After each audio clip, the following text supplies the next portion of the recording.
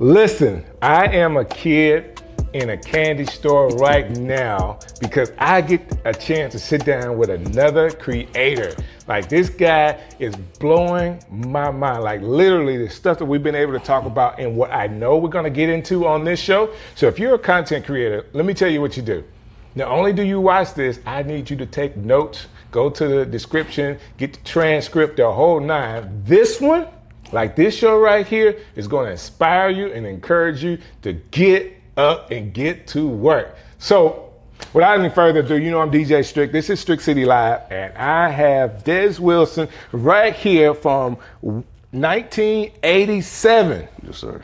I like the company name, man. I appreciate it. I'm gonna steal it, but I don't have 1987. Mine goes a little bit further back. Look, man, when I had the clothing line, you'd be surprised how many people were like, I like it, but can you make a 1986 shirt? Right. This is my year, it's my company. I got the logo, tattooed on me. Are you still working it? Yeah, man. I mean, my company has been, majority part of my livelihood. That's what's up. I left college in 2008. Where'd you go? Went to UAB. I had a full music scholarship at UAB. What instrument did you play? Saxophone, piano, and percussion. So, cool. Yeah, they got their money's worth out of me. I was doing saxophone and concert and jazz band. I was doing drumline in the marching band. That's crazy. Still had theory lessons, private lessons, and my core classes on top of that. So, are you a product of Birmingham? I'm actually from Tuscaloosa originally. I'm from sorry Alberta City. It's all right. No, roll tide. From Alberta City, pre-tornado, but went to Central High School when it was the real Central before it got split up into Paul Bryan and Northridge. So, I had a great time in Tuscaloosa. Moved to Birmingham halfway through high school. Ended up graduating from Oak Mountain and got a full scholarship to UAB. Man, that's crazy. Now, I'm going to tell you this. It's not an easy feat to get into UAB. A lot of people don't know this, especially around that time. UAB had a very high threshold to allow students to get in, especially from this area. I actually received the Stevie Wonder scholarship that time. Yeah. So you're connected with Dr. Pinion at all? I did. I connected with Dr. Pinion during my time at UAB. I think he was part of the selection committee for me to receive the scholarship, but I think they just took it into the account. Me being a multi-instrumentalist, and that I think heavily influenced their decision. But I had been in music since about middle school. Before that, my parents noticed I had a really strong ear for music. That's how I really picked up so many different instruments. I play by ear. If I hear it, I can play it back. I did not know that, but that explains a lot of stuff. So my wife is a musician, right? Oh yeah. And I just know, like, real good musicians, they know how to speak another language through the music. And the intellect that you get out of that is multifaceted. And that kind of explains a lot of what you're able to do creatively. Most people would remember during the pandemic, you actually released some Netflix type banners for the Addams Family, done in African American style. Yeah. So the background with that is before the AI wave took off. I was part of a beta testing group who had access to Midjourney. And this is before Midjourney went public.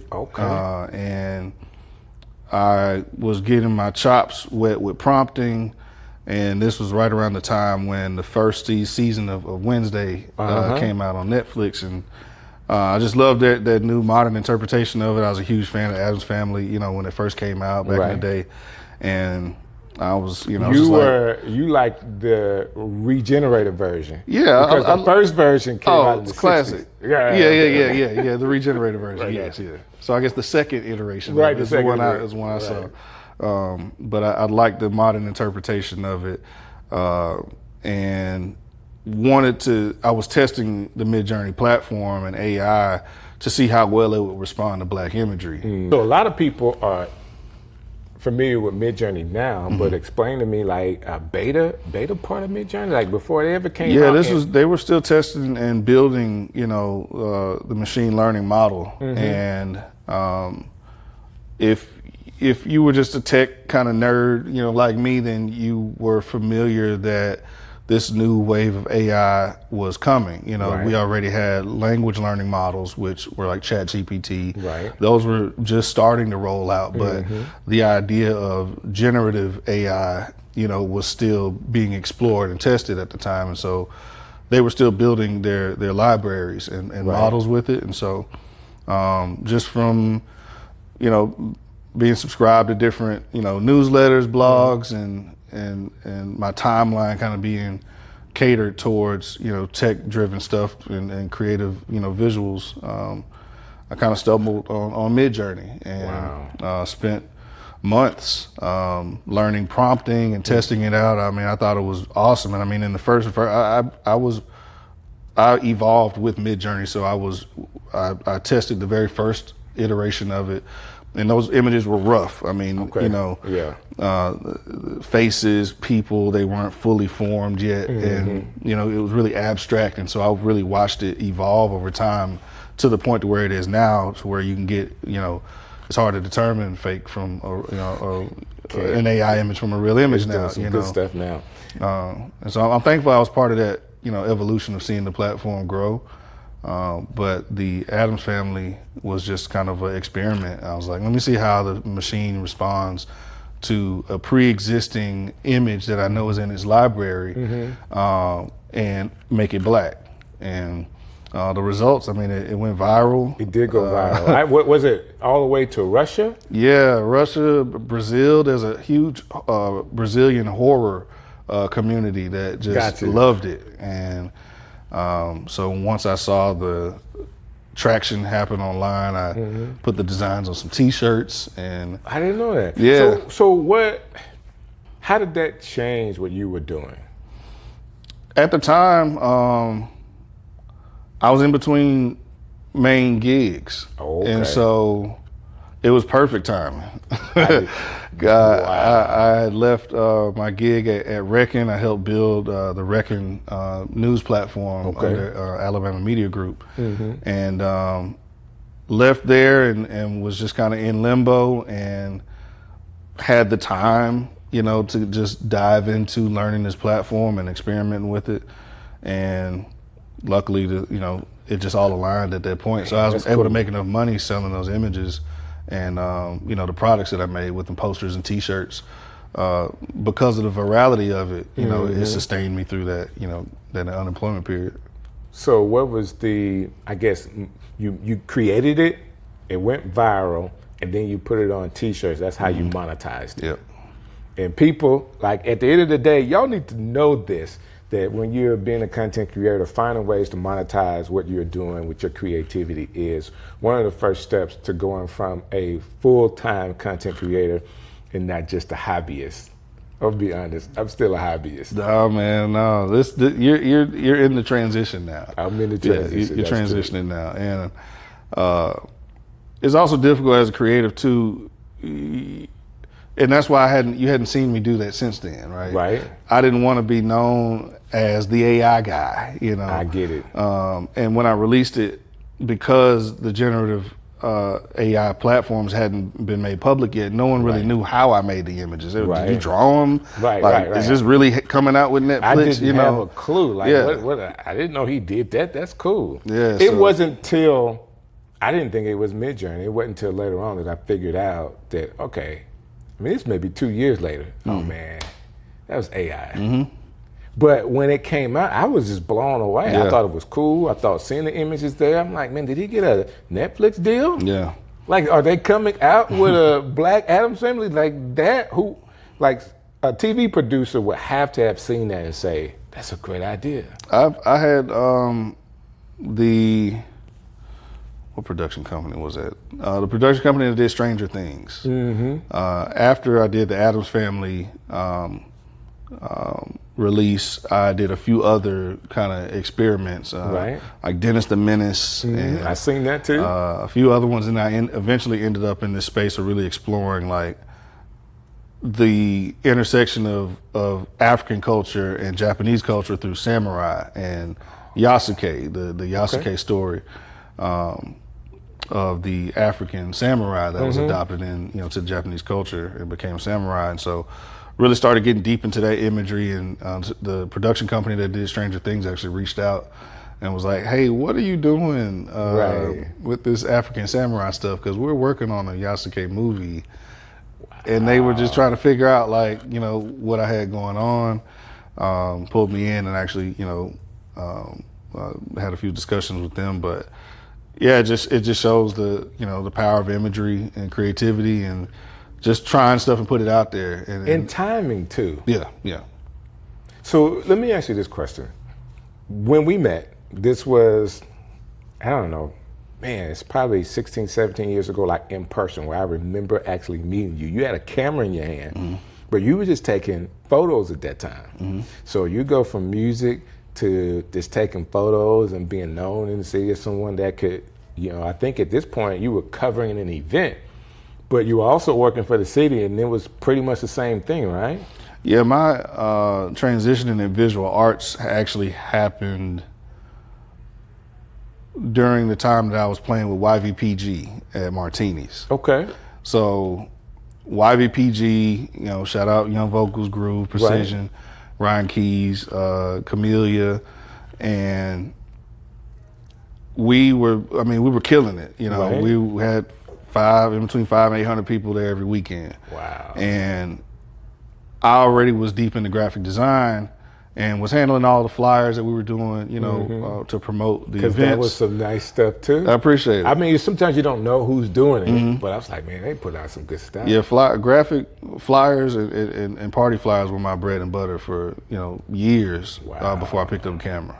And I picked up a camera to help support the imagery that I needed for my graphics. Gotcha. But being in the band, I knew that we needed, banners, we needed a website, we needed a music video, we need merch, and I just picked it up and figured it out how to do it on my own. So really, YVPG was my first client in that sense. Gotcha. And got my feet wet with trying out different assets and visual branding as a whole. And so it started there, and it just kind of evolved into different businesses. And graphic design, and then I picked up photography, and after photography, I picked up film.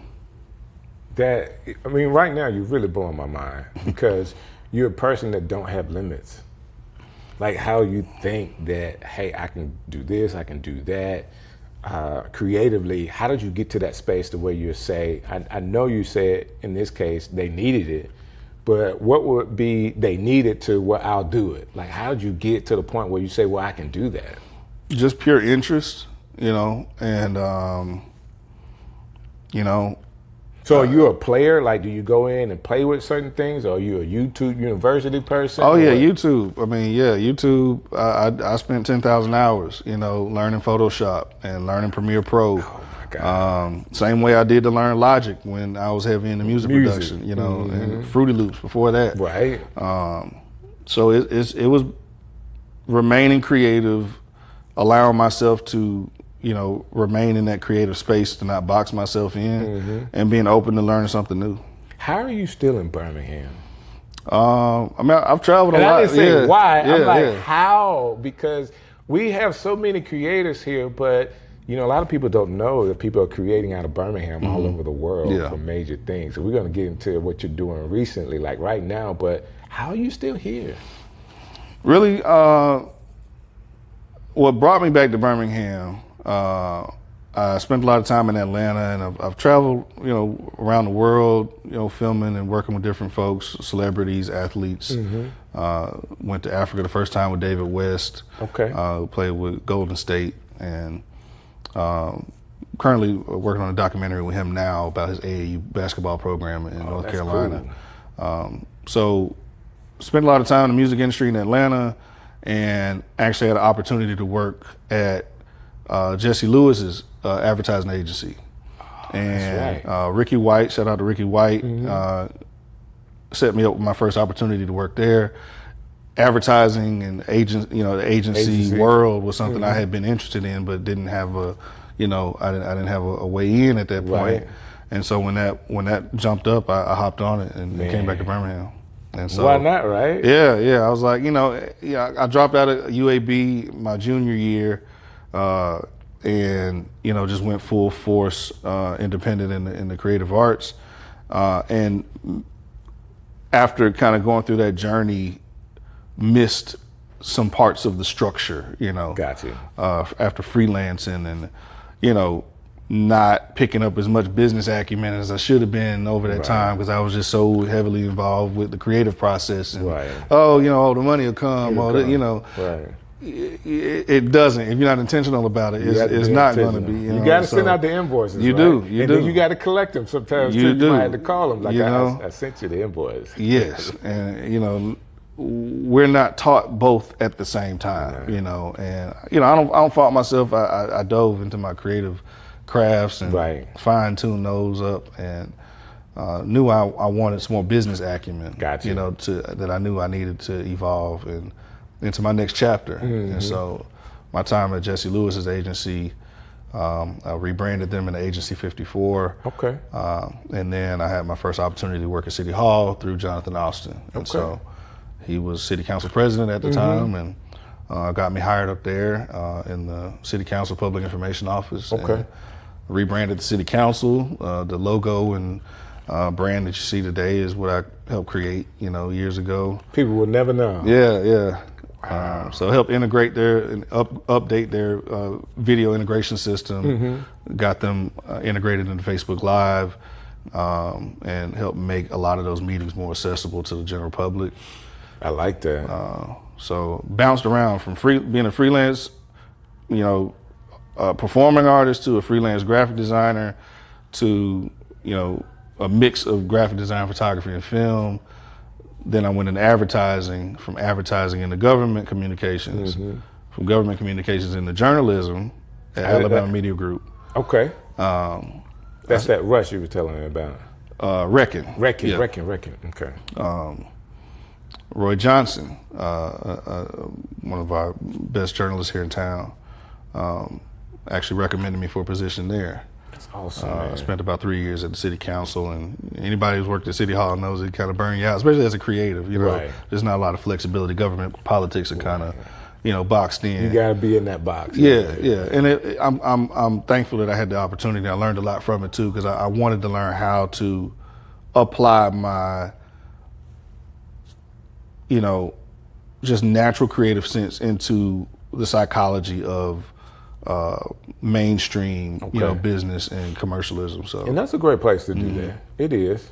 But how in the world did you handle picking up the phone one day and it's Pink Beard saying, "Hey man, I'm thinking about doing this artist and I got this music, I want you to help me."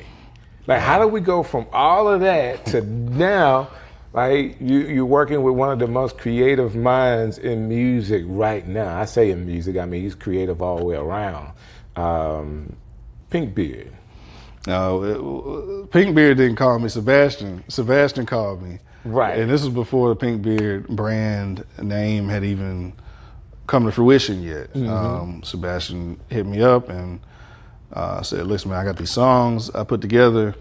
I want you to take a look at them, and I'd love your help with visualizing it." And he in fact said, there's no one else who I think can really visualize this the way that it needs to be done. So one, I was honored by that call, period, and motivated by it. But then when I listened to the songs, man, I've got all 14 of the original songs that have yet to come out yet. But I listened to them, man, and they punched me in the chest. I was pulling over on the side of the road crying, listening to some of the first ones. And you have a musical background too, so I was connected to it from the production to the lyricism to the flexibility and tones of his voice. He's got a crazy range. Right. I was fully motivated by the entire thing, man. And then also just witnessing and loving our evolution and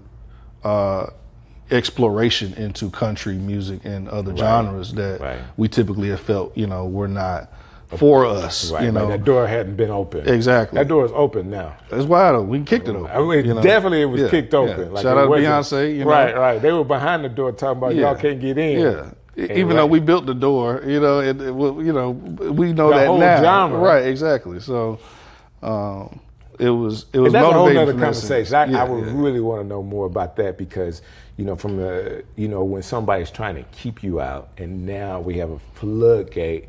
And it's probably, it's not going to say just as many, but it's a lot of black country artists right now. Yeah. And a lot of them are doing some major things. Like this one black guy, I don't even know his name, but he's doing commercials and everything. Yeah. Yeah, Shabuzi. And I mean, if we go back, I mean, Darius Rucker, Hootie and the Blowfish, you know, in terms of kind of a modern sense, really, you know, set the tone early. But I love to see our blackness unlimited, you know, and why not, right? I mean, you know, we're global, you know, and I'm blessed to have seen that, you know, going to Ghana the first time, I mean, was life changing just to see that many black folks at once in every facet of society, from the doctors to the, you know, cashiers at the register to the police to the, you know, it was beautiful to see. And I think on the heels of that, you know, when Sebastian sent me the songs, I saw the potential for, I felt the effect that I knew the music was going to have on people. Gotcha. And coupling that with the timing, like you said, you know, in addition to Sebastian's network through songwriting and success that he's gotten through songwriting. And I mean, it's just his overall ability. I mean, he's a genius songwriter, and the way that the songs are formatted, it was something that I had never heard before. I knew no one else was going to hear, you know, and to me, it sounds like a combination. Well, it sounds like a mature Sebastian doing country. Not to diminish that, because I mean, what all this other music is great, but he allows himself, like through some of the vamps and bridges that he had, I can hear that. Yeah. Like I remember that. Yeah. Oh, that rhythm, that's his style. Like, but to be able to put it in the framework of country music right now is, I don't know, you could just call it pop country. Yeah. You know, and it just works. I like it. I like hearing his writing. It's gonna be continuously difficult for people to place him and this album in a category. You think so? Yes. Of course, you've heard all the music. Each song goes in a different direction. No two songs sound alike. Wow. And you'll see as they roll out. I mean, the album could be the soundtrack to a movie.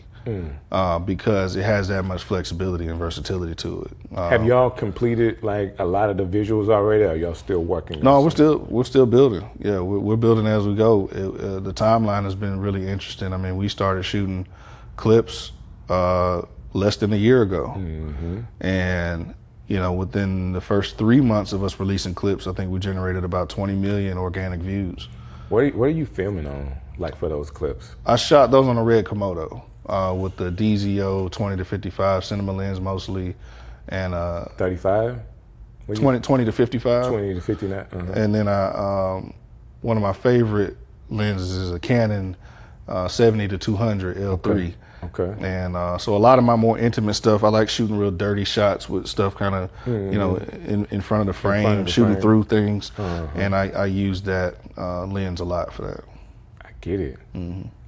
I'm sorry, we're nerding out a little bit. Yeah. You know, we're speaking Spanish to a lot of folks right now. Hey, but it works for me, man. I always want to know because, you know, as a creator, sometimes good creatives, not to take away from using great equipment, but you can shoot it on a cell phone. We get stuck on equipment, man. You know, and it was more important 10 years ago than it is now. Right. You know, we didn't have the quality. I mean, we got 4K and 6K on our phones now, so. Right. In terms of resolution, that's not the concern anymore. Right. Now it's about aesthetics, depth, you know. Creativity. So this is what I'm learning. So in this set, it looks good, the video quality is good, but I'm still trying to develop more identity for Strick. So and that's all it's about now. It's about your own signature, what you like. Right. So if someone wanted to duplicate it, some of the stuff they could, but the next lens, it would be hard to duplicate. Right. You know, you can, but you got to step up. And my brother is deep into cinematography as well, and one of the things he told me a while back stuck with me is it's less about the sensor and more about the lenses. More about the lenses. Yeah, how you stack those lenses, and I mean testing stuff out. I just bought one of those cheap 3D printed. They make it's a 3D printed lens. I call it a lens mount, but it's a lens. Okay. But it emulates the look of a disposable camera. I've heard about those. Yeah, it's like $30. Yeah, real tiny like lens. Yeah, super small. You don't have any.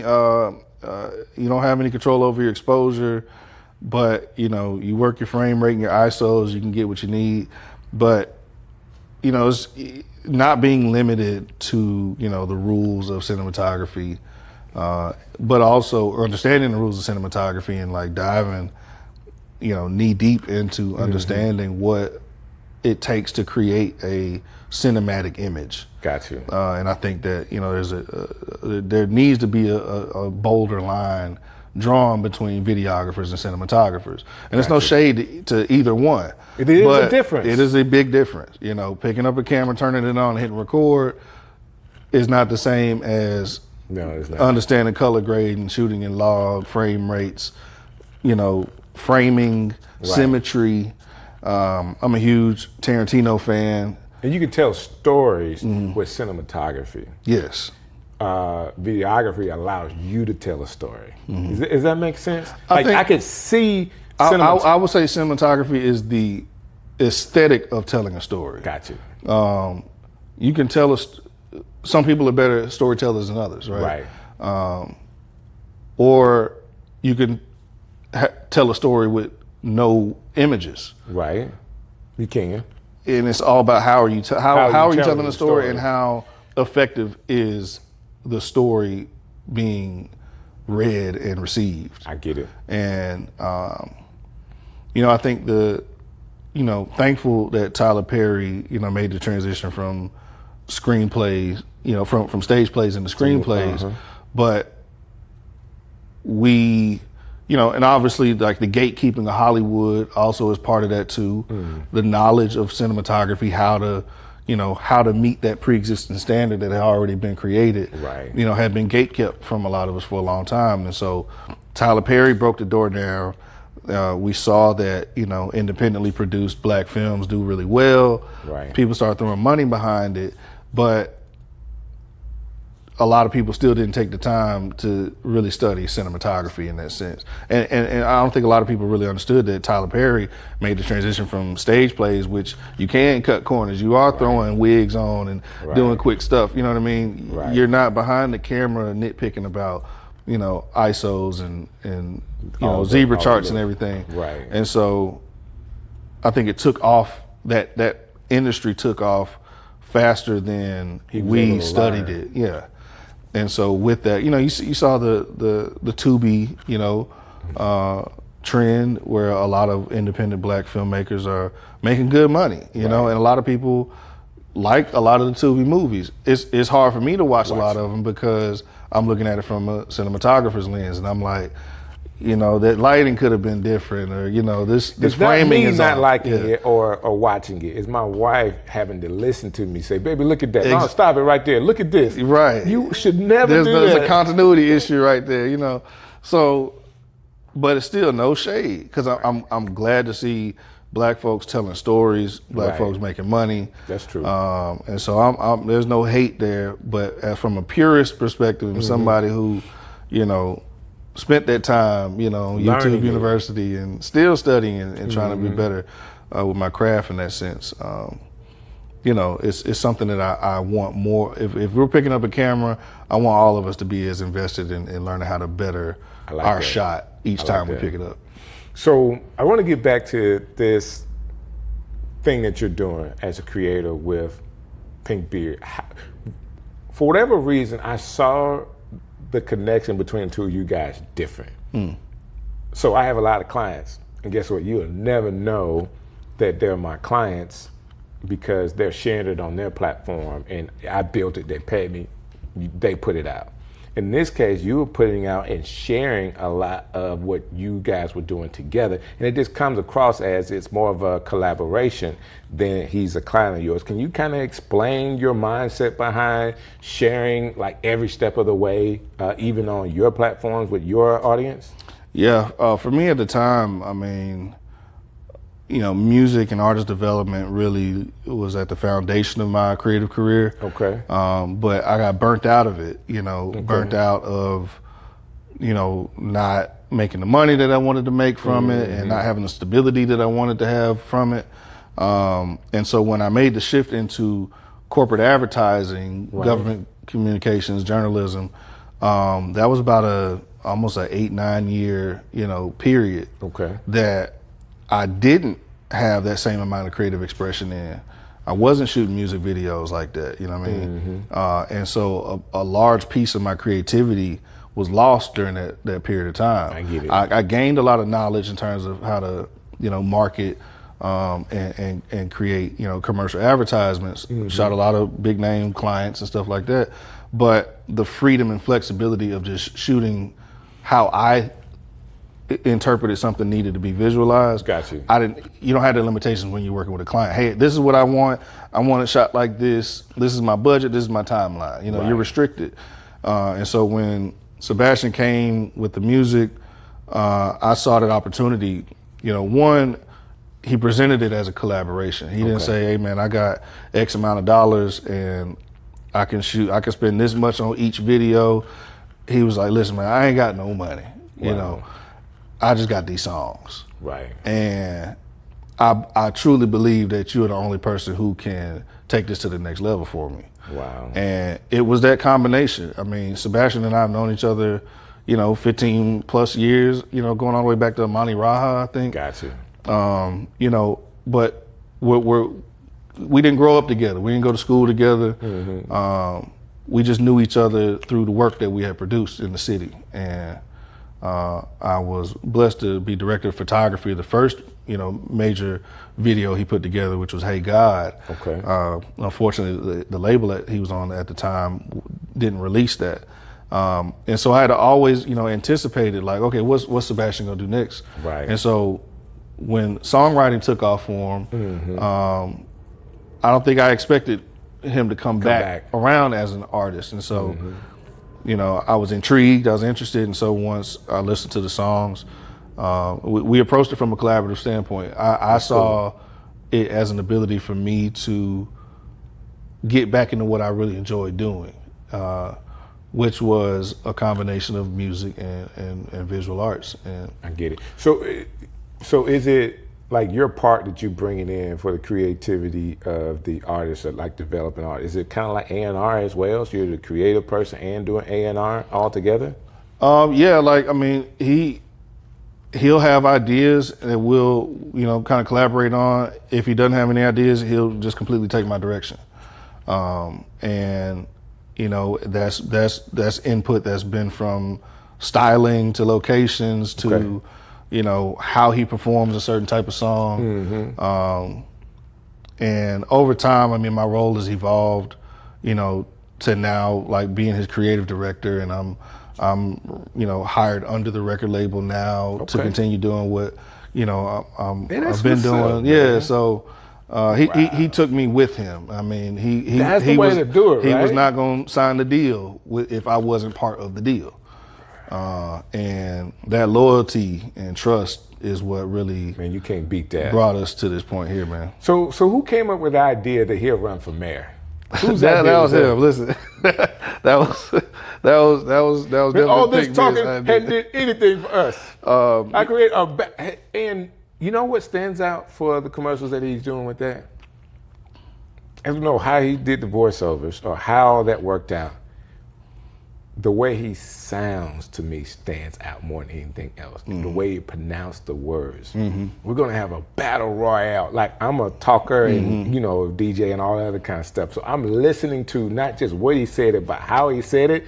And I'm like, this stuff is A1. Listen, and this is just a testament, I think, to full blown creatives, right? Right. I showed him the DJI Osmo Pocket 3 that I had gotten, and we shoot a lot of run and gun, social content with that. He was like, man, I got to get one of those. He bought one.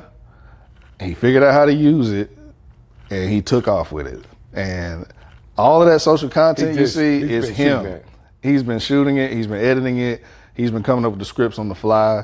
So the entire mayor campaign was not thought about. It wasn't like a pre-planned I think it's a hot execution. idea, by the way. I'm with anybody that is any type of an artist or anything like that running for any kind of office unofficially. Unofficially, right, yeah. Is a cool thing around that time because there's so much activity around the mayor. Guess what? The algorithm picks that up. It's timing and paying attention to the landscape, and being tuned in enough to see where you can kind of fit interject in. Same way with the AI wave. Adams Family stuff, Yeah. It's being confident in yourself, willing to mess up and look stupid, all of that. And just doing it, trying it, seeing it, looking at people's reactions, and then determining whether you're going to keep it going or not. What's next for you? It's a great question. I'm about 3 months into a new position with Create Birmingham. Okay. So I'm the communications and growth manager at Create Birmingham now, and that's a local nonprofit that literally just serves the creative community through grant resources. We have networking events. We have a co-starters program where we've helped, build and launch several creative businesses in the city. Okay. We're also our subsidiary is Film Birmingham. Okay. Which does the same thing in the film community. We provide workshops, networks, resources, and we have a film location crew and location database called Real Scout. Okay. Where any large productions that come to the city, they'll go through our database to find local crew, resources, etc. That's what's up. So I didn't do it last summer, but the 2 summers just before, my nonprofit is called Urban Avenues, and we do a summer camp. And we've used a lot of people through the film part of that nonprofit to kind of help us be able to teach the kids. It is my plan to do it this summer. I'll be sure that we talk more about that. Please do. Get some help. I don't want to have to, we're not trying to serve 100 kids, but we're trying to serve the kids that we do have the resources for very well. And they make films, and you can look it up on YouTube, Urban Ham Film Camp, and there's some stuff out. There's some little vignettes that we help them go through, which is really, really cool. We've had some people come in and kind of run that camp for us, and they've been great. And I want to keep trying. We missed it last summer, just too busy. My wife's schedule was ridiculous. Yeah, and she's doing her thing, man. She's doing her shout thing. out to her. And I get to carry the flute bag. Yeah, man, as you should. So we've been enjoying that, but we definitely want to dive deeper into it, especially because of the show, the interview shows that's going well. Strick City Live is doing really well right now. We're trying to keep that going.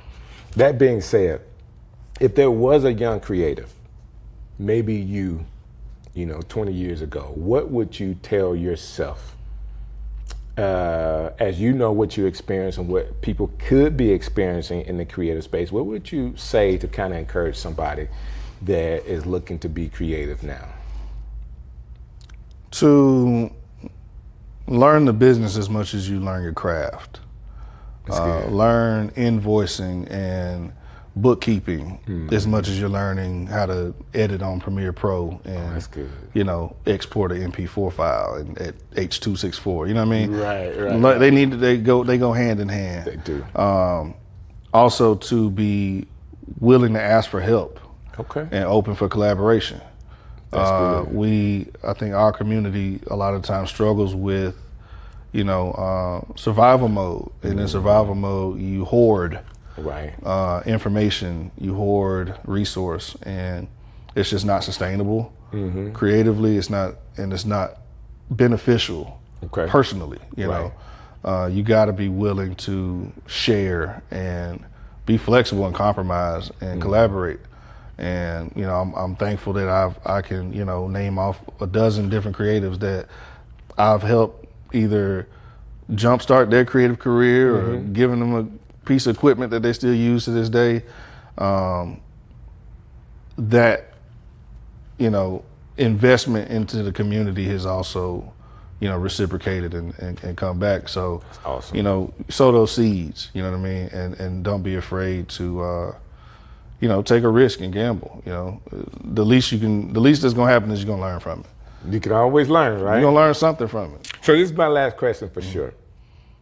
And this is for me. You're talking to me. I'm the creator in the city that is too busy to breathe.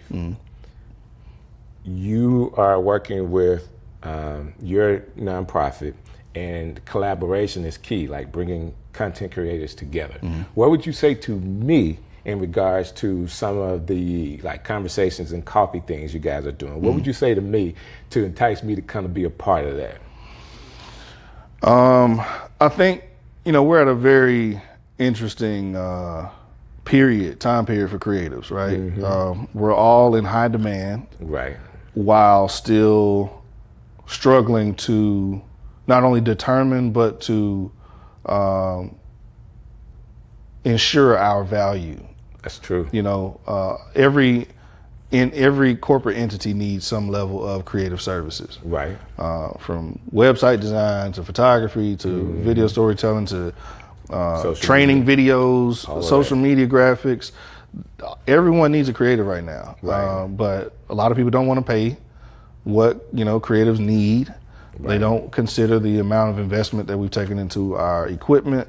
They don't take account the amount of investment we've, you know, put into our skills and crafts, and how that's a, you know, it's you have to constantly continue learning, just like you have to, a nurse practitioner or a doctor has to take their boards every several years. That's right. We're always studying, right? But I think now, especially in Birmingham, which is a growing creative industry, we're not Nashville and we're not Atlanta, but we're right in between. Right. And the world is slow. Hey man, how the folks doing, man? Oh man, my folks are great. Yeah, they do me a favor, man. Please tell them I said hello. I will. Tell them you had a chance to sit down with Strick, and he said I told my hello. mom. I told my mom when I was on the way. She was like, "Strick, like, yeah." So, so all love. Man, I'll never forget playing softball. We was in a little softball league with your dad. Hit a home run. Big dude. Yeah, competitive home run, like. Now, I mean, still very athletic. Oh, for sure. Still very athletic, and to this day. To this day. To this day. He won't sit down with it. No, not at all. Not at all. Man, that's what's up, man. That's what family is like. And the wife is cool with you taking out this time to hang out with me? Oh, most definitely. Like my girl's there dance, so she makes sure they're good. And so, we here to hang out. She don't know no better. Hey, listen, I'm good. You going to do what? Be on whose podcast? Strick City coming live. Hey, man, I want to thank you guys for all that you've done to support Strick City Live. Let me tell you this. To me, this has been phenomenal. Like watching you guys actually talk about the show. I've gotten calls from people to want to be on the show, which is a big deal. I can't interview everybody, but I promise you, I have brought some of my friends, people that I know in the city of Birmingham, to you. Why is that important? You need to know who I know, not just because I know them, but because they are great people. That being said, I have an award-winning person in the studio today, you know what I'm saying, just so happens to be going to Fruita Bowl or City Bowls, I think it's called, in Trustville, and I ran into him, hadn't seen him in years. And he said he'll come to the show, so I got him right here at Strick City Live. Yes, sir. Mr. Why Not? In the building. Here it is. Tony, man, thank you so very much for hanging out with me, man, sir. all day. Look, I was honored. You know, you said, hey, come on my show. I'm like, me?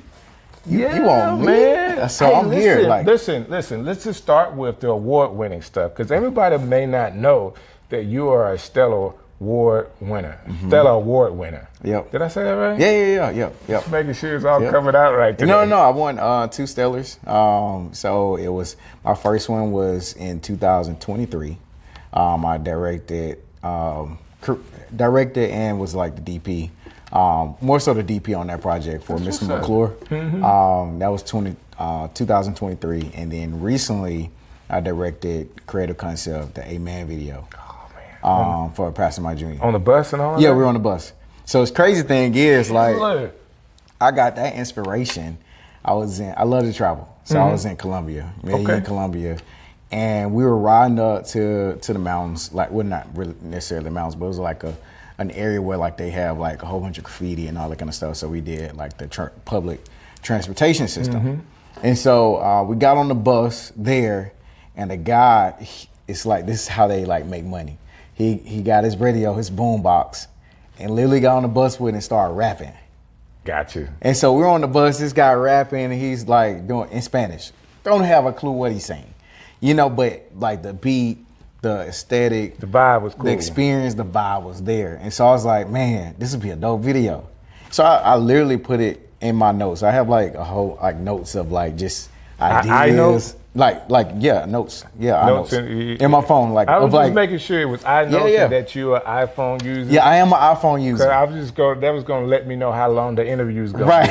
Hey, look, no Android over here. Okay, that's no Android over here. So it's just I literally have my iNotes, just creative ideas that I think of. And so that trip was my anniversary of what, like, it was an anniversary trip. It was maybe 2023 anniversary trip. Okay. And then I just kind of put it back in, and so then we shot a man video beginning of 2025 of this year. Okay. And so then it was this year. That was the beginning of this year? Yeah, it was the beginning of this year. Like, time is like flying. Yeah, it was the beginning of this year. Yeah, that we end up doing that. It was literally Christmas. It was planned over Christmas holiday. Okay. Shot right after New Year. I just thought it was a dope idea, number one. Thank you.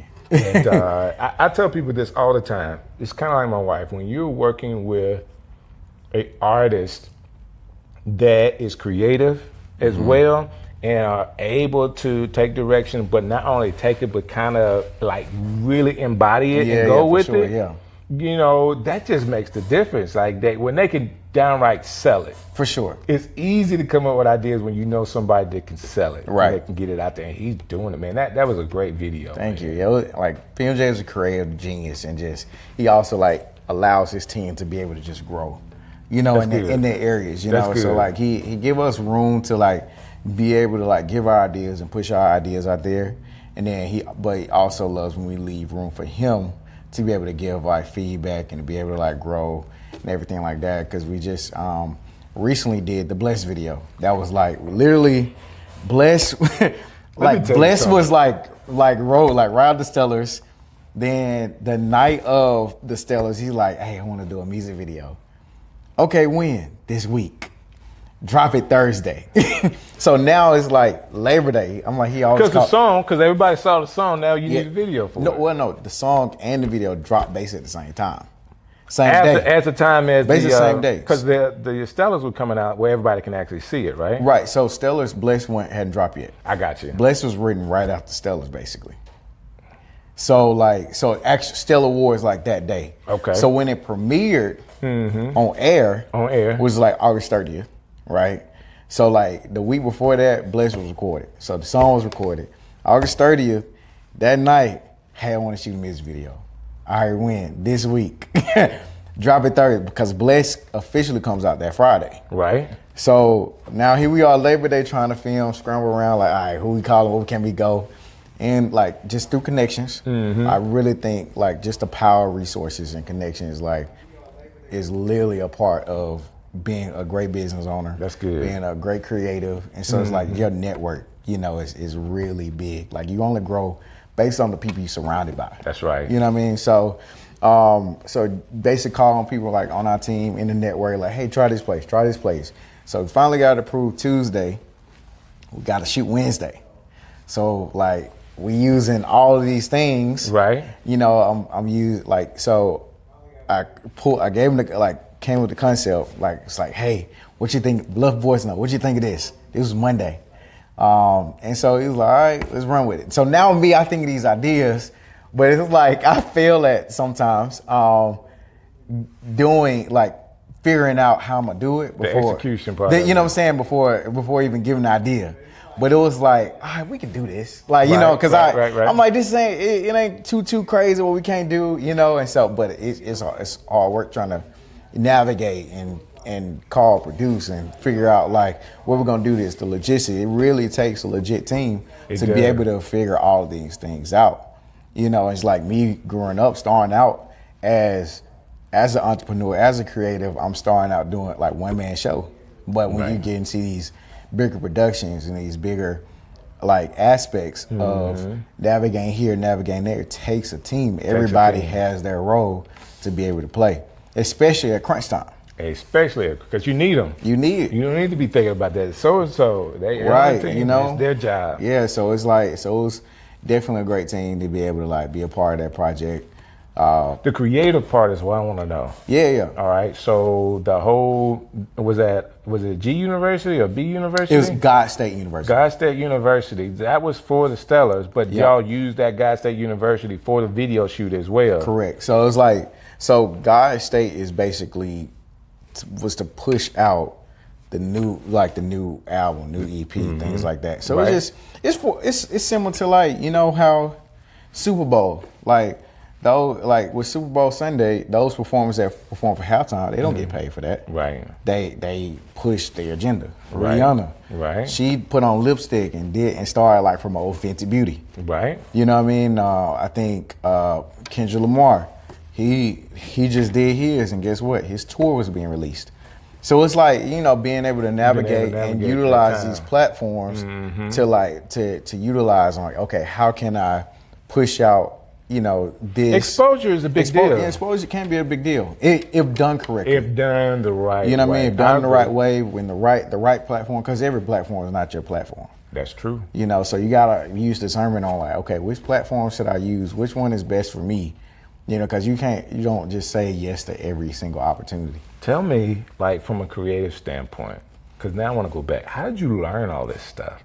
Because I know you started, like we talked about this earlier, Tuskegee. Right. You had a camera in Tuskegee. Right. And I as a guy, you know, I grew up in that area. I understand why you would have a camera in Tuskegee. Absolutely no. We didn't have cameras. We didn't have phones back then. It was like 12 to 1. I understand why you have a camera. Cool idea. But that experience allowed you to do so much more. Like, most definitely. Explain that for me. I picked up my first camera at Tuskegee. Okay. It was 2010. I was doing an intern. Well, no, I was taking summer classes in Texas, and a guy who actually still shoots his day. He's in Texas. Okay. Shout out to JCI Creatives. Like he inspired me to get Canon, because he was shooting like in some like the clubs, things like that. I was like, man, I really want to get into photography. So my birthday, August 2010, I asked my folks like, hey, can I have, you know, for a camera for my birthday? They literally took me to Best Buy, got me my first starter kit, T3i Rebel. You had T3i Rebel with the 18 and 55 starter with the kit lens. With the kit lens and my starter flash, my Canon flash. You know, to start out, I did my first photo shoot in Target parking lot. No way. Target parking lot. You know what I was doing? Shooting on auto and JPEG. Like all the things. Right. All the things a beginning photographer. That's what you all start. The things a beginning photographer does. Like that's where I started. Because it could be worse. Could be worse. Like, you know, you can look back at like what I shot then compared to what I shoot now. It's night and day. You know, even the retouching, even the lighting. You know, so I was out there, but the aspect of we were legit just having fun. Man, that's cool. And so that's how I started the base of my business. It's like I want to be able to have fun while doing this. You know, I started in college. A lot of people, I started doing photo shoots by just having fun, just doing creative shoots. I was part of the Ray Review Modeling Truth, so I was able to connect with some of like modeling friends. Like, hey, y'all want to create? Y'all want to like, you know, create some creative concepts. So I used to have a backdrop in my apartment. No way. Yeah, for real. And I used to utilize the studio that my architecture studio. That's my degree is in. Used to set up backdrops in my architect studio and then do photo shoots in there or on campus. Just creative concepts just to be able to create, you know? Man, that's cool. So how did that start like a real passion for you though?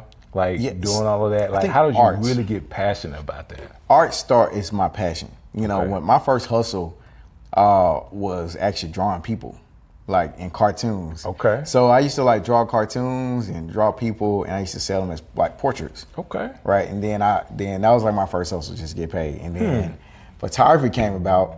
Here I am, Tuskegee, college student, no money. Right. I had my parents, but it was like I was tired of just asking my parents for coins. I'm tired of overdrafting her account. You know what I'm saying?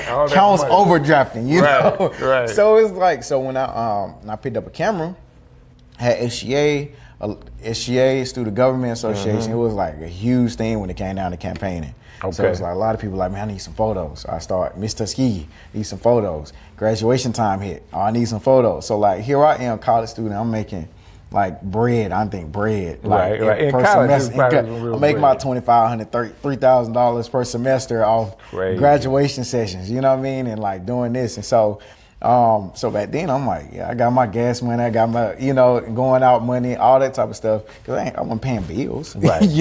So it was just literally like the way my mom, and my folks taught me about finances. It was like, hey, like 20% for savings, and you gotta make sure you 10% tithe. You got to tithe. So I literally had a bag. Like I used to get paid cash sometimes, like with people.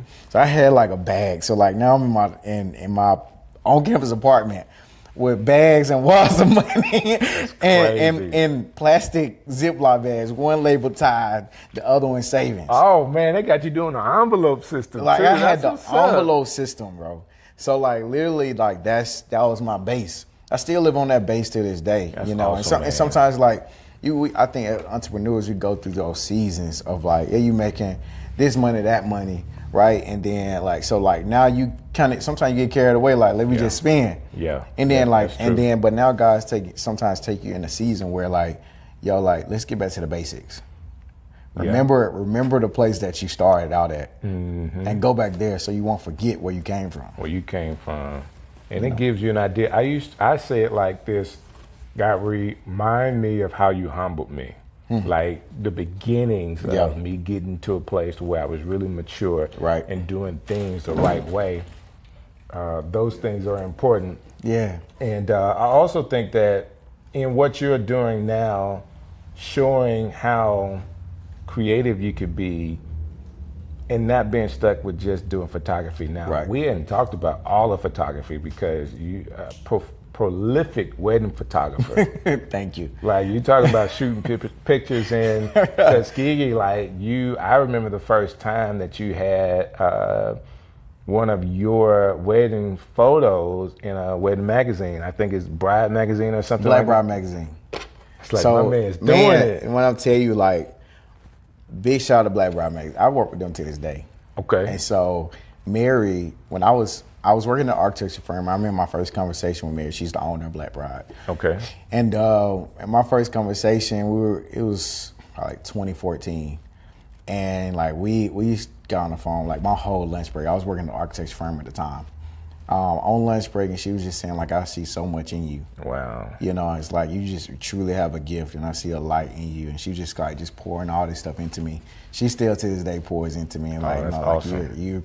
You're uncommon. It's how she talks about me. It's like she's really like just family nowadays, Wow. And she gave me my first opportunity to shoot my first cover. And so I had my first magazine cover through Black Bride magazine. That's awesome. And I've shot total 3 or 4 covers with them.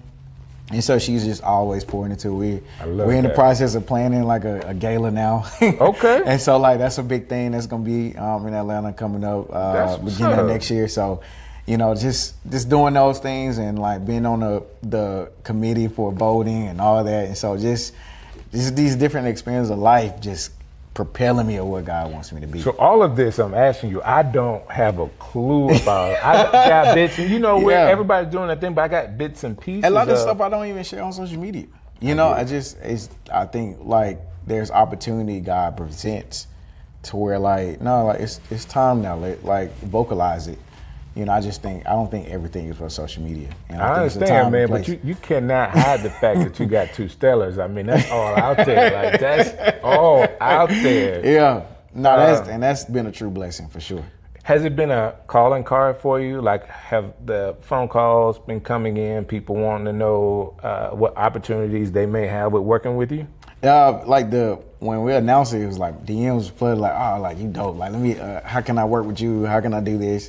You know, it's just like, you know, projects here and there. Like, but I just know like it's one of those things where I think we talked about earlier. Is like, you never know like who the right person mention your name in the right room. That's right. You know, I can be at home, maybe editing, somebody put my name into a room.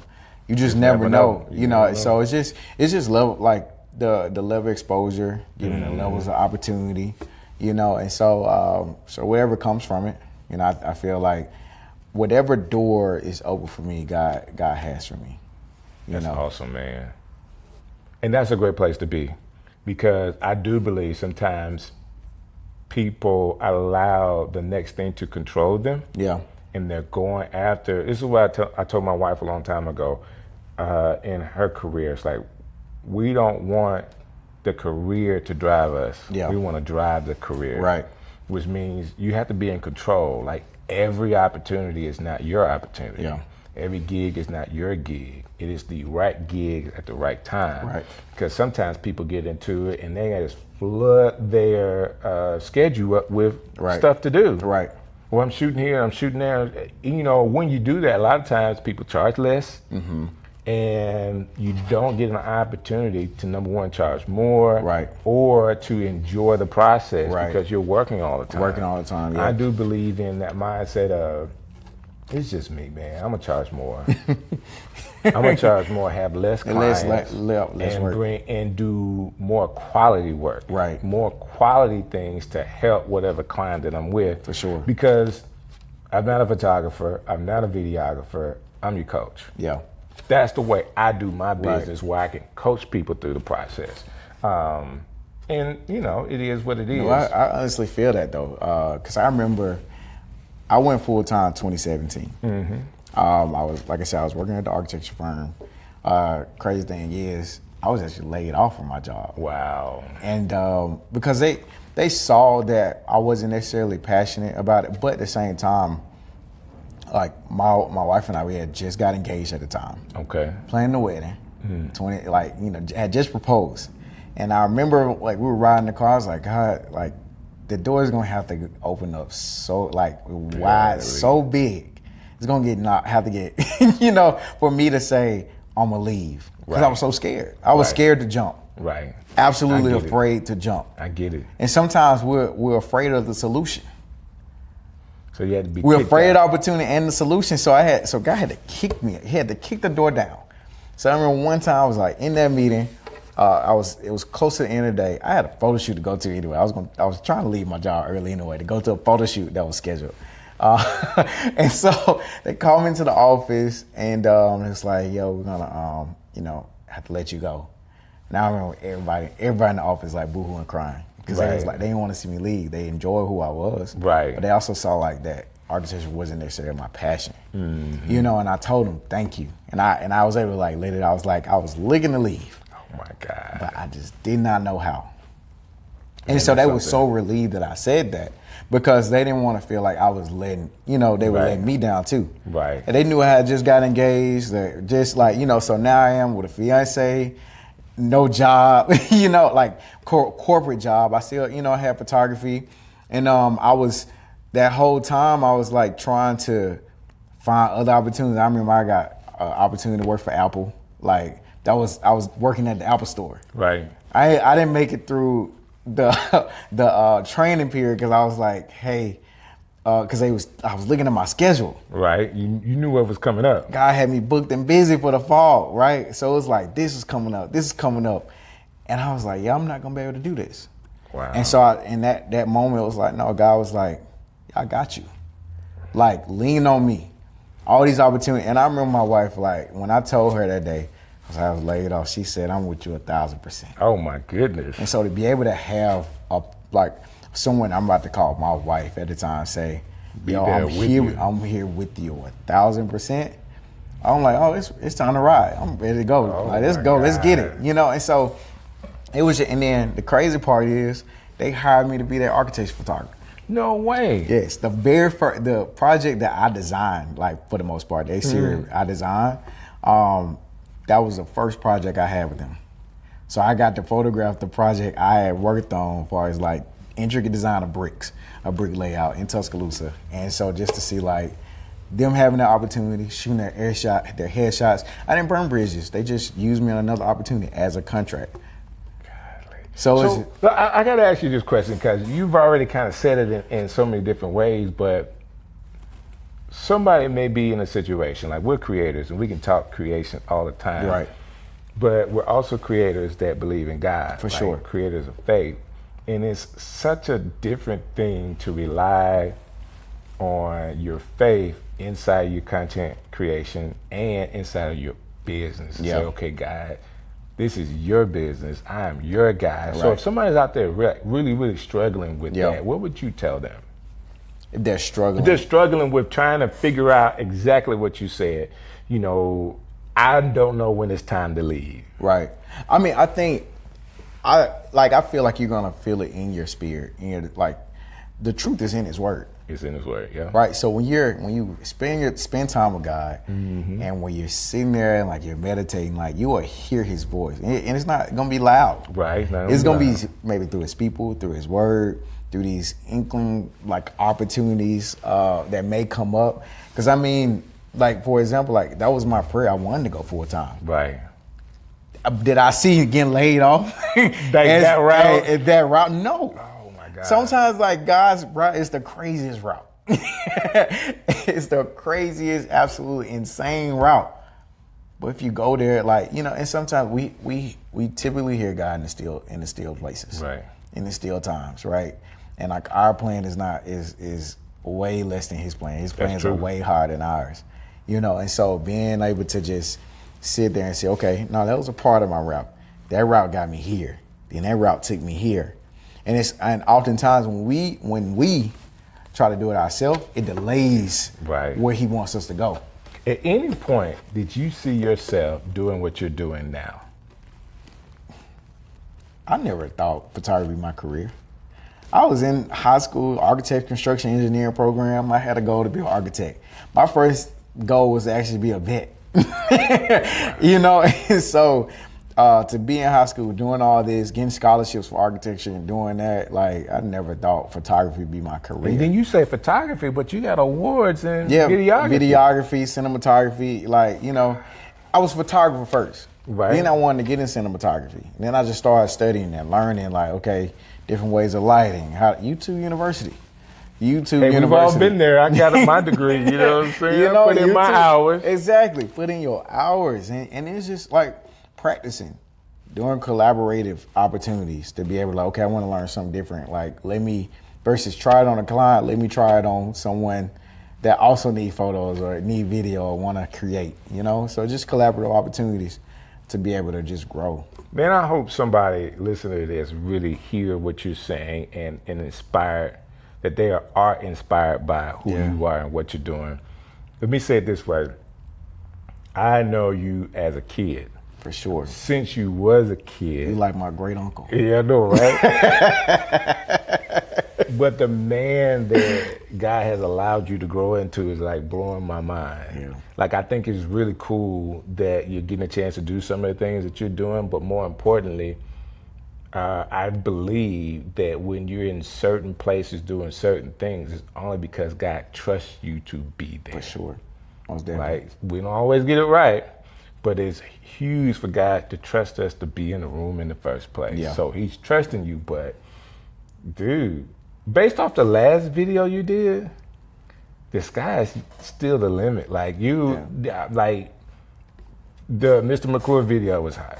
Great concept, great idea, right? That was Mr. McClure was PMJ. Mr. McClure, yeah. He was like, I want to be 3 people. So his old album was based off of like 3 different parts of him. That's crazy. And so Mr. McClure was one like, he's like, I got this. And we just had like the vision to be able to like come up with the framing and the concept of like bringing it all to life for him. You know, so but that's stepping out to be Yeah. able to do it, because you still have a way of capturing his ideas. Yeah. This last video, like, that's Strick City to me. Like, I love that. I love the DJ thing. Yeah. The turntable stuff. I literally that used, concept. I because we were like short on time, I didn't have the opportunity, the time to just explain, right? So I'm literally Monday night, I'm probably up to about 3, almost 4 in the morning. Wow. Doing my shot list. And I use AI. Why not? I use AI to be able to help me create my visuals and concept, like to come up, okay, I want this type of shot, I want overhead shot, I want dirty shot, medium, like just to be able to navigate so that my DP on the project. Exactly. Are you gonna release any of those sketches? I am. Like I released some of them on my social media already. So yeah. You know, I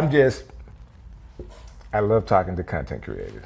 I even love more when content creators, you know, we can be on the same playing field as far as our faith. You know what I'm saying? I just love that.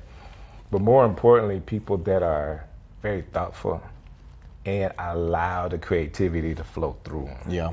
Because the concepts you come up with is just mind blowing. If you just, I call it get out of the way. Okay. Yeah. Like if you just find a way, get out of the way. And yeah, you want to say I thought of this, but a lot of times if you're really honest, you don't know where that came from. Like I was sitting here and I saw this. Yep. You were in Columbia. Yeah. And you saw that. And so the DJ thing, I was it's been this trending thing on social media. So you see all these like DJs, they're mixing. Like in another life, I'm a DJ. Okay, I get it. Like, I get it. I love like I will hop on somebody's mic at a wedding real quick. Okay. And like get the party started. It's just I don't know how to mix. Right. And so like my wife ended up buying me a little small mixing tape for Christmas. So I've been like trying to practice, but I follow these different DJs and saying like how they transition. Mm-hmm. Transitions are so important. Very important. If you don't have the right transition, you're gonna miss the whole thing. You're gonna mess the song up. You're gonna mess the song up, but the right transition, even with life, it goes up. If you miss the right transition in life, oh man, that's a good point. You'll go in the wrong direction. That's a real good point. Or you'll delay it. So it's like transitions are so important to me, and understanding, okay, all right, the transition, how do they go to that song? And they were like having people around them, and so like they mix something real crazy, and you know somebody good when they make that face. They make that face. Oh and yeah, they do that. And so I've been looking at it, I'm like, okay, DJ. So that's how that concept came about, just seeing like different viral videos about DJs and all that kind of stuff. Hey, you know I can't mix either. Really? And what's your name? DJ Strick? My name, I don't mix. I've always just had the microphone, but I'm not like a mixed DJ. So you like the Kirk Franklin gospel? Can't sing, but no. I can't sing. Okay, you sing. I can personally sing. You can't say, I'm a DJ. I get it. I'm a DJ that don't DJ. No, what I'm saying is Kirk Franklin can't sing, but he write and produce the music, right? Everybody else sing for him. Everybody else sing. You just on the mic and just have everybody else mixing. I literally travel. A lot of the times when people wanted me to DJ something, I travel with a DJ. Wow. And I just had the microphone. Yeah. And I learned that because I would have so much anxiety about mixing music, picking the right song and all that kind of stuff. I was like, I don't want that. You good at that? Boom. I set my prices where I could get paid and they could get paid. And everybody is happy because Strick came in and we had a good time. So I'm not even behind the booth sometimes. Like if I really want it to really jump, then I'll go around and be around the people with a mic in my hand, and we're killing it together. I just have learned that, and it's part of what I do. But for sure, it's part of what I've done in the past. I don't really do that much anymore, But this has been a cool conversation, man. I really appreciate you taking the time to kind of hang out with us. Yeah, for sure. If people were watching this and they're like, man, I really like Mr. Why Not, how can they get in contact with you? Man, look, they can follow me on social media on Instagram. It's Why Not Tony Backwards. So it's YNOT_images on Instagram. Also on TikTok, Mr. Why Not. on TikTok, and then I also have a YouTube channel. You can look up Why Not Images on YouTube.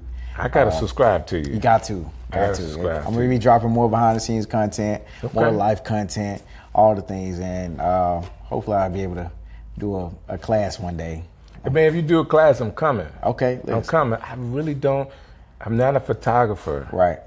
But I'm not a whole bunch of other stuff. I just do it too. Do it. So I'm gonna figure that out. Sure. I'm gonna figure that out. For sure. Yeah. Is there something that you got going on that I haven't asked you about before we get out of here? Because I feel like I'm leaving a lot of stuff on the table. Like, it could be so much. I know it could be so much.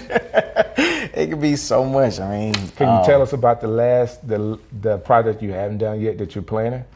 Is it not top secret? No, I mean, I don't necessarily have like crazy outside of like the gala, but I mean, just like opportunities to travel. I just did a wedding in Africa and Spain, so like those were super dope. The one in Africa actually was a cover of Black Bride. Was one of the covers. Yeah, it was literally on an African safari, like with elephants, giraffes. We can see that stuff on your Instagram, or have you already dropped it? Yeah. You can drop like so the cover is dropped on my Instagram. Some BTS of it is dropped. Yep. So it was crazy. So I'm gonna end. And I went to Tuskegee with the bride. So like Tuskegee always show love.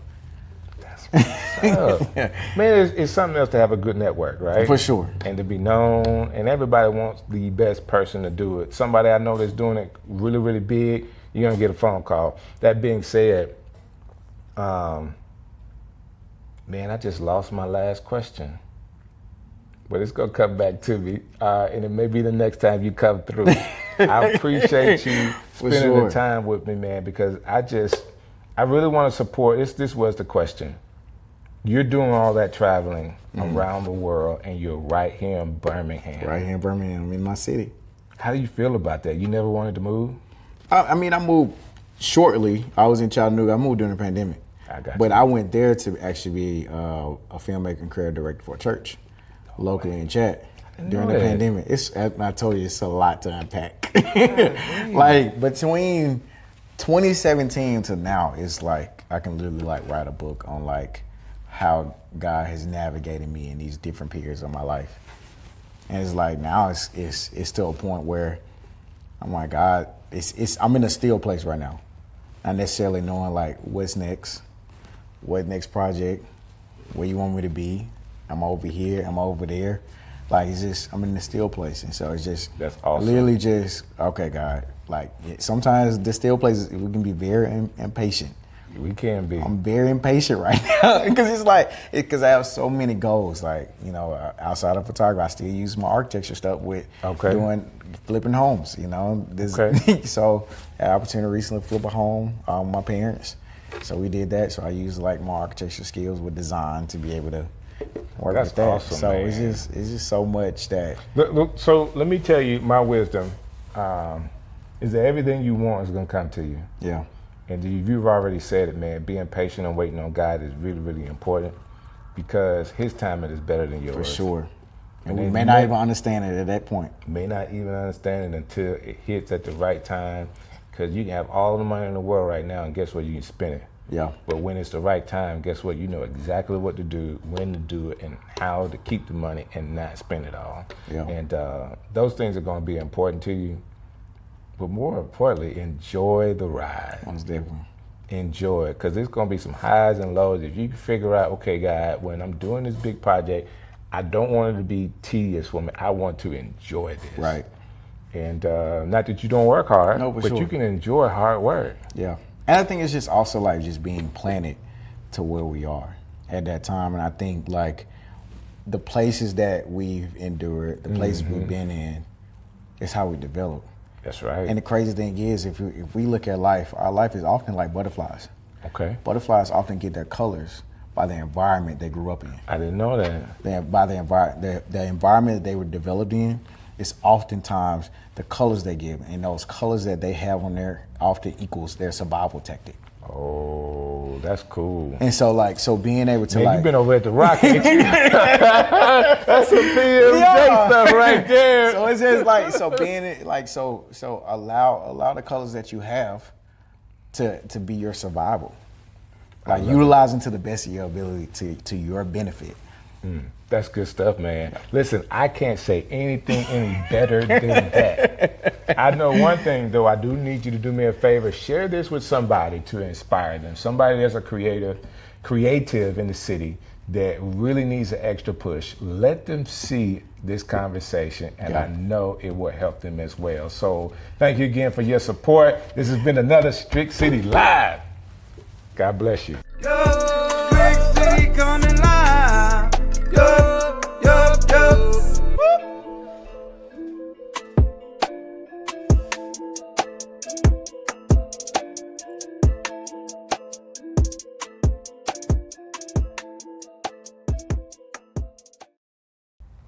So I'm going to go through and just talk to all of the personalities and the people that I can. As many people as I can talk to, I'm going to interview them. And then from there, we'll build to, now let's talk about the issues. Well, you got a lot of credibility. I don't typically do this. This will be the first interview I've done. What's up, man? I appreciate that. And I don't know how long, but this was an easy yes. Part of this is I'm also moving into a zone where I'm promoting this film, and I'm just moving. There's just a shift that's happening with me in general anyway. Man, that's what's up. And I don't think it's age. I don't think it's 50. I think it's just maturation and leadership in a lot of spaces. But it's also because of the absence of what we've had. We lost 2 prominent foot soldiers this year. So the conversation I have with my peers and some younger folks who are coming up behind us is, okay, there are no more new foot soldiers being created. Right. We are them. We are them. We are them. So we have to start showing up differently. That means all of us have to be stretched a little bit. And so God's equipped me with a lot, and I have a certain capacity, and I've just taken some time to reevaluate that capacity lately. I get it. So, you know, we're saying the same thing. Saying the same thing. I didn't say, hey, I recognize I want to be a foot soldier. I recognize that I want to be able to have a voice in a city that is respected, not just because I want respect, but because of the work. Yeah. Because of the work. So we took time to invest in good stuff, figure out how to use this, and how can we build a good product that if I wanted to, I could throw it up on TV. Yeah. And that's what we're building, something that, you know, they're doing this in the city. Yeah. There's a lot of voices, and there's not a competition. It's just, how would Strick do this? Yeah. And this is how Strick would do it. I got you. All right. This is how Strick would do it. Do me one favor on this. The line is coming out underneath. If you just pull that mic cable. Yeah. I got you. And we're going to jump right in. All right. Yo, Strick City coming live. Yo, yo, yo. Hey, everybody. First of all, I got to say thank you.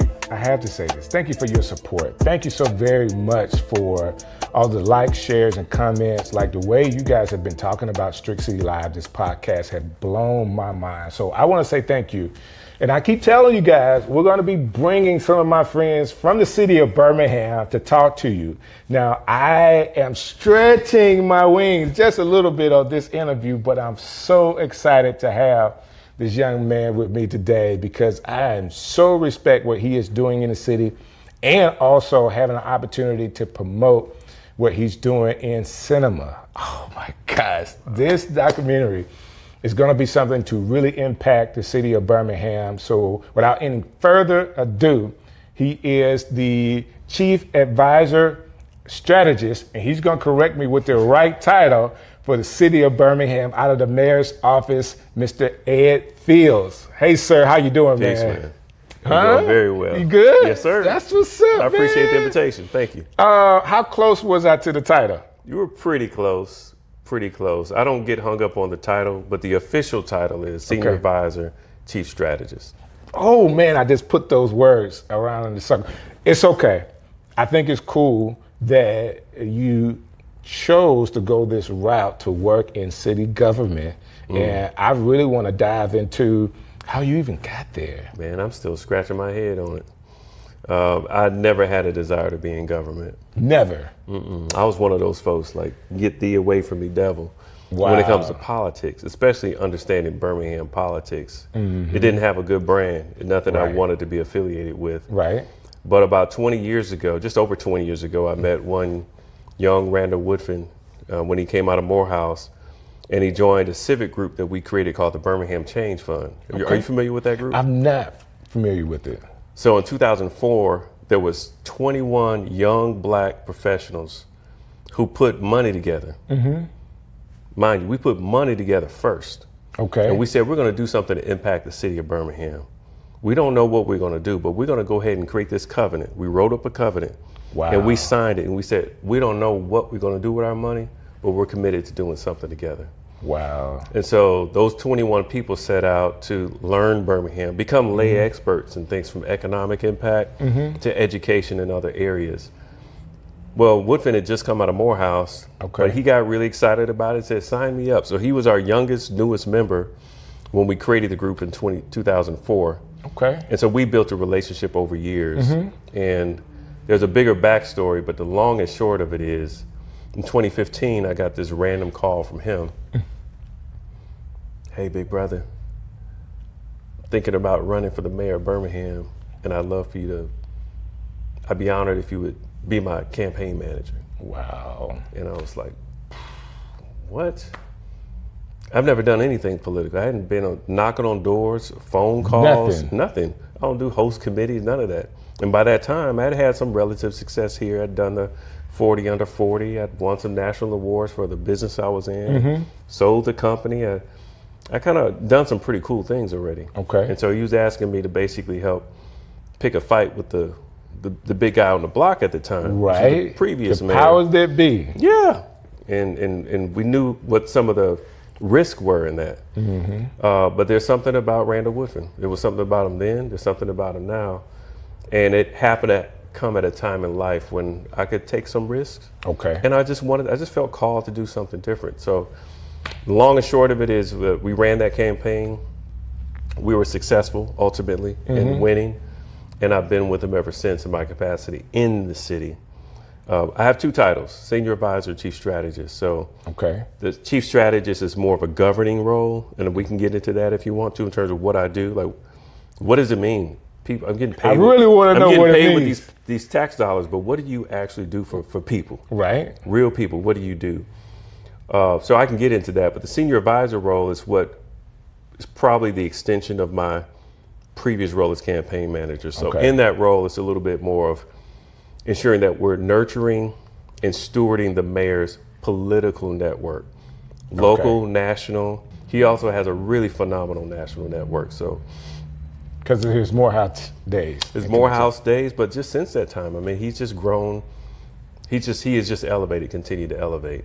So I spend a lot of time in what I call Woodfin worlds because he's got his family, he's got his Morehouse network, Spell House, that is. He's got for the last several years, he's had the White House. He's got folks all over the country. And part of my job is to make sure that I'm not directing that at all. He is. But somebody needs to understand what's happening in each one of those ciphers because there are different dynamics at play. What's permissible over here may not be permissible over there. Whether you're talking about ethics law and understanding what the rules of the road are in these different ciphers, or even just from a cultural standpoint, knowing who you can and can't vibe with. There's certain circles that just don't blend well. So that's very interesting. And then there's others that should be connected but aren't. So I spend time in that world. That's the one that's harder to define because senior advisors, whatever it needs to be, when it needs to be. All right, so now let's dive into the other part. Could you explain that? Because you mentioned, hey man, I do get paid from the tax dollars. I do. I'm people want to know. Yes, the people deserve to know. So I am in the background. I don't have an operational role. The way we're set up today, we have a chief of staff, a chief of operations, and a chief strategist. We also have a chief accountability officer. In my role, I do three primary things. One is, it's in the title, strategy. So the mayor does have a strategic plan. He does have goals. He does have things that he promised that he would do. And other things that have been presented to him that he says, yeah, that sounds good. We'll fold that in. We call that the Woodfin way. He has 6 goals that he's really trying to achieve for the city of Birmingham. There are a lot of initiatives underneath that. Most of those initiatives are being driven by the departments across the city. So just for a little bit of civic education, The city of Birmingham has about 3,500 employees. All right. All right. There are about 35 different departments of the city. So that's the library and the police department and the city attorney's office and the city clerk and the city council and a bunch of others. I mean, the fire department, most of you all know those departments. You're just experiencing them in isolation. Get it. Part of my job is to look across the entire enterprise and see how does it sing together in terms of the mayor advancing his agenda, for instance, on revitalization. I get it. Because permits is really important to revitalization, right? As is enforcement with police or the courts, as is grass cutting. So we can go on and on and on. So to give you an example of my lens that might be a little bit different than others, the city of Birmingham has 150,000 square miles, okay? We are exactly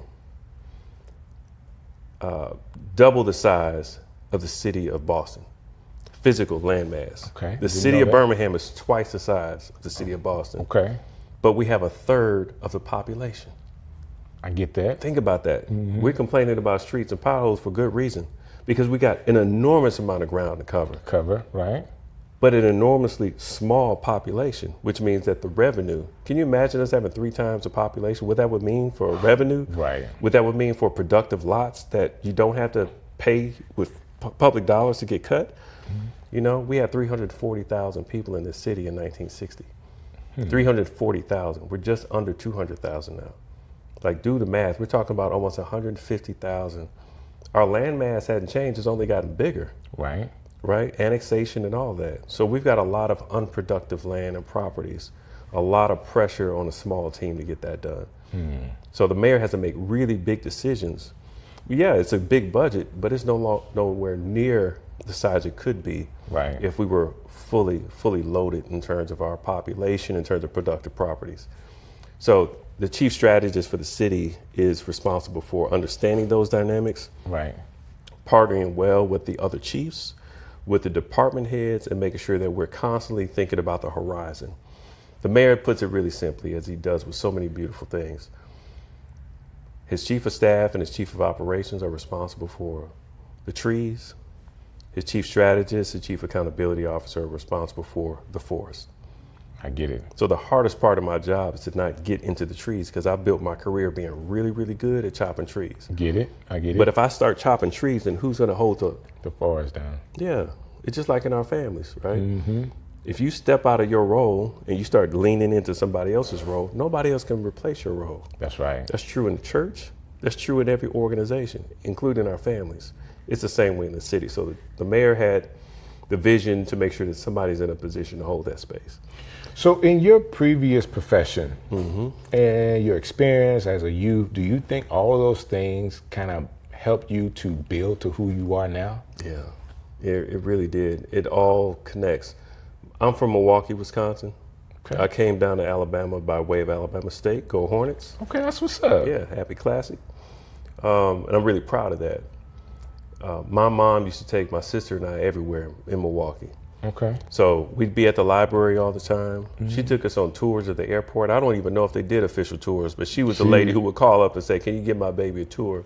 Wow. And I'll never forget learning about cumulonimbus clouds. And as a young poet, you know, when she put me in these spaces, it really helped me see cities and civic engagement from a sort of a, I won't say a romantic space, but it's kind of dreamy for me. So I love this space. Because she was doing it and that connection. Yeah, getting us on the public transportation. So it all connects a lot more now for me, because I think about back in the 80s when we were kids, public resources, public infrastructure really did serve us well. I mean, it wasn't perfect, but particularly where I'm from, it was a big defining part of my youth.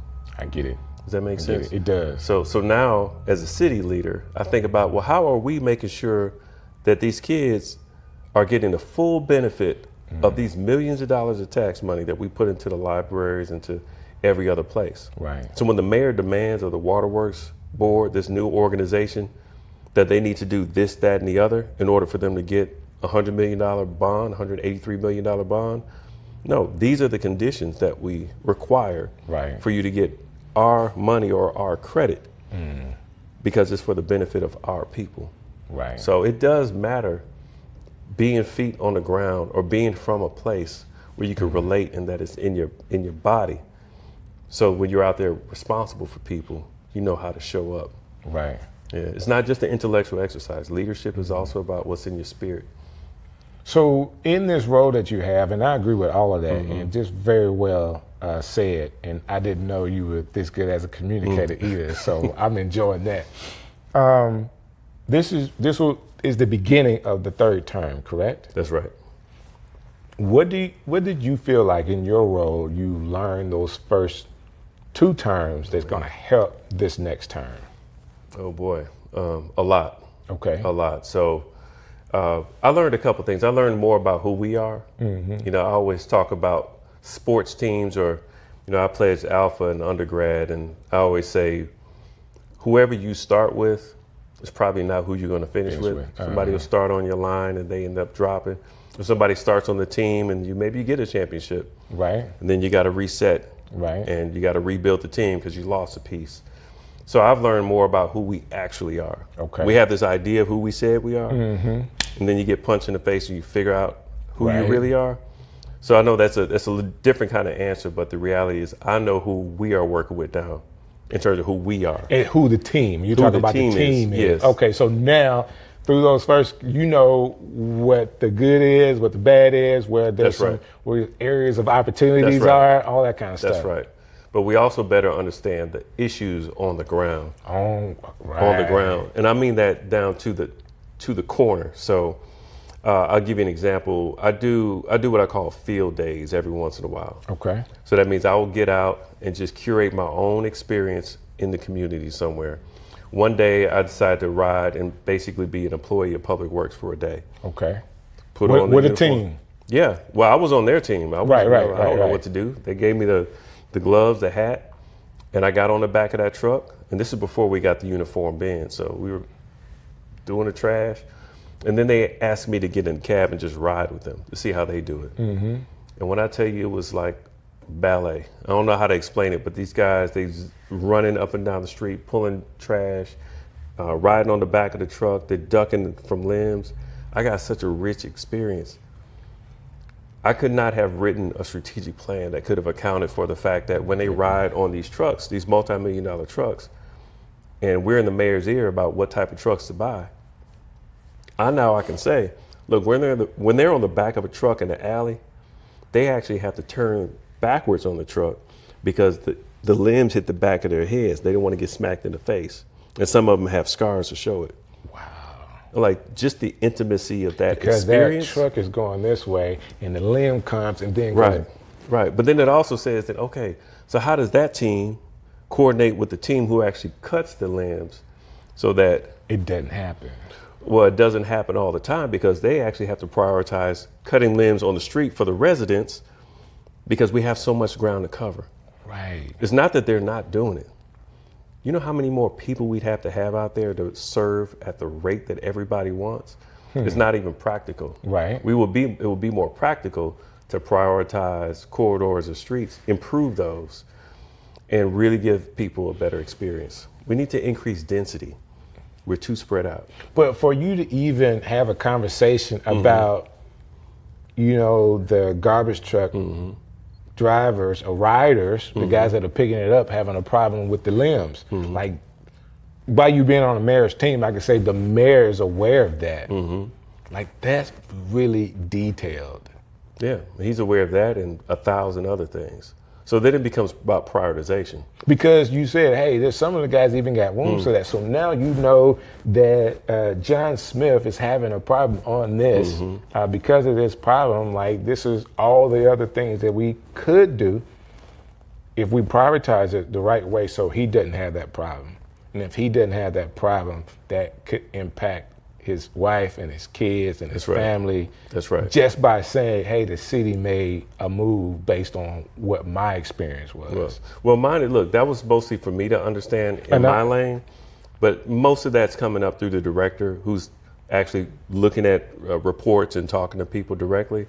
Where it matters is that there's an echo chamber. There's a lot of people around the mayor. And all I'm really saying is it really matters that those people around him are getting their own experience of what Birmingham is like for residents. I'm also a resident of the city, but not everybody's getting the same experience. I get it. It's uneven. And I think what we all do better as leaders, everybody watching this, is to get closer to the people you serve or the people that you're serving with, so that you understand their experiences. Man, that's awesome. Again, I'm having this moment, and this is a great conversation that we need to have. It's something to be in the city, and the city is big and small at the same time. It is. So I've known of you, but I don't know if we ever had, maybe once had a conversation, and I'm thinking that conversation may have been in passing. Man, look, I actually met you. Obviously, I was a fan. I listened to your show. In fact, I'm trying to remember the gospel rap because I was, I'm a hip hop head. I'm a bona fide hip hop head. And one of the first really credible Christian rappers I heard, I remember driving down 280 headed to church, and I heard it on your show. It's not Translead, he's in Huntsville. He's the brother in Huntsville, but he's one of the first big ones, and I heard it on your show. I just remember that. That's what's up. But then we actually got formally introduced when you served on the mayor's advisory committee around our Pardon for Progress. When we launched Pardon for Progress to forgive 15,000 people for marijuana possession. And I know that was a lumpy process, but I got to see kind of how you process things then. Gotcha. And it was just a really cool experience, and I've heard nothing but great things about you since. Man, I appreciate that. I think everybody should, at some point or another, do their part. And that was a little bit of my time to make an impact. Basically, let me tell you what happened. I was in the city, I was downtown somewhere, and crossed paths with the mayor. Like, like everybody else, you know each other, but I had never really had a conversation. Hey, man, I'm available to help. Hey, what can I do? And, I guess that just put me on his radar to have, hey, let's have this guy do something. Yeah. And that's how I think it came around. Yeah. We got this board, and it was Pastor Beavers was on the board. That's so right. I came and kind of like did his part. And it was just good to be able to be on something to make a small level of impact. Because you just never know. You never know where that goes. I could end up right here doing a podcast with you, right? And then we're right here. And I know we're talking about what you do from a city perspective, but like most people and like me, you do so much. Like there's, I guess, levels to who you are and what you're having an opportunity to do. Now, as we pull that onion on you now, I know we couldn't talk about it all, but you're diving into some media work and some cinematography and doing documentaries. Can you explain, like, what's the next venture that you're in now? Yeah, well, I'll tell you this. Let me give you a little bit of history. How I ended up in Birmingham was, first of all, the Magic City Classic. I was a student leader, and we took a trip down here, and I'll never forget being on I-65, coming down that hill, seeing the trees, the leaves changing color. It struck me. Got you. And then I got to Birmingham. I was like, oh man, these women so fine. And so I was like, I'm moving to Birmingham. Right. So I did. I ended up coming here. But the other thing that got me here, where I was experiencing Birmingham before I moved, was spoken word. Okay. So I was really heavy in the spoken word movement in Montgomery. And we had a sister group up here, Infinite Currents. So I would come up and do some featured poet work. And I ended up handing my resume out to one of our colleagues who gave my resume to somebody who gave it to somebody. That's how I got a job here. Oh, that's cool. So just know I kind of came here by way of the arts as well. So I haven't stopped writing. So I'm an essayist as well. So I have a very active Substack and Medium blog, Honestly Ed. And I have a creative partner in Jackson, Mississippi, who I've done policy work with. Sister out of actually South India. Okay. And she had been teaching at Jackson State for some years, and then she ended up becoming an advisor to the mayor of Jackson, Antar Lumumba. She and I worked on some policy work in 2018 as these national candidates for president were seeking the endorsement of our young progressive black mayors. Okay. So we wrote a policy piece, and it was a really cool thing. Fast forward, we decided to partner together on another project. Okay. And she had the idea to do a film. She had worked previously with Dream Hampton and Common the rapper, and Brandy, they did a video, a remix of Optimistic. Okay. And they did it as a video with the mayor at the time. So she was really instrumental in sort of just putting the pieces together around that. Right. And so we ended up tagging the same cinematography team to come out and do a film about Birmingham. And the film took 3 years to do. Okay. The concept of the movie was pretty simple. People really only know Birmingham primarily by the triumph through trauma, the black and white footage. Right. And what we wanted to do in the year of the World Games 2022 was to have something that was full of color, but also very authentic. So the way I initially pitched the film was, imagine being in Fountain Heights and actually being there in Fountain Heights with people, but also getting a shot of the World Games opening ceremony. So you're getting both worlds. So it's not like a showpiece, it's all marketing, glitz and glamour. It's also what's going on here. Right. Right. And it's not contrast, that's all good, this is all bad. It's that there's some real dimensions to all of us. So right. The film evolved. We ended up having to change the name of the film and shot a lot of footage. I got 40 or 50 hours of footage of all of Birmingham. But the film is 45 minutes, and it really is a love letter to the city. And our argument for As Goes the South is simple. If Birmingham can win, the nation can win. And I completely like that. As somebody, of course, you see me with my Birmingham sweater on. I wore this because of you, of course. But as someone that is, I want to say it, I don't want to say trapped, but you can really get stuck in this city. Like people love this city when there are tons of opportunity in other places. Like a lot of people have, especially people that are in the arts, that do entertainment, like they could have gone anywhere and really be big time, whatever. But they're here. Like we have New York from 95.7. Yeah. Like she's in New York right now doing her thing at one of the largest radio stations in the world. But she was in Birmingham for forever, like learning her chops to be able to do that. That's right. And Roy Woods Jr., you know, come on, man. He has exploded in the last 10 years, and we have him right here. And there's tons of people that are extremely talented that really, really love this city. And it's people like PMJ now. Yeah, exactly. That has given us a blueprint to be able to explode and still be here in the city. That's right. That's right. I think there's a lot of people who do that. I think Mayor Woodfin is another one. He's another one. He definitely is. And there's a lot of people actually in fashion and other businesses. Look, the world has changed. It used to be a case where you got to go somewhere else. Right. Well, COVID has shown us. You be right at home. Technology has shown us you can do a lot right here. It's really about, can you nurture a network that's really relevant, delivering value? At the end of the day, that's really it. We've tried to cut corners in a lot of ways in society to try to maximize followership or to try to get some engagement.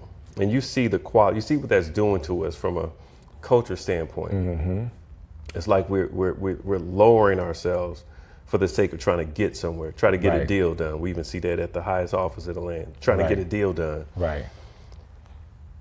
But value is still value. That's something you can't fake. People know if they're benefiting from it. So that's true. No, I think we can continue to do this right here in Birmingham. What we need to do is fortify Birmingham as a platform that makes it obvious. So there are some cool things going on that your listeners may be interested to know about. I'd encourage y'all to follow Innovate Alabama. Okay. They have a huge entrepreneurial platform where they're doing all types of pitch competitions and whatnot, nearly year round. They've also launched a program that's incentivizing people to move their businesses here while they're also taking care of the entrepreneurs that are trying to grow their businesses here. So Innovate Alabama is a great organization that's doing some pretty cool work.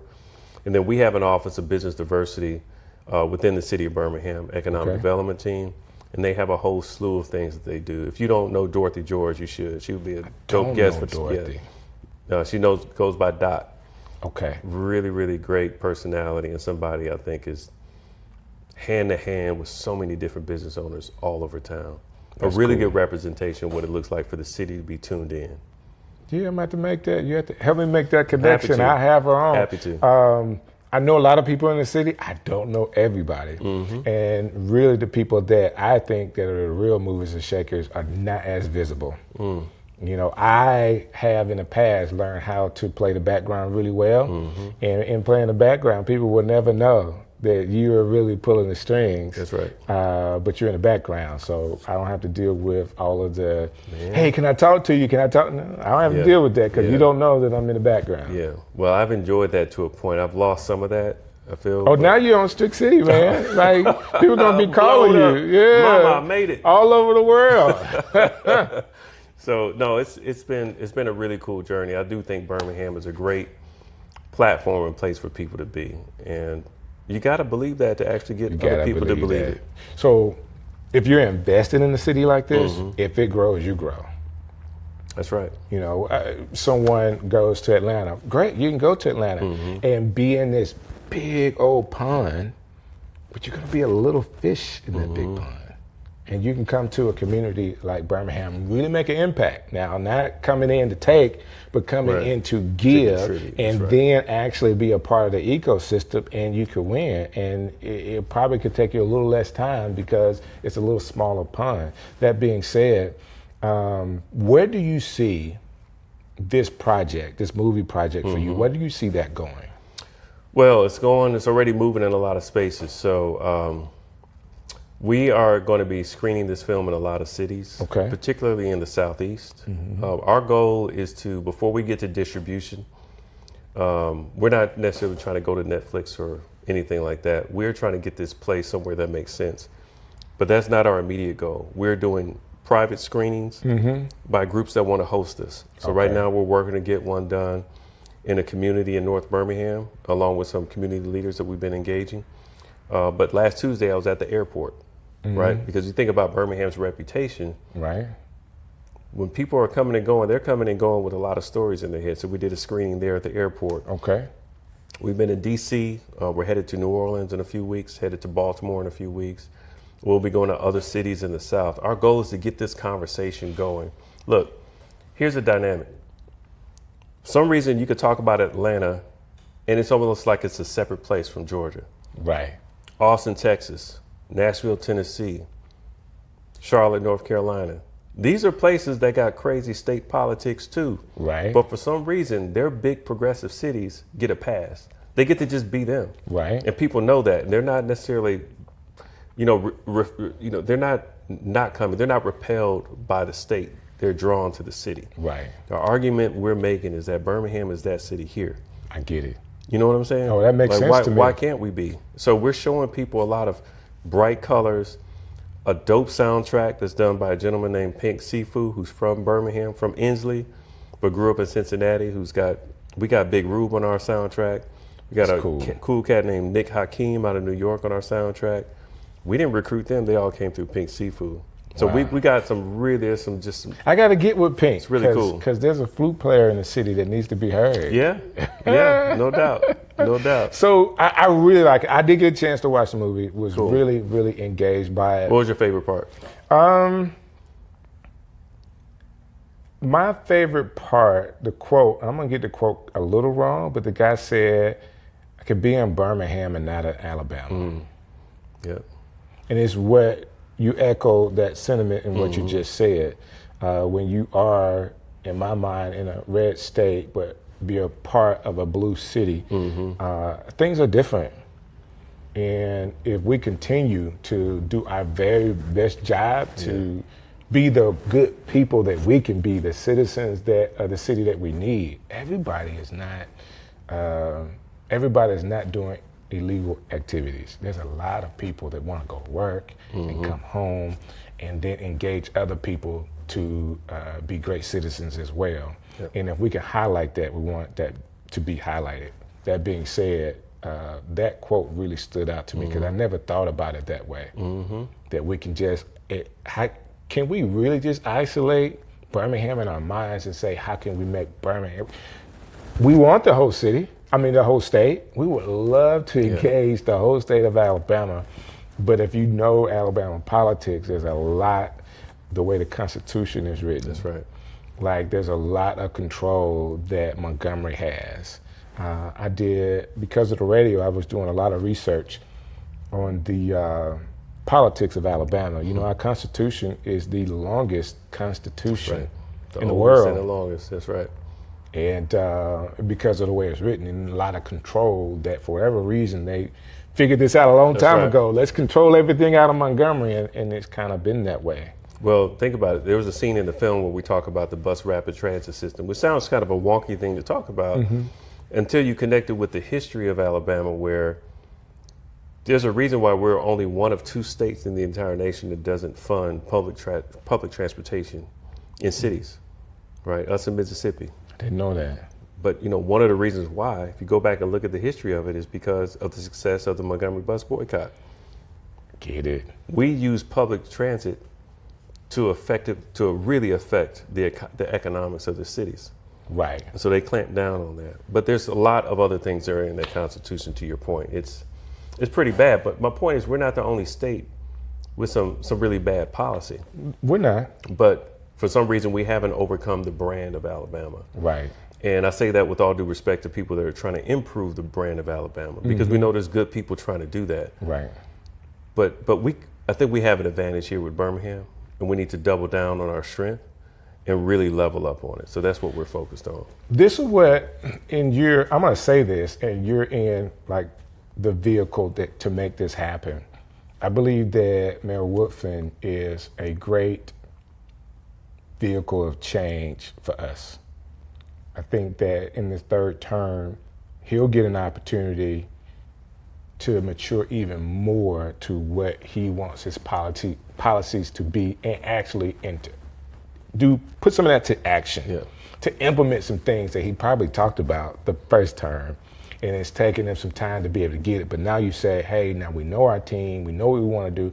I just believe that from what I have a chance to witness him as a person, and things that from an intellectual place he was able to articulate in the podcast that he did with Pastor Beavers. I'm like, this guy's got it. He does. Like, how do we now, if he has the information, how do we get this to people to start making these things change? Well, I'll give you this. We actually have done a lot in 8 years, right? We got 2,000 students that are Birmingham Promise graduates. Oh man, that's a big deal. That's a big number too, right? So we've been moving on that for a while. The number of homes that have gone up. So we've been moving. But yeah, we got some work to do.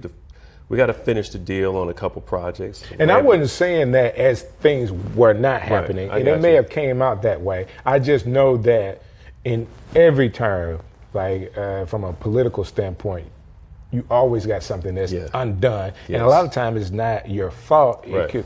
You got city council's got to be on board. The people got to be on board. The money has to be available. All those things. All of it.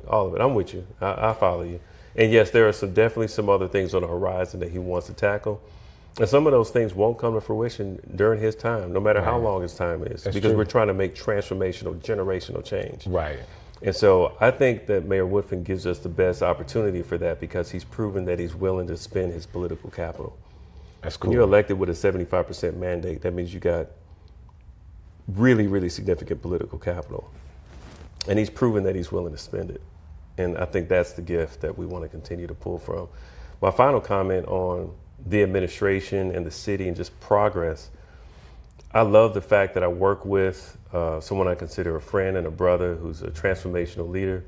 But we're also clear that we're not going to be here forever. As we said early on, we've lost a couple of notable people. And by the time we celebrate the 70th commemoration of the Civil Rights Movement, we would have lost more. Right. So my point is this. It's going to take more than one transformational leader to get it done. I agree. And so what we're looking for, specifically what I'm looking for, is evidence that there are other really dynamic leaders in their respective sectors. So whether that's you in communication role, Pastor Beavers and PMJ in among faith leaders, and my pastor, Pastor McClure Sr., Revelation Church Ministries, there are a lot of other ciphers that we've got to make sure are healthy. Because if we have an over-reliance on one, that's not healthy either. That's right. It's good, and it's what we have, and I'm really proud of it. But man, we've got to be healthier in other spaces. So I'm proud of the progress in Birmingham City Schools. I'm proud of some of these entrepreneurs that are really doing a great job. But we got to fortify our institutions like the Birmingham Civil Rights Institute. At the same time, we're growing new institutions like the Birmingham Promise. Right. So I'm looking at the whole piece and ensuring that maybe one of these kids who finished the Birmingham Promise will be the next CEO of the city or this organization. Well said. Well said. I was actually thinking it, and you answered it. I love where the conversation has gone. Let's go with the movie first. All right. If people want to be able to see this movie, how can they do it? Follow us on social, particularly on Instagram. We're on Instagram and we're on LinkedIn. It's As Goes the South documentary. Okay. We also have a website that's pretty active. We are rolling out a discussion guide that goes along with it. So if people want us to screen the film at their schools, at their church, at their organization, they can email us at asgoesthesouth@gmail.com or just hit us up on the website. I'm pretty much directly connected to that, and we'll follow up. That's awesome, man. So that's the movie. Yes. How if someone is seeing you for the first time, it works at the City of Birmingham. I want to be connected to this guy. Like, he just seems like a cool dude. How can they get in contact with you? I live on LinkedIn most of the time. So find me there. Find me on Instagram. I will not do DMs on Facebook. I get it. No. But I'm at Honestly Ed everywhere. Honestly Ed. Honestly Ed on all platforms. Oh, man. Listen, I appreciate your time. Yeah, man. Thank you for the invitation. No, we got to do this again. I'm sure there's something you're working on that you haven't talked about yet. There's a lot I'm working on. Yeah, I get it. I get it. So let's give ourselves a couple of months and we'll just have another topic. We'll talk about how the movie release screening has gone. Okay. And then we'll talk about the new stuff. Okay. Because I believe we need to talk again. And in between there, that's what we talked about. We talked about doing lunch. Let's make it happen, man. Yes, sir. All right. All right. Appreciate Hey, it. listen, I love this. Man, so when I started doing a podcast or even doing Strick City or gospel jams, having people come into the studio, and really it was the communication and talks we had off the air that really connected me with people. And I get a chance to do on air and off the air in front of you for Strick City Live. So I hope you guys have enjoyed this. Please make comments or anything you want to say. I want to see them. And thank you again for all the support you've given us through this podcast. So thank you again, and I'll see you next time. Yo, Strick City coming live. Yo, yo, yo.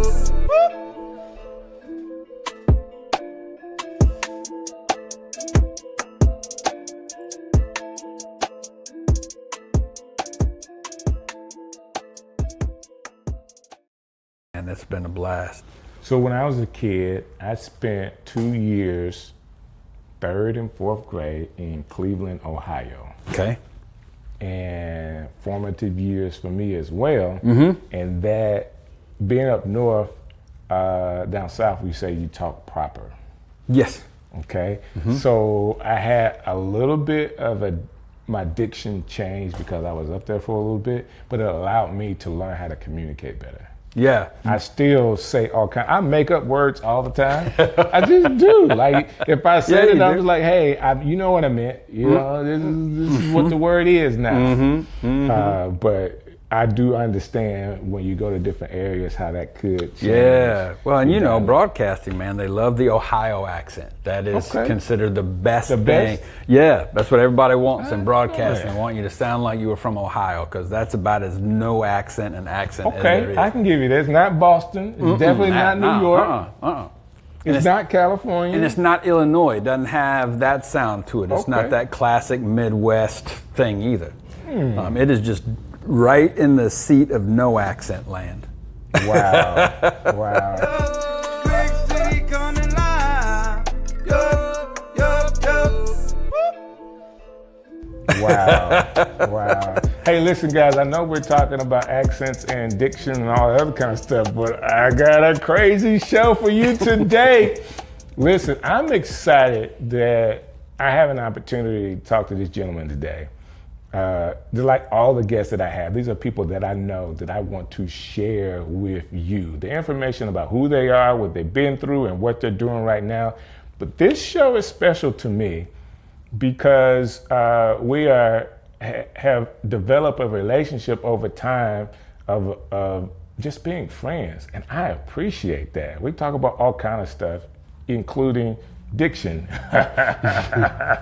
But more importantly, he has a heart for people, and he's working in the city of Birmingham to really make a difference for people. His work has allowed him to travel all over the world, and I'm glad to have none other than Tal Prince here with me today. Hey, sir. How's it going, man? So good to see you. Listen, you know why I like you so much? That's loaded. I will make it really simple. All right. You have like one of the coolest names. There's no way people don't remember who you are. There's absolutely no way that once you say Tal Prince and they meet you, like that's it. You're stuck in their brain. Well, that's funny because my dad taught me that. Did he? Because I'm a junior. My full name, James Talbert Prince Jr. Okay. You know me enough to know I'm not that formula cat, so that was not going to be my thing. Okay, you couldn't be Talbot, huh? No, man. And so, but I wanted to be like my dad, like a lot of boys do when they're a little kid. And so I went by Jim. Okay. So only family called me Tal. Wow, I didn't know that. Yeah, and so everybody else, I was Jim Prince all the way through school, through college. When I got my first kind of real job, I was at it was a cocktail party that my family was attached to. Okay. And so there was a gentleman there that I wanted to meet, and so I went and talked with him, but. So he wound up hiring me. He said, "What do you want to do?" And I said, "Well, I'm looking for work right now." And he said, "What type of work you want to do?" And I said, "International business." And he said, "Well, I'm in international business," which I knew. And he was the CEO of a company called Riverwood International at the time. And I said, "Well, hey, so listen. What I'd really like to do is your job. I probably need a couple weeks training, but after that, I think I'm good." A couple weeks. And he loved that. But because it was a family event, he knew me as Tal. Okay. He hired me as Tal, and I was like, "Ooh, no, that is not me." Right. And my dad was like, "You do not change that. If you go by Jim, everybody gonna forget you, because there's a million Jims." So he said exactly what you said, man, and he was right, and so are you. So normally I am right, but that's a whole nother story. So where does this Prince last name come from? What's the history behind your last name? We are descendants straight out of England. Okay. Yeah, that is our family line. I don't know. I've seen stories that say we descend from some type of royalty. I doubt that. You can be royal, man. No, it's okay. I mean, you are a prince. Well, yeah, but not like that. Okay.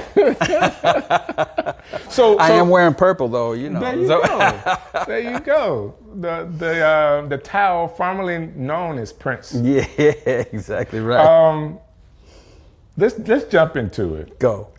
You have been in ministry a large portion of your life, but you started in the biggest way anybody could, working with Billy Graham. Could you explain that part of your life, beginning working with Billy Graham? And I say the beginning, that probably wasn't like your first job, but help me out here. So my dad died. He was a young man. He was 53 when he died. We had some mutual connections with the Billy Graham Association. We lived in Atlanta at the time that he died. So a guy named Cliff Barrows, who was Billy's right hand for 70 years. Okay. Program director, choir director. If you've ever seen a Billy Graham show on television and you heard that voice of, Charlotte, North Carolina, that's all the address you'll need. That was Cliff. So phenomenal man.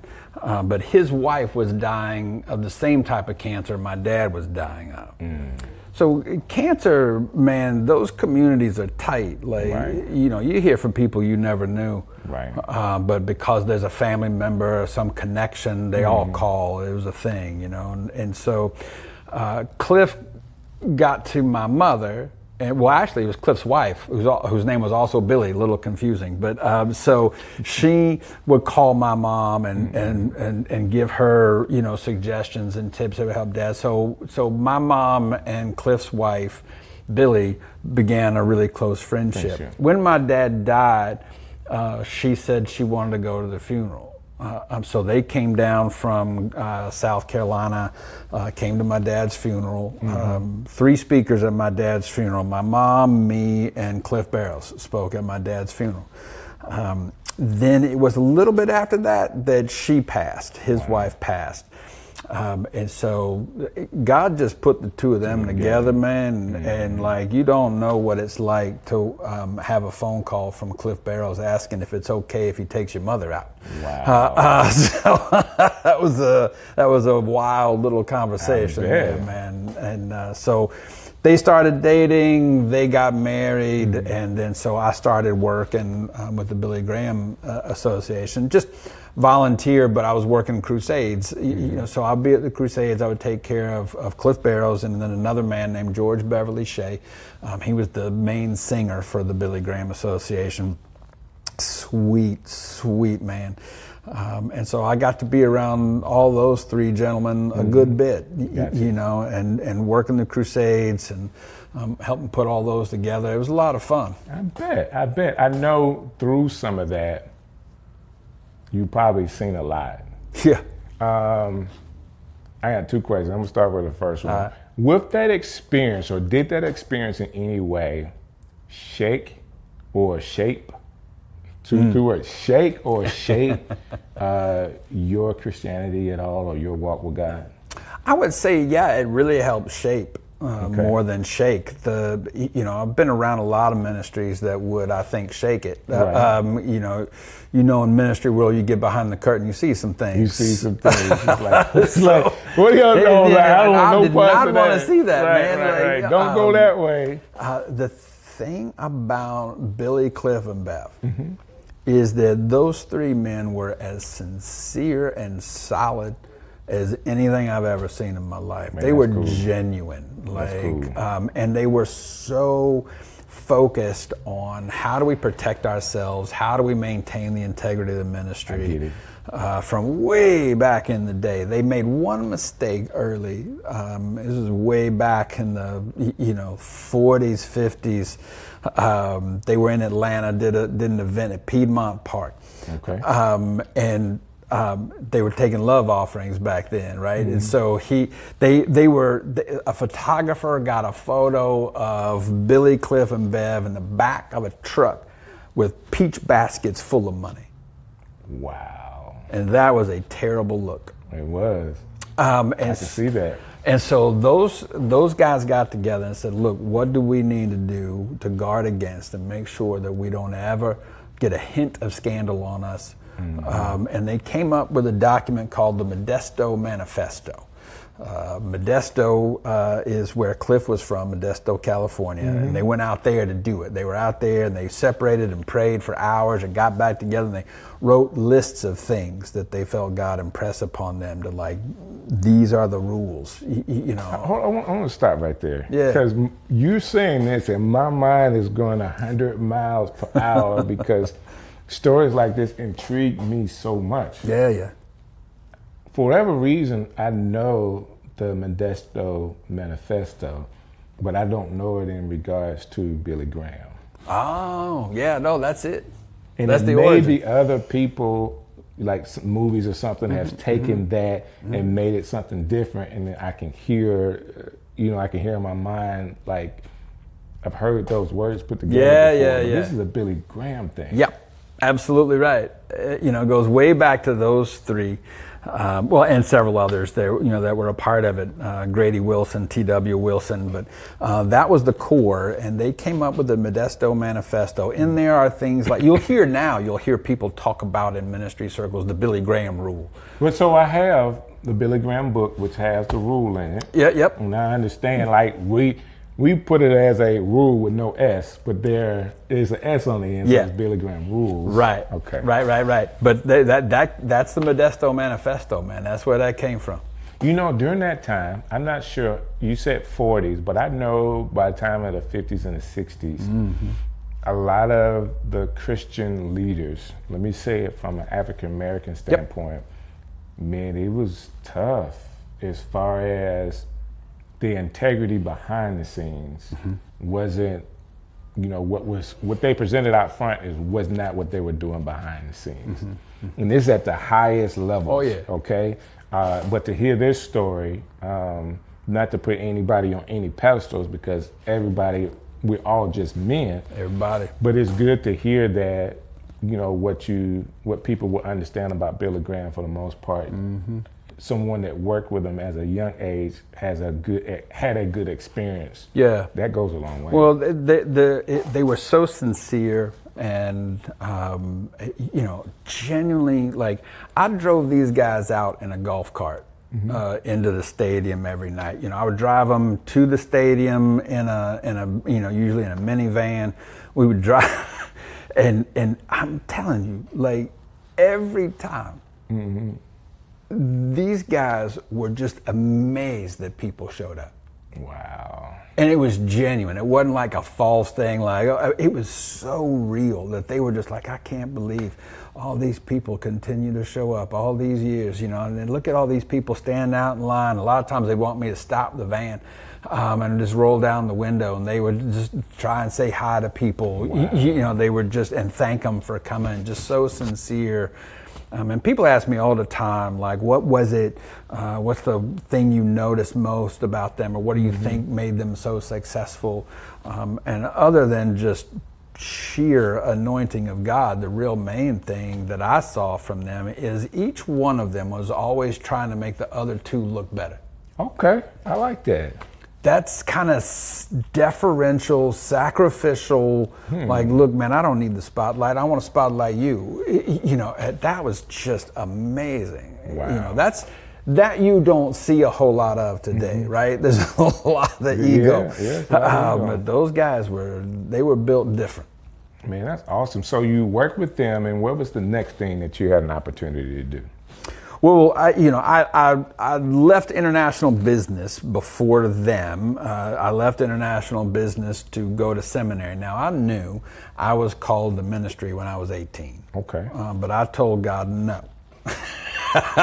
I understand that as well. I'm like, no, there are things about my lifestyle that are not compatible with ministry. Now, lots have tried to prove me wrong. But I was like, no, that doesn't seem right. So I was in international business and got called back to ministry. I was in a hotel room in Seoul, Korea. And felt, I mean, God just would not let me sleep one night. Wow. And I woke up and I just would open my Bible and start reading. And then I just as clear as day, it's okay, I've let you see all of this. It's time to come back. And so I called my wife at home, and so I called Teresa, and she said, "Oh, I've known that. I was just waiting on God to tell you." I'm like, that is so not right. And then I called Mom and Cliff, and they both said the same thing. Oh, we've just known. We were waiting on God to tell you. And I'm like, well, all right. So I went back, quit my job. I was the Asia Pacific sales manager, so I handled Asia and the Pacific Rim for what was at the time the second largest paper exporter in the U.S. So handling about $350, $400 million of sales a year, negotiating those contracts. I came back, and I was the youngest guy in the history of the industry to do that. But I came back and told my boss, hey, thanks, but I'm leaving. I'm going into ministry. First thing he said to me was the first thing I told God when he called me to ministry was, well, you ain't never going to get rich doing that. And I said, you know what? You may be right, but I think you and I define rich differently. Well, that's true. They kept me. He kept me in his office. This was a Friday afternoon at 3. I was in there until about 7:30. They got the CEO on the phone. They got everybody on the phone. Like, Tal, what do you need? Right. Do you need another membership? Do you need, what is it that you need? How much, do you need more money? What is it? And I'm like, no, guys, I don't need any of that. And they go, well, finally, we're just going to go ahead and tell you, like, we've been grooming you to take over Jack is your boss. He's retiring inside of a year, and we've already slotted you for that job. We're grooming you to take over this company. Wow. And I said, in today's corporate world, you can't promise that. Right. You guys don't know that. Here's the thing, guys. I appreciate it, and if I'm not in the true center of God's will for my life, I will know no joy, peace, or happiness. Right. I don't know how to tell you. You're just not it. And so in that moment, based off of you struggling overnight, going in the next day, someone quit. It was a couple weeks. I had to finish business and then fly back in. I get it. I get it. But you had time to kind of figure it out and be strong about the decision you made. Yeah. So I told them, and the CEO said, "Jack, let the kid go. He's crazy." And I said, "All right." I said, I'll stay on through the end of the year. I'll hand over all the relationships, because in Asia, that's very important. I'll do all that, and then I'm gone. And they said, okay. I had the senior VP out with me. I was out in Asia. He flew out to Hong Kong to meet me, was handing over some relationships. He flew out. It takes 30 hours from Savannah, Georgia, which is where we were. So he made the journey all the way out. We had faxes under our door the next morning after he landed and got there, saying, get back stateside, there are things going on. Wow. And so we flew back, and we got back to the news that there had been a letter from international paper to our company saying, you can cooperate or not, but by the end of the year, we will own your company. Oh. So it was a hostile takeover. Okay. Everybody I knew was out of a job. And they already had an Asia sales manager. They weren't going to give it to me. Right. So everybody was going to be out of a job. And so everybody that thought I was crazy was now asking me, what did you know? When did you know? Did somebody tip you off? Did you know this was? No, man, that's just God protecting me. Wow. That's what got us to Birmingham. We moved here to Birmingham to go to Beeson Divinity School at Sanford. Sure. So we got here. I never thought I would be in Birmingham, but we hadn't left, man. We've been here since '99.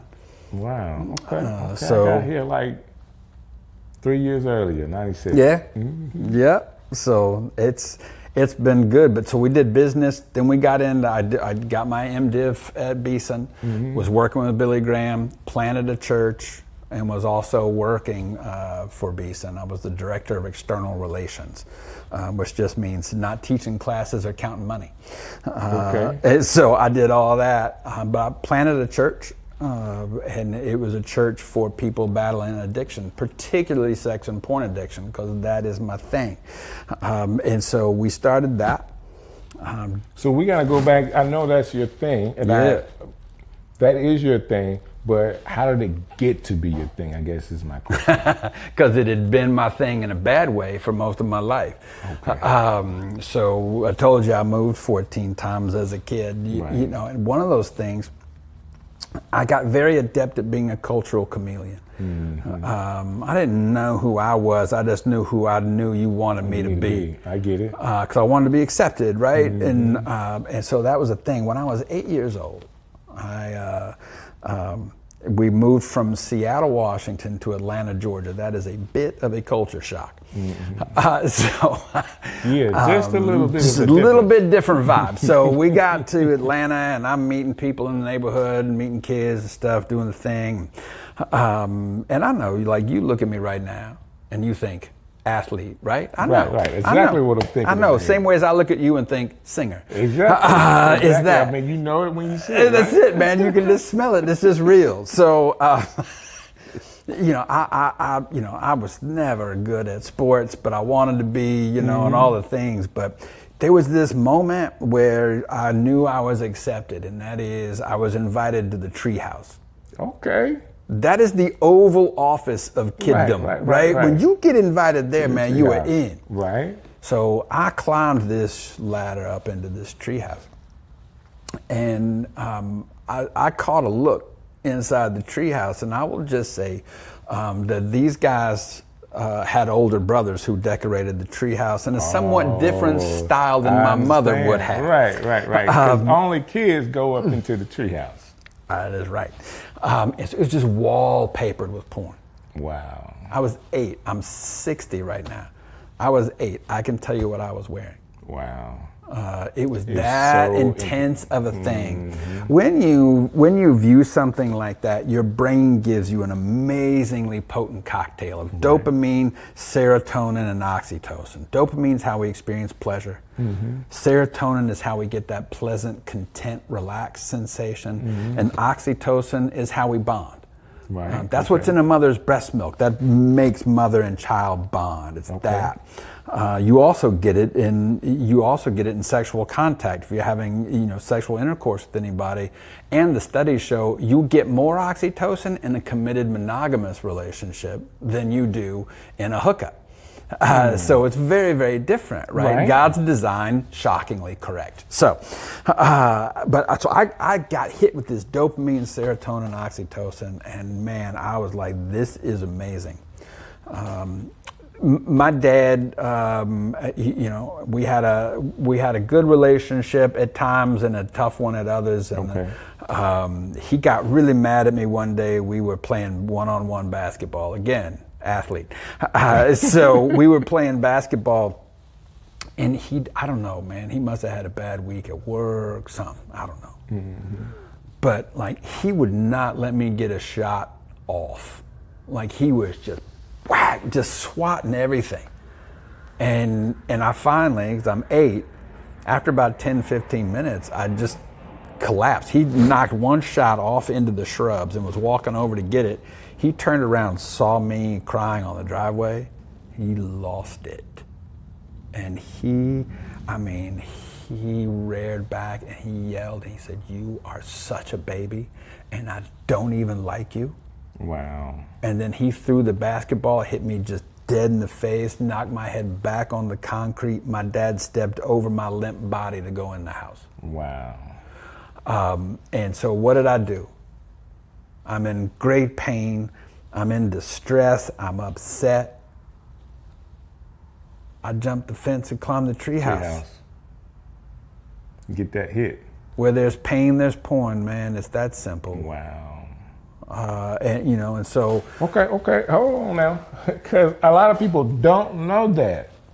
I think that is a fundamental fact that is missing with people that have addiction. Yeah. Because a lot of times people only see the addiction. They don't see the pain. Right. They don't see the pain, they don't see the anxiety, they don't see the trauma, they don't see the shame, they don't see the terror. There are 4 addictive neural pathways in the brain. Okay? They are arousal, numbing, deprivation, and fantasy. Okay? Everybody's got these. Okay, it's just that addicts, we just drive deep ruts in them. So just think 4 highways running through the brain. Those are the 4. Arousal is to deal with pain. To deal with pain. Numbing is to deal with anxiety. Okay. And then fantasy is to deal with shame. Okay. And deprivation is to deal with terror.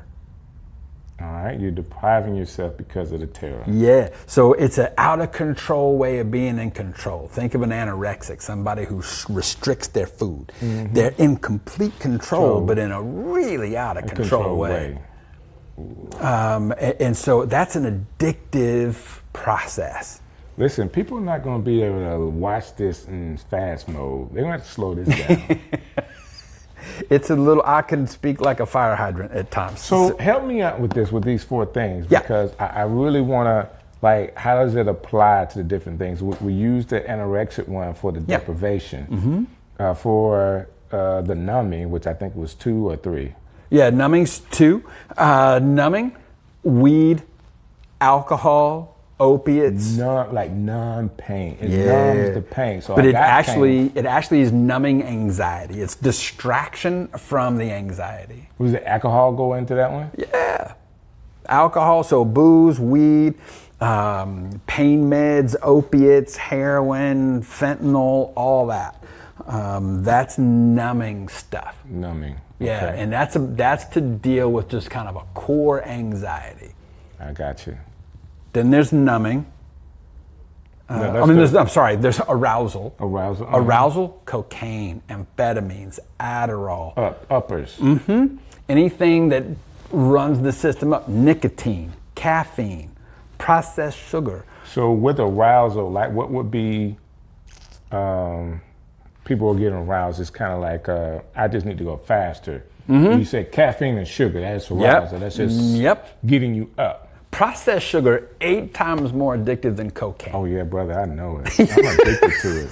Yes, I'm addicted. Quite to literally, it is the world's largest legal drug. It is 8 times more addictive than cocaine. From the moment it hits a taste bud, it is inside the center of your brain in less than 12 nanoseconds. It's crazy. Only thing we could do to make processed sugar more addictive is to vaporize it and smoke it. That's what makes crack more addictive than regular cocaine. Because you can vaporize it. You vaporize it, you smoke it. And so the smoke gets into the center of your brain faster than snorting the powder. So we got one, which is arousal. Arousal. We got the numbing. Mm-hmm. Then fantasy is the one we haven't talked about. Fantasy, the fourth one. Yeah, that is that's to deal with shame. Think about LSD, acid, ecstasy. Get you go into a fantasy or a different way of thinking for a little while. You can't just My disappear. current view of reality is terrible. I need to change it. Wow. So here's the trick. Everything we do addictively also includes the fantasy neural pathway because it's all about escaping reality. A guy named Scott Peck said, mental health is a commitment to reality at all costs. This is lesson 1 for anybody with addiction, man. We got to commit to reality. We got to quit escaping it. We got to commit to reality. Take it what it is. Commit to reality. At all costs. At all costs. Mm-hmm. And the cost is not to numb it, not to deprive it, not to be in fantasy world, and not to arouse it. Yeah, not to distract through arousal or numbing, and all that. I'm getting it, brother. It's soaking in. It's soaking in. Yeah. Because we got to set the plane for people that the foundation in this conversation for people to get free from some of this stuff. I don't want to like set the grounds for you to say, okay, because we're talking for a couple of minutes that people can get free. But I do think that when you open certain topics up, it doesn't take much for somebody to say what God pushing them and God giving the increase of them saying, man, I heard you guys talk about this. I saw myself in one of those things and I wanted to get better. Yeah. Go ahead. That being said, you had an incident with your father. Yeah. Went to a place where you can have your own freedom and to get arousal, and that started a scene for you, a battle for you for a while. Yep. Years and years and years and years and decades, and so I was heavy into porn. And this is back in the day when it was print. Now it's all digital, and so it's so much more accessible. Right. Like what we're seeing with young people now is crazy. Oh, it's crazy, brother. And so much pain and hurt from it, and delusion and confusion. It's all of that. But it was print for me, and then I became very sexually active at a very young age. I started practicing what porn had taught me. Right. All of that, and it just became a thing. Now I was leading a double life because I've also been in church since I was a fetus. Ain't never been a time I hadn't been there. Right. And so it was this thing though where I'm like, oh man, I can't let anybody know this. Right. Because I was convinced that they would bring back stoning if I did, and I would be the first one. And I'm like, I ain't gonna be that cat. Like, no, I'm good.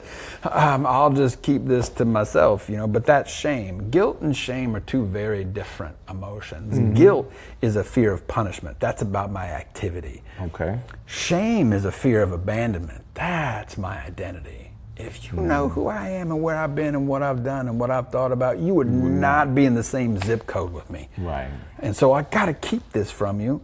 So I have to lie to you to keep you near me. Right. Like that's a trip. But that's where addicts live. You know, if you're talking with an addict, man, who's especially an active addict, and if they're talking, they're lying. I mean, it's just what it is. Right. And I've heard you say that before, and I had to, because of some of the work I do in ministry, I'm reminded about that. Yeah. You know, even some of the addicts that want to get free. Oh, yeah. You know, that whole warning period, they want to, and they say the right thing, but it's really a lie. Because they can't act it out. They can't get to the next point. They can't come to church. You know, no matter how much they want to, coming there means they have to face whatever it is they got going on. That and the shame, just the fear of walking into a room and being judged, figuratively stoned, all of that is so overwhelming that it's hard to walk in there because it doesn't feel safe. It feels like, no, somebody's going to find out and they're going to judge me and they will excommunicate me, shun me, reject me, whatever that's going to be. And so that's really hard to deal with. Also, I think there's a fair amount of conviction, you know, from the Holy Spirit that a lot of folk don't want to really feel. So there's a piece of that. My experience is it's mostly shame that keeps people out. That are people that are battling addiction. It's mostly shame that keeps them out. Now, a lot of them too have a lot of religious trauma. They got a lot of church abuse and church hurt out there. A lot of addicts, myself included. You know, there's a long line of sexual abuse for a lot of us. And some of that's happened at church, in church, by the church. And so that makes the church a confusing place to go for a lot of people that battle addiction. It's a real mix of emotion there that's hard because they can activate that trauma. When somebody has any form of like PTSD response, when they have that, they're not remembering what happened, their body's experiencing it real time. The body is experiencing. That is so true. Yeah. So I do a lot of trauma work, and I've worked with combat vets. You know what a combat vet who was in like the Middle East and his convoy drove over an IED, you know what they will not do? They will not drive under an overpass. Will not do it. Because that's when it happened. Wow. And so they plan their routes. They check it, make sure there's not an overpass. If there is one and it's got a ramp, they'll do that. But if they see an overpass coming they weren't counting on or didn't know about, or they're in the car with you and you driving and you didn't know, man, their bodies freak out. And then their brain goes, wait a minute, we're in Birmingham. There's not going to be anyone hop up behind that overpass and drop a bomb on us. We're fine. But their body's going, I ain't risking that. Wow. And so then the thought is, I'm going crazy. I can't say this to anybody. So they're trapped in this by themselves. It's brutal, man. That is so interesting. And I'm slowing up because I want people to catch up with us because this is some good stuff. I do have a question for you though, because I want to talk about you and your counseling. Do you remember the first time you counseled somebody and they got free? Like it was one of those things that you felt like, okay, God put you in the timeline where you can actually see the freedom happen? You know, yeah. I don't know if I remember the very first, but I've been traveling and speaking on this for a long time, and I had a show on Sirius satellite radio for a while, and we talked about this a bunch, and people would call in, it was live, and so. Speaking in a lot of places, I think there's a couple that stand out to me because actually both females that were really trapped, in their addictive places, both suicidal, just on the end, just done, and in so much pain, and so freaked out and stressed. That I was able to, God put me in a position to be able to talk with them.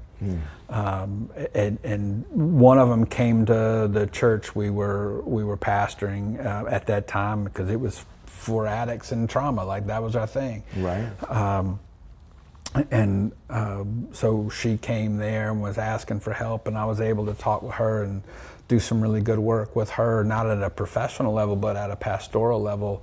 And man, it's like she is just, she's doing great, man. That's awesome. You know, now she's married. She's got daughters and a successful career as a baker. She's doing great. That's awesome. And then you know, there was another one who was, you know, trapped in a world of just.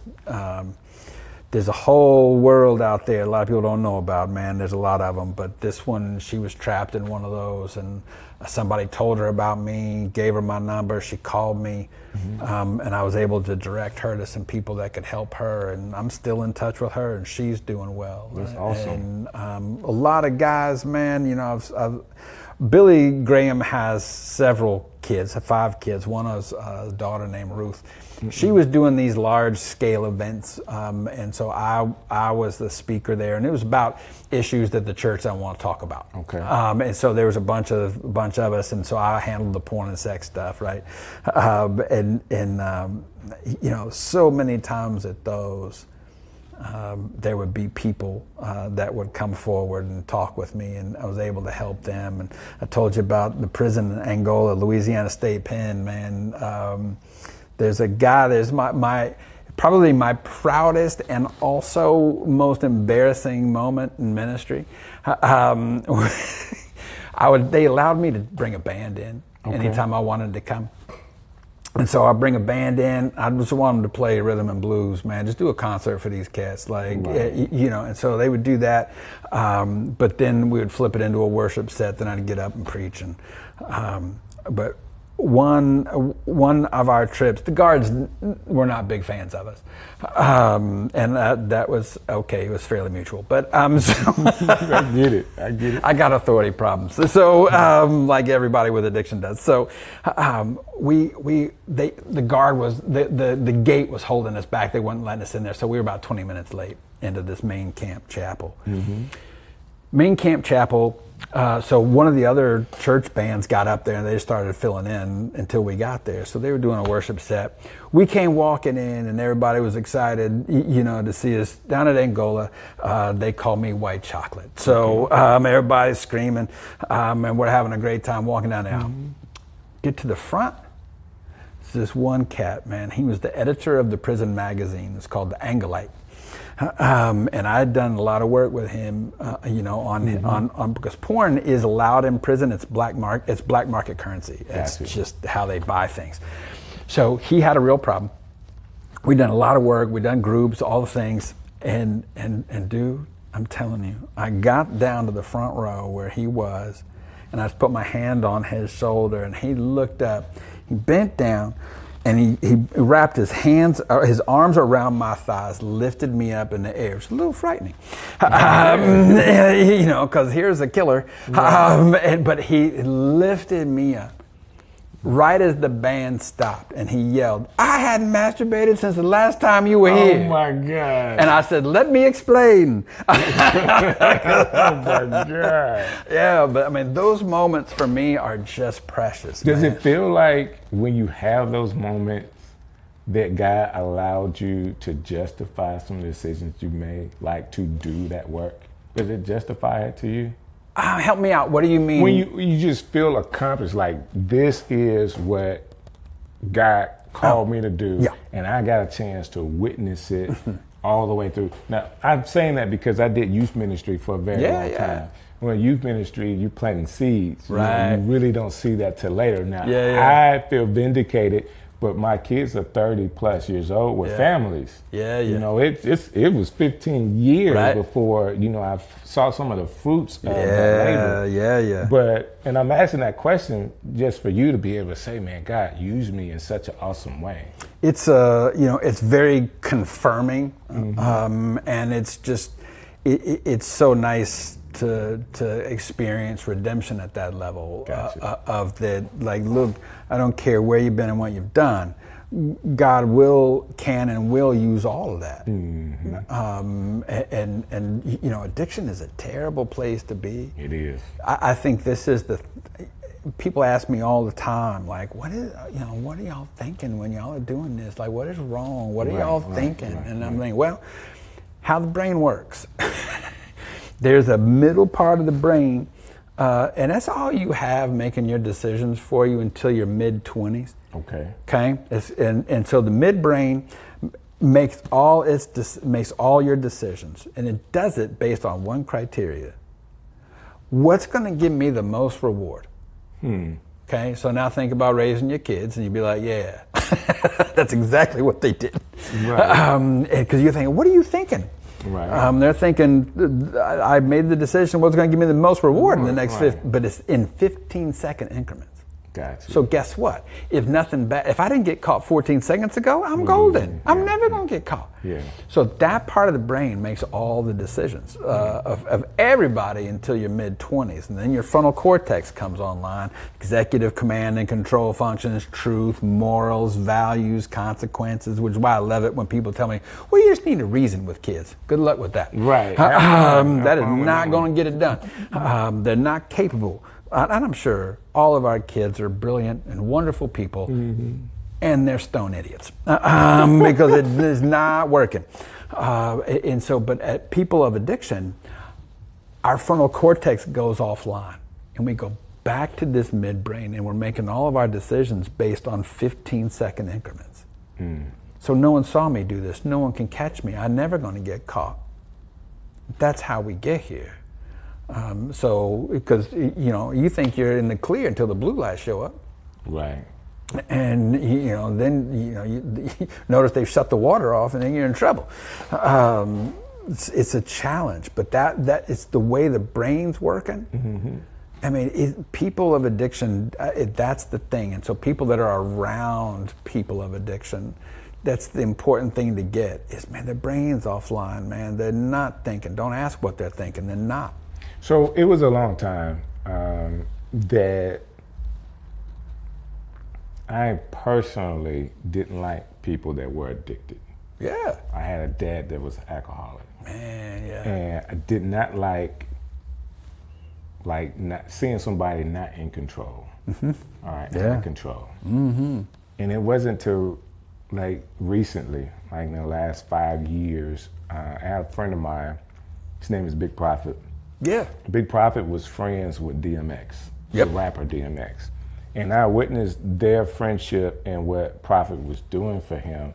On the outside looking in, for most people, you would think DMX was just an addict. Yep. A huge addict, he missed it. But if you know more about his story, similar to you, he was exposed at 14 years old with marijuana laced with cocaine or whatever. Yep. Automatic, he was addicted. He spent the rest of his life being mad at the guy that gave it to him. Like, why would you give that to a 14-year-old that now struggled the rest of his life?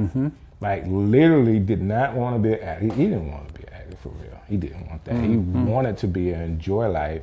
Just some of the conversations that Prophet shared with me and what he was trying to do with him, it just overcame him. Like he wasn't strong enough to get out of that addiction. That being said, that's a real person. And if I can have compassion for just knowing a little bit of DMX story, I should be able to have compassion to the addict that's walking around the street, and not just to say you need to clean yourself up. Because if it was that simple, right, I'm sure they would have done it, or at least tried really, really hard to clean themselves up. That being said, the way you explain it, because you go to the brain, because it is in the brain that a lot of this stuff is going on. And I'm hoping that people hear the other part of what you're saying, of making it so simple, because people will be in that level of shame. Oh yeah. I've been trying, I just can't, I don't have the discipline to get out. And there's more than having discipline. Yeah. Yeah. Especially if you have already, if your brain has been rewired for that. Right. Even trying to stop on your own, depending on what addiction it is. Right. Is not, in some cases, may not be warranted for you to do it alone, right? No, your brain's working against you. Right. And so there's the big debates, right? Of is addiction just a moral failure? or is it a disease? And so those are the two big camps that they war all the time. And I'm like, it's both. It's a disease of choice. Gotcha. Okay, it's the choice-making mechanism in my brain where this thing lives. You can't leave me alone to my midbrain, because it's not going to go well. It's not going to go well. In fact, the anonymous communities, 12-step meetings, what I think people miss about those, or what makes them work, is you go in that meeting, man, you were literally borrowing the frontal cortex of somebody else. If your midbrain's offline, you just need somebody to be like, no, that don't make any sense, man. Like, no. I get it. And so that community evolves and becomes this super supportive place of, hey, if you're in trouble, call me and borrow my frontal cortex. They don't know that's what they're doing, but that's what they're doing. So let me ask you this question then. Because you're explaining it from the brain standpoint, which is being extremely natural. Is there a spiritual aspect to it? I think so, because there is I think shame is a real spiritual battle at the end of the day. And we have to, the solution to addiction is always a spiritual solution. This was way back in the big book of Alcoholics Anonymous, the first crew that did this, this is a spiritual solution. Okay. People talk about generational curses and those things, and regardless where you are on that, we have proven genetic links to addiction. Right. Like if your dad was an alcoholic, so let me take your boys. There's a 78% chance that they could become alcoholics just because your dad's alcoholic. No, I was in the 6th grade health class, and they talked about how these things were hereditary, right? Hereditary, you got hereditary. And dude, I never drank. Yeah, it's like I did not want to be what I saw at all. Yeah. Now, as an adult, I do understand that addictive nature is still there, right? Just in other forms. Yeah. All right. I may be addicted in doing something that people may say is positive, but my addictive nature to it is still wrong. Yeah, you can be addicted to work, approval, shopping, all these types of things, that people think, well, that's fine. So I'm saying that to say I'm still in the same boat. Right. I just don't do that. And I don't want it to come across as, oh, I don't have that problem. Thank God that I was able to make a decision and not be in a particular environment. So let me give you this one. Go. I think what I was exposed to at a young age was there for an example for me of what not to do. Yeah. Like personal, I know he struggled, so I saw my dad, biological father, struggle. So I had made a decision at a young age that I wouldn't do that to have that particular struggle. Yeah. I had some life struggles, but I learned that lesson to him. Yeah. Because I feel like if I had that struggle, all right, then I would pass that on to the next generation. Right. I passed some things on to the next generation. Right, just not that. Just not that. Right. I was talking to my kids the other day. They have that much of patience. That much of patience. Like, dude, y'all gotta get better. But guess who's at fault? They learn it, man. They learn it. They learn it. Addiction is I firmly believe that if you get anybody, I don't care what the addiction is, what the struggle is, you let me sit down with them for a few minutes and let me find their pain, and I can explain to you whatever it is they do. And I know in my situation, my father's father was his pain. That's always he had daddy issues. Yeah, and back on the spiritual component, in 12-step communities, and I know a lot of churches and Christians get really nervous around this because a lot of the 12-step communities say higher power, and then they all get nervous.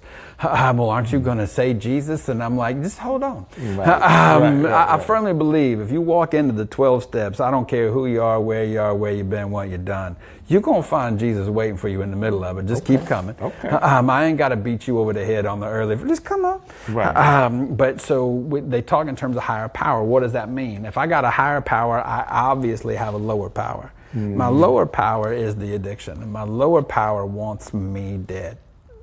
and my lower power is going to be the one that says to me, you ain't nobody, man. If they really knew who you were, man, they would not, Strick wouldn't be sitting next to you. Like all of these things, and those are messages straight from the pit of hell, man. They are about your identity, and it is an assault on your identity. And you are created, we are all created in the image of God. And so when we get that identity under assault, that becomes a problem. I tell people all day, man, like think about addiction like a tree.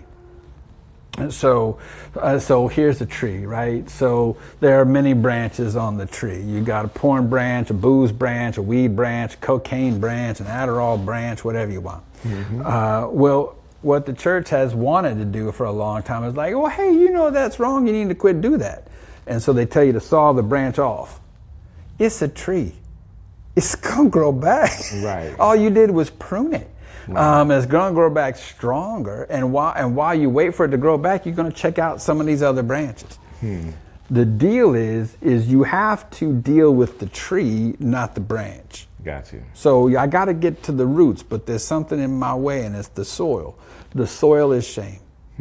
I got to dig that soil away, expose the roots. In the roots, every time. Been doing this a long time, man. We are always going to find trauma and abuse. Wow. Always. Always. And so that's where a lot of the work is. That's why therapy is important. It's so and that's critical. where your work comes in. Yeah. So, I mean, great segue, right? Right now, you've taken all of this knowledge because I'm soaking it up, and I'm just not saying as much so everybody else can get this. I just want you to keep going. You actually now, your life calling for right now is to help people in these addictive areas, including the church, people that are working in ministry with addictions. Yep. Primarily sex addictions. Yep. And in your work, do you see that over time that this area is getting worse, or more and more people are having problems in this area, or do you see it getting better? It's getting worse. And that's largely thanks to the internet, the digital age. Like, here's the thing. You go back to that 15-second brain for a second. When I was in super active, I was in the analog world. Right. All right. I had to count on a magazine. I had to count on somebody leaving something somewhere. I had to count on being able to sneak into a bookstore, something, right? To find print. But now we live in the digital age. The digital age, like the analog world, there was time between me and stupid. In the digital age, there ain't no speed bumps between you and stupid. Not at all. You want to find something, Google bring it to you in 0.3 seconds. Right. And Google ain't judging it. Right. Google don't care. Did not care at all. Man, that is so right. And so it's anonymous. It's easily accessible. It's free now. Like, you ain't, if you paying for it, you don't know where to look. Right. So it's everywhere, and so I've got a lot of pastors on my caseload that I work with that are struggling. It's hard, man. It's hard work out there. Because that's an instant dopamine hit. Yep. And you think about the stress of ministry, Right. The stress of that, the anxiety that comes with it, the constant approval, because depending upon your denomination, man, they can vote you out on Sunday. They don't like you. Right. The pressure. Yeah, man. And so there's anxiety and rejection, the fear of rejection, which is shame-based. All that stuff just kind of builds. It's not alcohol. It's not smoking. It's not marijuana or drugs. It's porn, because it's hard to tell if somebody's doing that. Well, you got to go take a urinalysis. It ain't gonna show. Right. What you got? Yeah, you're not gonna blood test me and find out. But it could still be just as devastating to a person's life. I've had pastors look at me just dead in the face. I get this argument all the time, because I'm like, well, we're probably gonna need to talk with your wife, man. Like this, like, oh no, that ain't gonna happen. And here's the line of logic. Listen, I know if she knows everybody knows, and if everybody knows, I don't lose my job, I lose my career. Wow. So I may as well wait until I get caught or found out, because I'm going to lose everything anyway. Wow. So I may as well wait. And so you have a minister, someone who believes in the gospel, saying, I'm not going to believe that. Right. And I'm not going to believe in sovereignty, and I'm not going to believe that God's got me, and I'm not going to believe in repentance, which is kind of important. So how do you help somebody that don't want to get free? I tell them one very simple thing: come back when it hurts enough, man.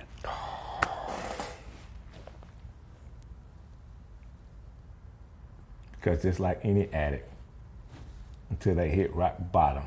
Yeah, you can't. Like, it's just a thing. I've told so many guys, hey, listen, I can't believe this doesn't hurt enough. But it clearly doesn't. Wow. So you go ahead and go. You come back when it does. I ain't mad at you. I get it. All right, so I think we've tilled the ground a lot. I appreciate you and the work that you do, not just in the body of Christ, but period. Like, spending time with me today to be able to talk about this, for people to be able to get some freedom is a big deal. But you're doing this 24/7, like this is your life purpose. If someone's hearing this today and they need to get free, they want to talk to you, how can they get in contact with you? So you call Insights Counseling Center, or go to our website, Insight plural, so insightscc.com. Our phone number 205-903-8262. So call us, and we'll get to you. You know, that's the thing. Go to a meeting. Go to a Sex Addicts Anonymous meeting. There's phone meetings. Anything that you're willing to do. Right. But call us. Go to our. We have a YouTube channel. Look for Tal Teresa Prince, because my wife is in this work with me. And if you think that you are done, if your wife finds out, man, I'm telling you, you don't know what love is until you confess these things and then do the work to heal both of you together. And so I became a therapist, a counseling professor when I was getting my Master's of Divinity at Beeson. He said, you are the best natural counselor I've ever seen. Wow. You're in the wrong program. Get out of here, go get a master's in counseling. And I'm like, it's a little late. So I'm gonna finish this, but thanks. Wow. That guy, I relapsed years later. So I had a relapse, and he did my intervention. Wow. And he said, then, I want you to quit your job. I want you to go to treatment. I want you to then enroll in a master's of counseling. I've chased you for 13 years, man. 13, and he did, man. 13 years, this man never quit. And so he said, you are the best counselor I've ever seen. You're better at it than I am, and I've been doing it for 30 years. So this is what I want, and I believe in you so much that if you need it, I'll pay for it. Wow. And that man changed my world in that moment, and I went to treatment. My wife and so I came out and got my master's in counseling, so I got 2 master's degrees because I'm a glutton for punishment. And so started my counseling practice. A couple years after that, my precious wife got the bug, so she got her counseling degree. So she is there and working with betrayed partners. Because the pain of a betrayed partner is unique and destructive.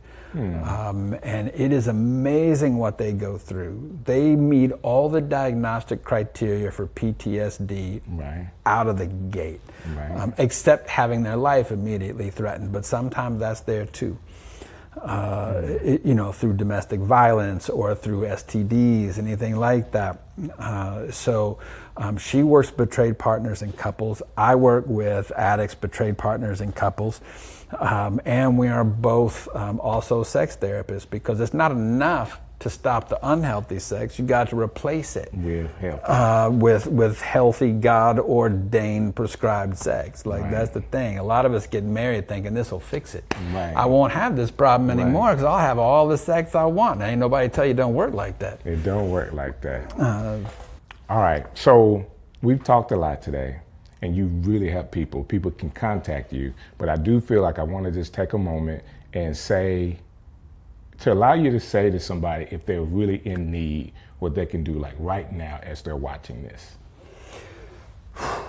Man, if you're watching right now and you think this is you, I want you to know one thing, man.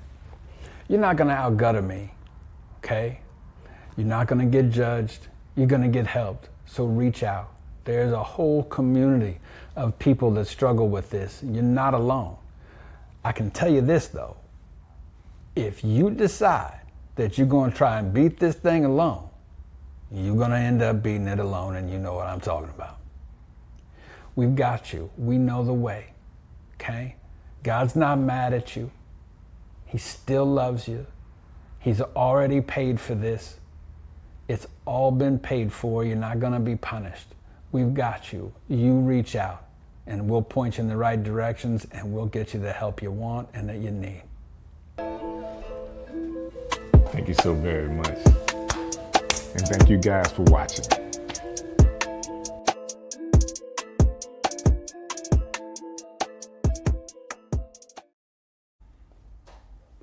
Years ago, did you think this was gonna be your life? I didn't have a clue. Yeah. And the fact that we've been knowing each other for 30 years is insane. Has it been 30 years? Easy 30. I think I met you when I was 13, 14. I'm 43. Man, I'm just like 29 though. I mean, yeah. But okay, so I knew when you was in Mother's Yeah, but yeah, it's been about that long. You know, we have another connection. I don't know if we ever talked about it. What the? Your connection to Opelika. Oh yeah. You from Opelika? Yeah. That's crazy. My daddy folk from Opelika. I spent a lot of time in Opelika. A lot of time. So you know Carver Street, right? Yeah. The little school right there? My grandma, if you walked out the front door of Carver Street, walk out the front door, that's my grandma's house right there. I understand. White House right there. Cool. So I was in the middle of the school. My house was in the middle of the school. White and green house. Say word, my house is white and green on the end of the street. That's crazy. Opelika, man. That's crazy. Bro, that's crazy. Yeah. I literally, if you walked out in front of Carver and looked to your left toward that corner right there, it was like an orangey kind of color house on the very end corner. The white and green house right next to it, that's my grandma's house. The one that had the fruit tree? Yeah. Miss Tillman, that's my grandma. She used to ask us not to get her. Absolutely. Mean old lady, but yeah. Can I tell you something? Yeah. We used to get there from here, right? She wasn't gonna do nothing but fuss, but yeah. She was gonna fuss every time. But that's all she was gonna do was fuss. That's did you ever go further down the street where the dude had the dogs in the front yard that would chase you every time you got on the bike? Down toward the track? Yeah. Yeah. That is, boy, that's a small world, right? That's really small though, Strick. That's like really small. I did not know that. That's crazy. Yeah. I literally spent many a summer down there. That's what's up, man. I remember when they first opened that Boys and Girls Club on the corner down there. Mm-hmm. Yeah. Wow. Small world. Man. So I played baseball up there when I was a kid. And yeah, of course, that little field right there. That's a football country down there. Yeah. So that's all I wanted to do. I bet. That's all I wanted to do. Let me get to where you are, because otherwise we're going to look different. Hold on, don't. Oh, okay. I don't want to come back. Okay. How's that look now, Jason? We good? Yeah, that's good. So I'm down home country too. Yeah, man. That is, wow. That's of all the places to know about, most people don't even know what Opelika is. Don't know where it is. Yeah, I have to just tell them it's next to Auburn. Right. You know what I'm saying? Like I call it like a twin cities, you know what I'm Yeah, saying? yeah. And you went to Auburn too, didn't you? Yeah, my freshman year. And then they lost the program that I was in. And so I transferred up to UA, and then I transferred again with UAB. My mama said, find something you like and stick with it. I liked college. So I just went to a bunch of them. Ain't nothing wrong with that. Yeah. Strick City coming live. So I was riding in the city, Birmingham. We were checking out this restaurant with my wife, and we were leaving out, and I just so happened to see somebody on a curb, like on the curb, just kind of just doing his thing. And I ran right into him, and I just asked the question like you should when you run into people that you know that you hadn't seen, hadn't called, but say, hey man, you mind come hanging out with me? And they said yes.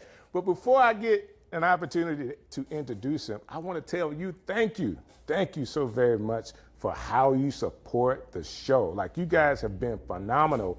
I mean, reaching out, the calls, the texts, the likes, the whole nine. You guys have been phenomenal as how you really supported Strick City Live. And shouts out to Birmingham, man. Y'all doing it big. And we got more to come.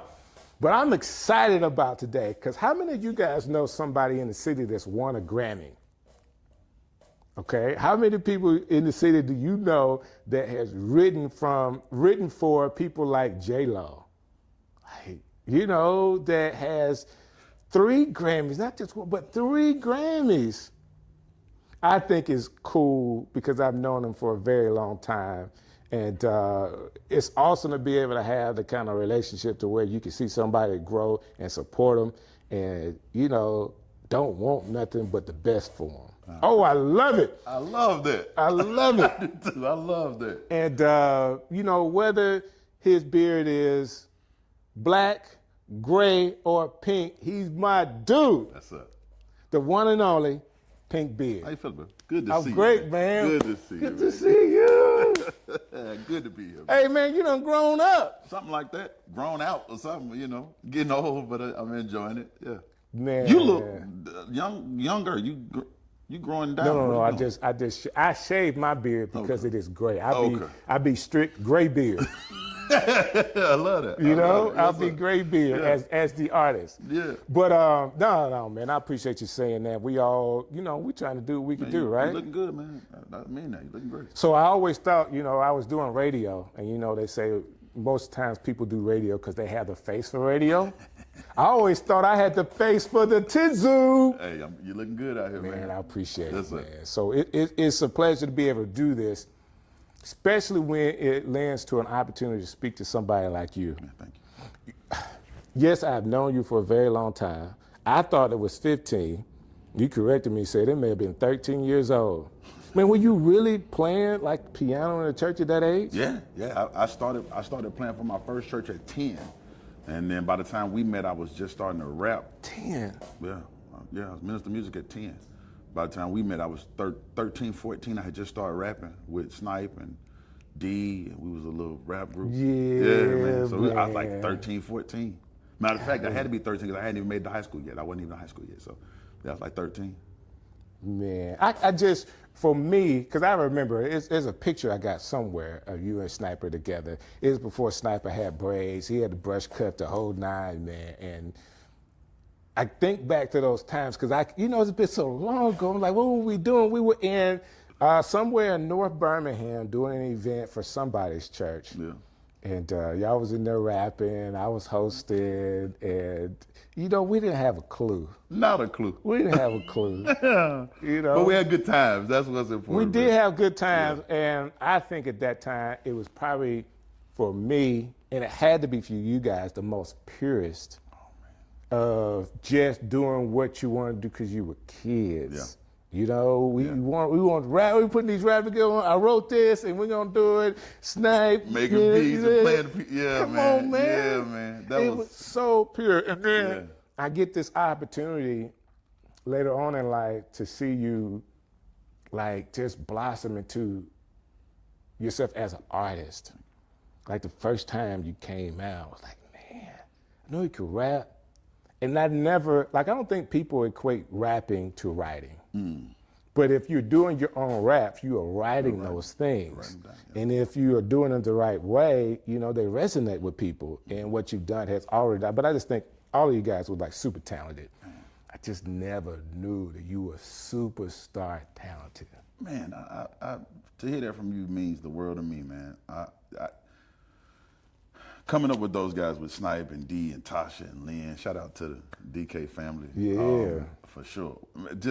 I was really thankful for Birmingham in general because they let a group of 13, 14-year-old kids just kind of find their way. Explore it out. Yeah, explore it. And we would, at the time we were doing gospel rap, and there was a lot of places that wouldn't let us in because we were doing gospel rap. And then there was certain places like, oh yeah, come on in. Man, they allowed us to experiment with sounds and, rhythms. And yeah, we was writing all that stuff ourselves, man. I had been writing songs though. My mom says I wrote my first song at 3. I don't believe that, but I did write my first song at 5. That I remember. That you remember. That I remember, and I wrote it for our children's choir at Great Emmanuel Temple Holiness Church, and I'd been writing songs ever since, man. And that's just phenomenal to me. Phenomenal. Thank you. But I believe, and I was going to save this for later on in the conversation, but you are so much of a thinker. Like, to me, this is what I want to say. For what I know about you over the years, because, okay, you had your own success as a writer. You then began to write, and I don't know what you call executive produced artists as well under the Motown label. Yeah.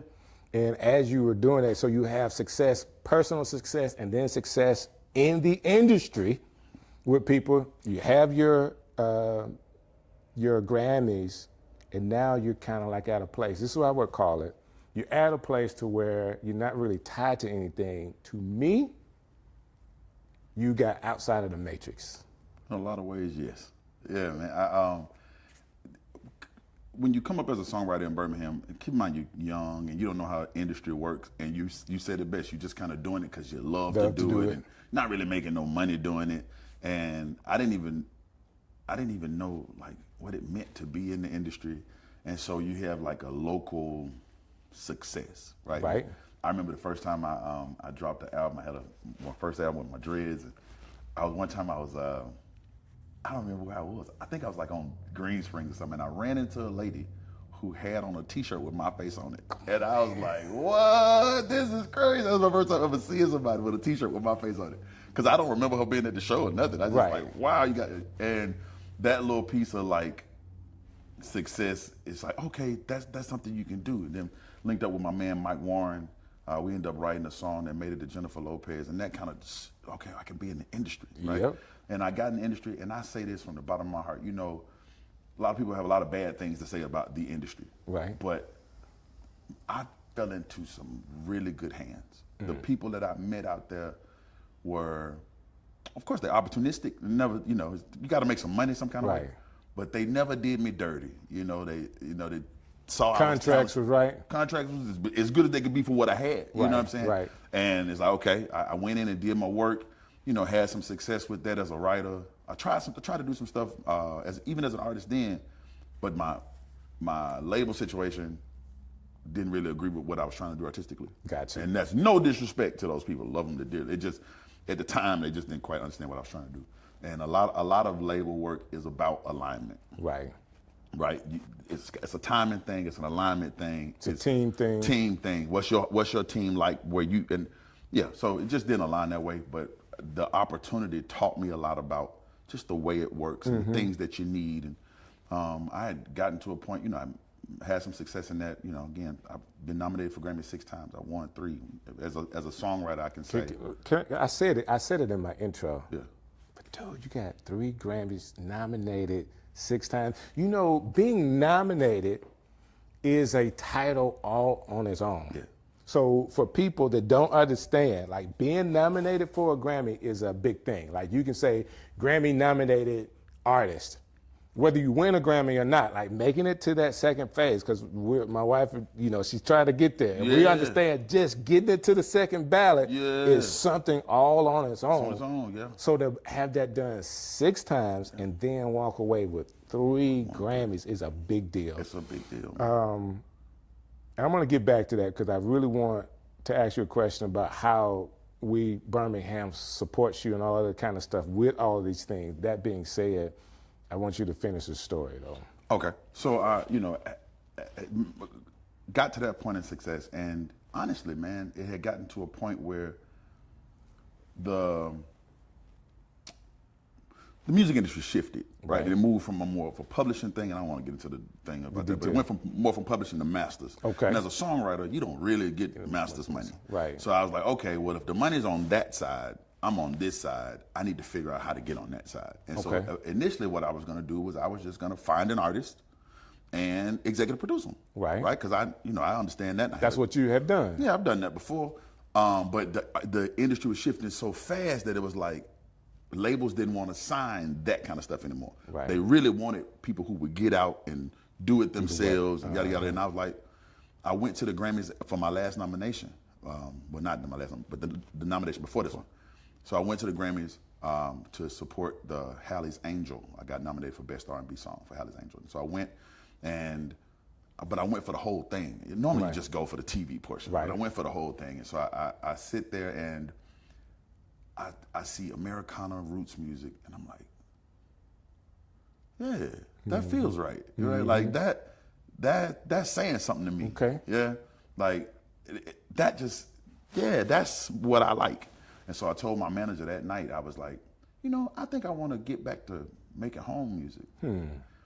I think I can do that. And he said, that's a lot harder than it looks. And I was like, not when you're from there, it's not. You know what I'm saying? Like this is second nature to me. Like this is really what I know. And so he's like, all right, well if that's what you say you want to do. So I decided that I wanted to, get back to home, because home, like Birmingham as a place, is so special. Right. Right, it's so special, and if it just has a heartbeat and a feeling and a rhythm of its own, and if you don't come see it, I can't even explain it to you, because we're not the biggest city, right? But it's a great place. It's country enough, and it's hometown enough, but you got some opportunity. It's been great, man. So I'll say this, because you had an opportunity this year to work with PMJ. You guys did a concert together. Yeah. And I will say, with his success, we've seen where in the past you would have to leave, like you went to LA, leave to actually make a name, to be in the industry, to be taken serious. Like, we're not in any top market at all for anything here in Birmingham. But he's shown that you could be in Birmingham and still have a notoriety, national notoriety as a artist. Like he's shown that. And you are here. Like being pink and fly out from Birmingham to go anywhere you want to, right? Yeah. Well, not without TSA, but shout out to federal workers. They're making it hard, man. I got to go tomorrow, man. I'm hoping it's not too bad. Man, my prayers out with y'all. Thank you. But yeah, man. First off, shout out PMJ. Man, a good brother and just a hard-working man. A hard-working man. I feel like it's being a preacher is already that's a job in itself. It is. And people already, but he shows you that he still go out and work for his. You know what I'm saying? He not just out there just taking up folk. He gonna go out there and every dollar he make. I love the fact that he can show you what he did to do it. You know what I'm saying? He's not just out there mooching off people. So shout out to PMJ for that. But yeah, the internet made the world a stage. Right. And I think when I first moved, this was like right when that transition was really happening, and I didn't really know how to use the internet like that. Like I'm still not a techie. I mean, I'm getting. But you were definitely trying. Trying. Boy, you were trying. Like I have never seen somebody spend so much time talking to their audience and having a community like you did. Yeah. Like through the pandemic, man, you were just doing. I was just doing stuff. But that's when I really that was about 2020 when I had really kind of locked in. Okay, the internet is my friend. Before that, I treated the internet more like just a place to go get information. Right, just like a place to go get information. Right. And Facebook was really helpful. Birmingham really helped me get comfortable, just like look at the camera. Gotcha. Right, say something to the people. You might not know this about me because I'm only comfortable on stage. I didn't know that. Oh, I'm really an awkward person. Like I tell people all the time, the hardest sentence for me to say is "Hello, my name is." Wow. I get so intimidated by new people. But once you know me, it's fucking fun. Yeah. But like that first initial hello. Hate that. So stage is really comfortable for me because I never have to introduce myself. Someone else is going to introduce me. Boy, let me tell you something, man. You know how to work that stage. Man, I just feel like all the stuff when you were younger that you did, like being able to see you in major performances on a piano, just singing your heart out, man. I remember the time you were here, you did Old Car Heaven. Yeah. And I got a chance to witness you do When Thugs Cry. Oh, yeah. Man, I've known you for a while, so it's not that you take anything away from any artist. But I was like, wow, man, that guy got it. Man, thank you. That guy got it. And then I just say, you're one of those kind of people I mentioned earlier. I feel like you're outside of the matrix because so many of us, and I can make it an individual thing, when you're tied to other people, other organizations, you can only say so much. True.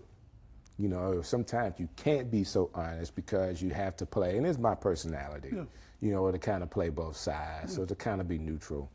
But you have the ability, you have the resources to be able to say what's in your heart. Yeah.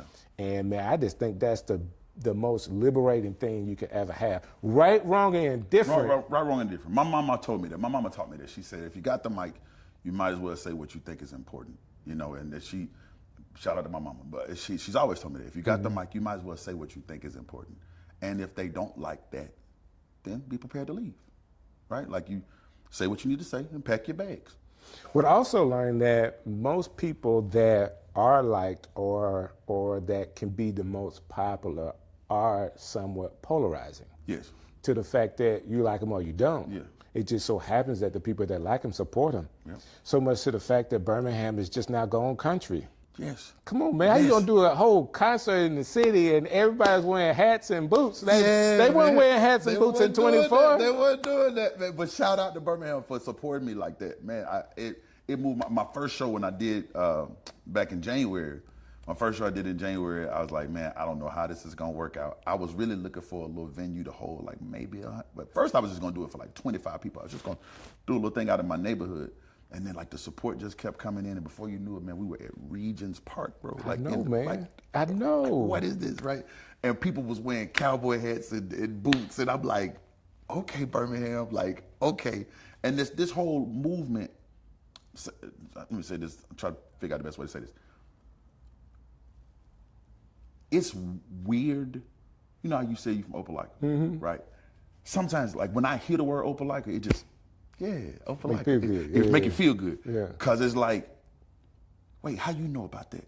Right? I thought I didn't think nobody even knew about that little place, right? And so when you hear somebody else that nobody, you're like, oh, like you feel a certain connection. And I feel like this new kind of move back towards country music feels like that to me. Got you. Because, bro, 80% of the black people in America live in the Southeast. Right. And most of us don't live in Atlanta or Birmingham or Nashville. We live in Rural Lochapoka and the Smith Well, what Station. you know about poker? Lochapoka. You got to be from down there to know that. You got to know about Lochapoka. But you from Snow Hill, Camden.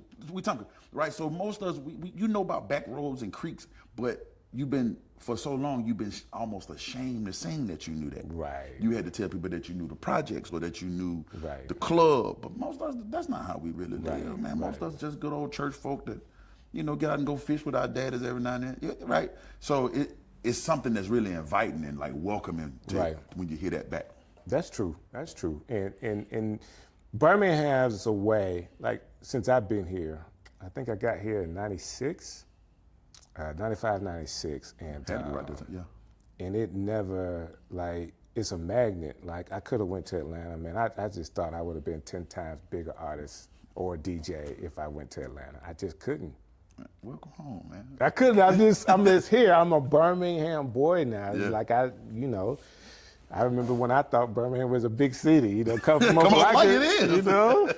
Come from over like it is, man. But Birmingham it's got that thing, and it's like right at the button, right? Because it is people that's gonna come through from, Tuscaloosa and Vance, and because this is the city, right? This is the city. But right at the edge of it, man. Once you get to Hueytown and Dolomite, you back out there, right? Yeah. And so it's more good. Once you get out there, you realize we just the fancy cousins, right? But it's been great.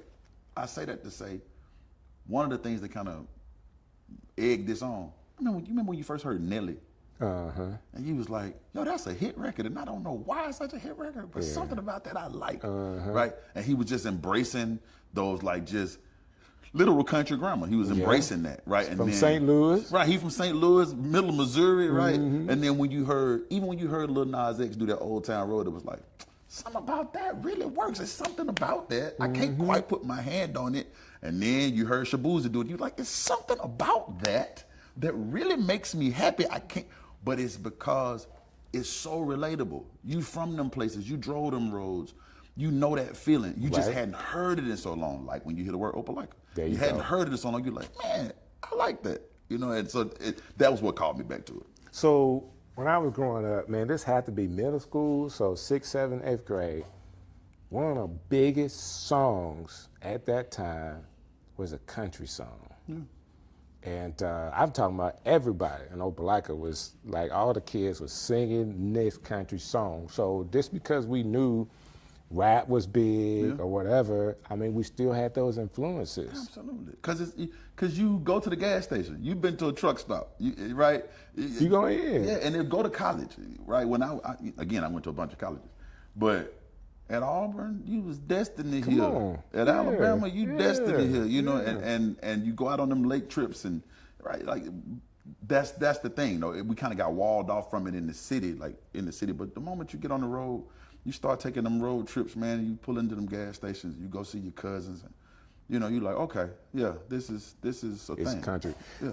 That being said, this album, like the theme, like what you were thinking about when you were writing it, you know, did you write it all at one time? Tell me the details on this album that you've made. Okay.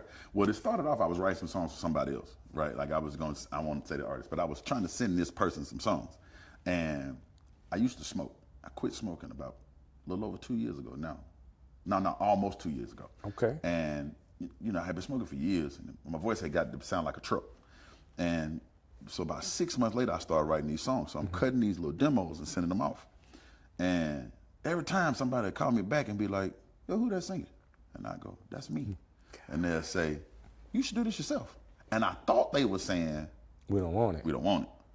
But then I kept listening to it, and I played it for my girl. And she was like, oh, these are really good. Like, you really should do this yourself. And I was like, I got this great beard. You're like, you passed that. Yeah, like, I'm heavy. I'm 80 pounds heavier than I am now. I'm like, I can't do this. And then I sent it to my man, my producer friend, Oak. He was like, nah, man, my wife said you should do this yourself. And she hates everything. Wow. And so I'm like, okay.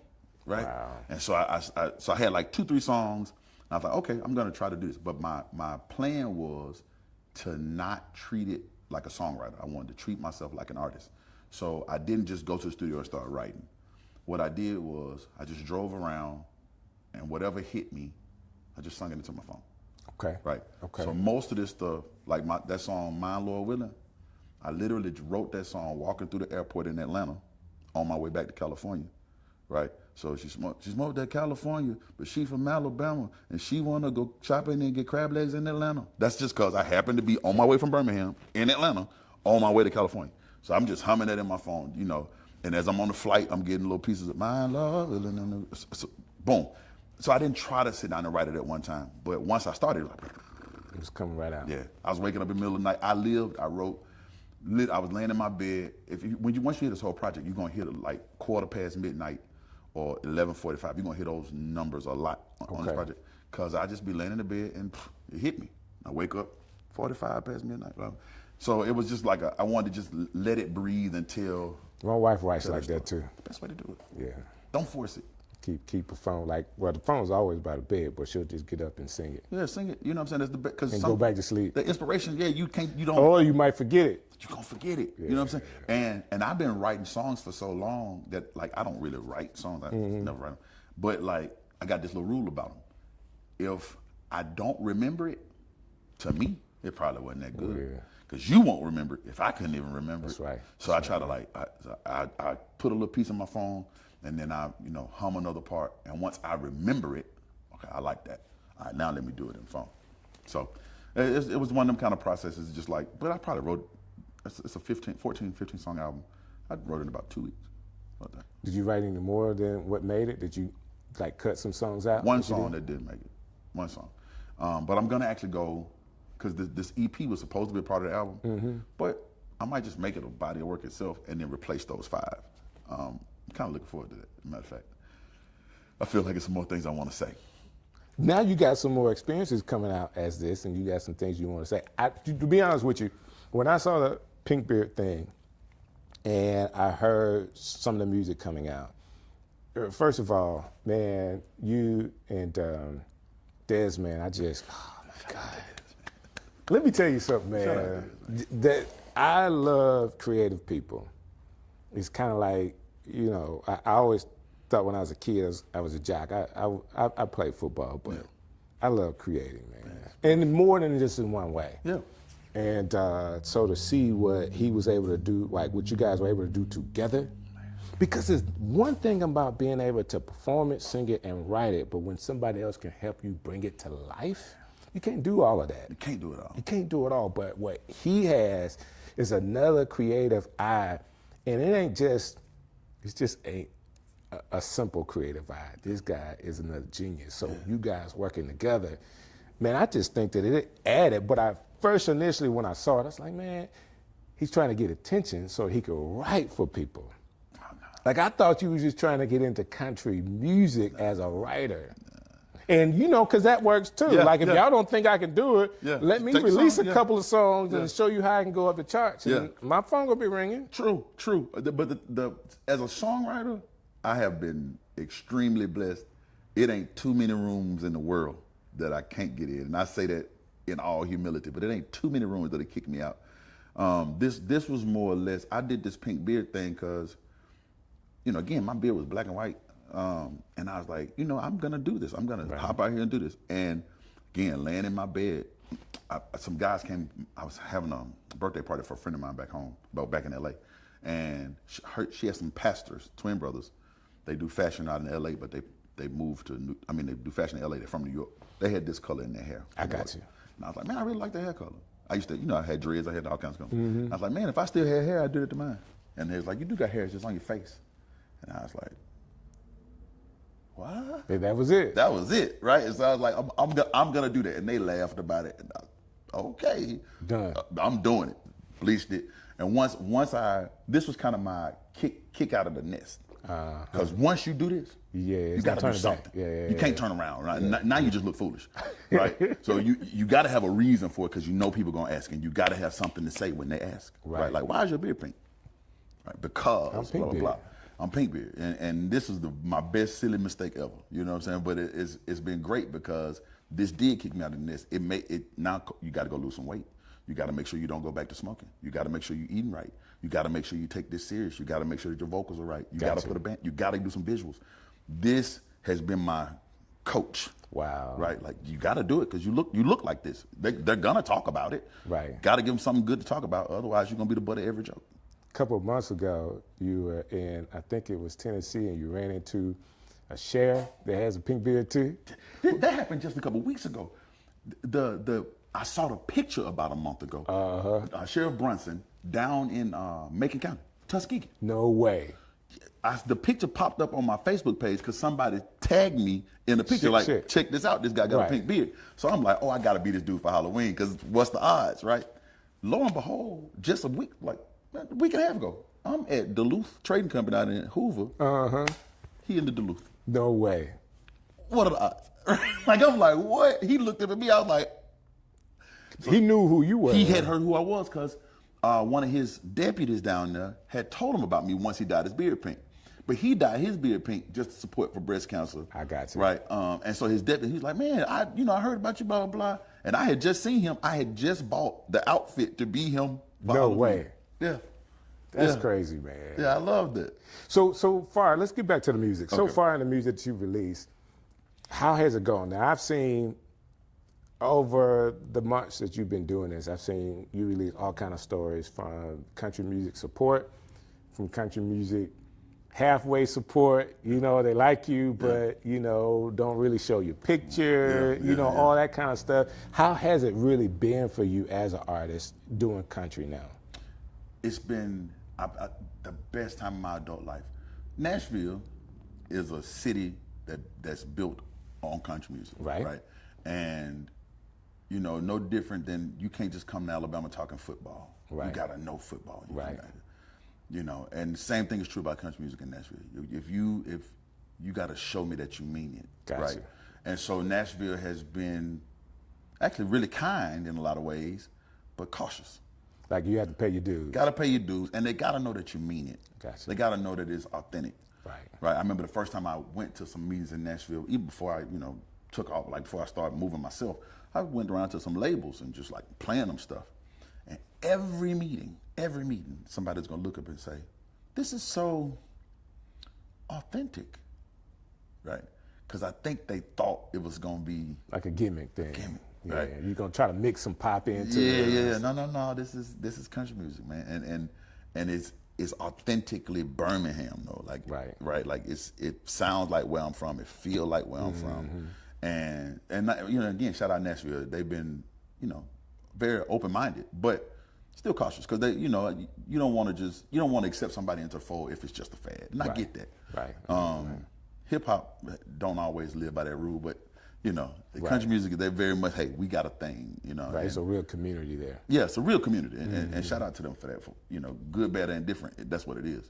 So, well, other than that, though, in reality, man, this transition has been spectacular, bro. Man, I'm excited for you because I'm really expecting more out of you. Like I'm ready for what's the next thing, you know. I'm gonna send you a little link when we leave out of here so you can hear the project. It's incredible, and I'm not just saying this. It's incredible. It's really good. Like, I'm really proud of this. Man, I love all that you've released so far. I love your willingness to really get out there and, number one, galvanize your community first. Because it's nothing like, I mean, it's what you would tell an artist to do. Hey, let's do the groundwork. Let's see if this works.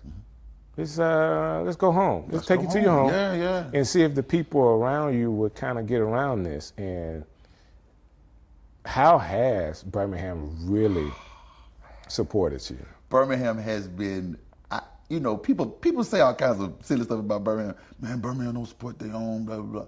I've never had that problem in this city. And even now it's even crazier. Like, man, it's been so crazy. It's been so crazy to like go outside and I mean kids as young as 4 and elders as old as in their 80s and 90s. Right. Man, just like, man, I love what you're doing. I support what you're doing. And they're not just saying that, they buying tickets. Right. You know what I'm saying? Like they're buying tickets, they're hitting that share button, they're hitting that like button for me. And that goes a long way. Because being an artist, you're a salesman in a lot of ways, but you never want people to feel like you're a salesman. Right. And so the only way to not feel like a salesman is for word of mouth to kick in. People talk about it. Yes, right. Because otherwise, I got to come tell you about it. And don't nobody want to hear, hey man, listen to my CD. You know. So man, check out stream my music. Right. So, but when somebody else does that for you, it goes a long way, man. And so the community. That's why I came home. Really, I was like, if this is gonna work at all, it's got to work there. It's got to start at home. So you did a concert first with PMJ, Yeah. two of you guys. Well, your own concert, then a concert with PMJ. And this is all stuff that you galvanized the community here in Birmingham. Yeah. And the last event you had was with Chrisette Michelle and Twister? Twister. Yeah, man. Yeah. What? Like what? Yeah. Twister actually reached out to me like when I was first starting to drop videos. He hit me up and he was like, bro, I really like what you're doing. And you'd be surprised at like how my DMs worked. You know, people would hit me up, crazy people, just like Timberland hit me up, you know, Snoop hit me up, Scarface hit me up, and I'm such a big Scarface fan. Aren't we all, man? Bro, what? Ghetto Boys.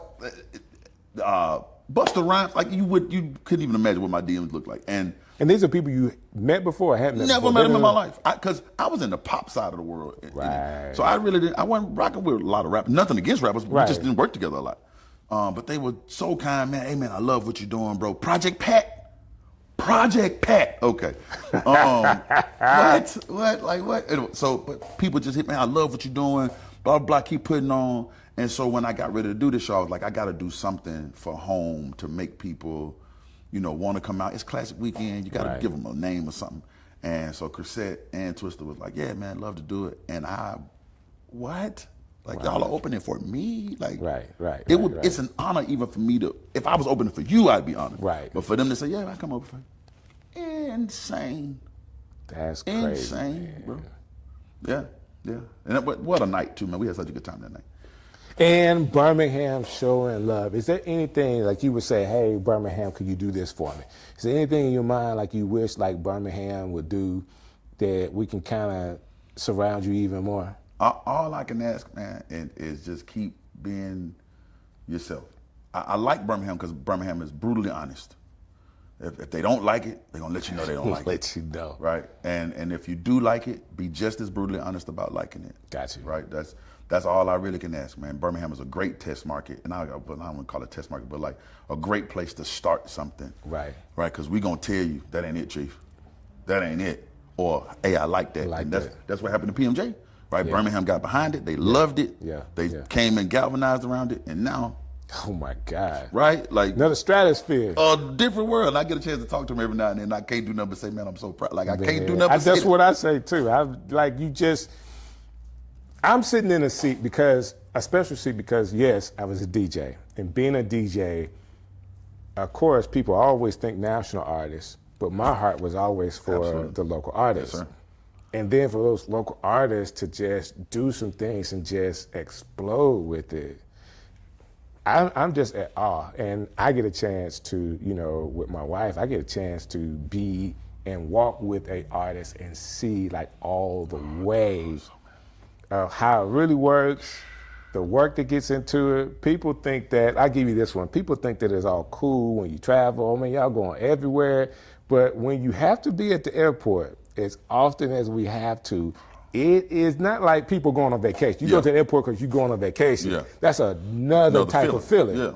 But when you go into the airport because you got to go to Philadelphia and then you got to go here, you got to go there, it's just different. Not that it's bad because she is living her dream. Yeah. And I get to live in that dream with her, man. It's just the coolest thing, man. Beautiful. It's just the coolest thing. And imagine when you don't even get to go to the airport, where you have to just go get a 15-passenger van, pull that seat out the back, link you a trailer to it, and just go. Put a bunch of grown men in there and just go. And go, man. But it's a blast because you're hanging out with guys you love and you're playing music that you really love, and this, sometimes you make some good money. Sometimes you do. Right. Sometimes the trip was the money.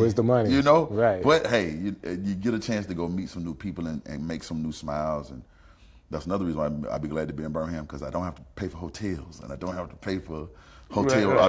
Dinner tonight I can go to Michael's. You know what I'm saying? Right. But yeah. And you mentioned it, man. We got to talk about that too. Like if people are in Birmingham, we always got a place to go to eat. Hey, always come see me. I feed you if nothing else. My grandma always said, "A good man at least feed you." So I always be at least that good. I can feed you. So Michael's. Yeah. Tell them where it's at if they don't know. I'm at 1525 First Avenue South. I'm right across the street from Railroad Park, right next to Regents Park. I'm in the National Negro Baseball Museum, right there, Southern League. Good eating, good atmosphere, good love family. it. You know what I like best when I go over there? What's that? I get a chance to see your mom. She's a dog. Yeah. She's a dog. Make sure y'all go meet her. That's the lady that taught me to learn to love something that ain't me. So, we really do try to feed the community. That's probably the best part about being a restaurant owner, is that not that we make a ton of money over there, but it's the politicking. It's the meeting these families. Right. I hosted many a wedding reception and many a graduation and right there. And to see, like, I've watched kids grow up. I've watched, as a matter of fact, the guy who owns this place met his wife at my bar, right? And I hold those kinds of things near to me. You get to kind of cement yourself in the community that way. So yeah. All right, two things. Yeah. I go with the quick one first, and then the last one is going to be a little bit more, and we'll end with that. Okay. By any chance, are you still doing crypto?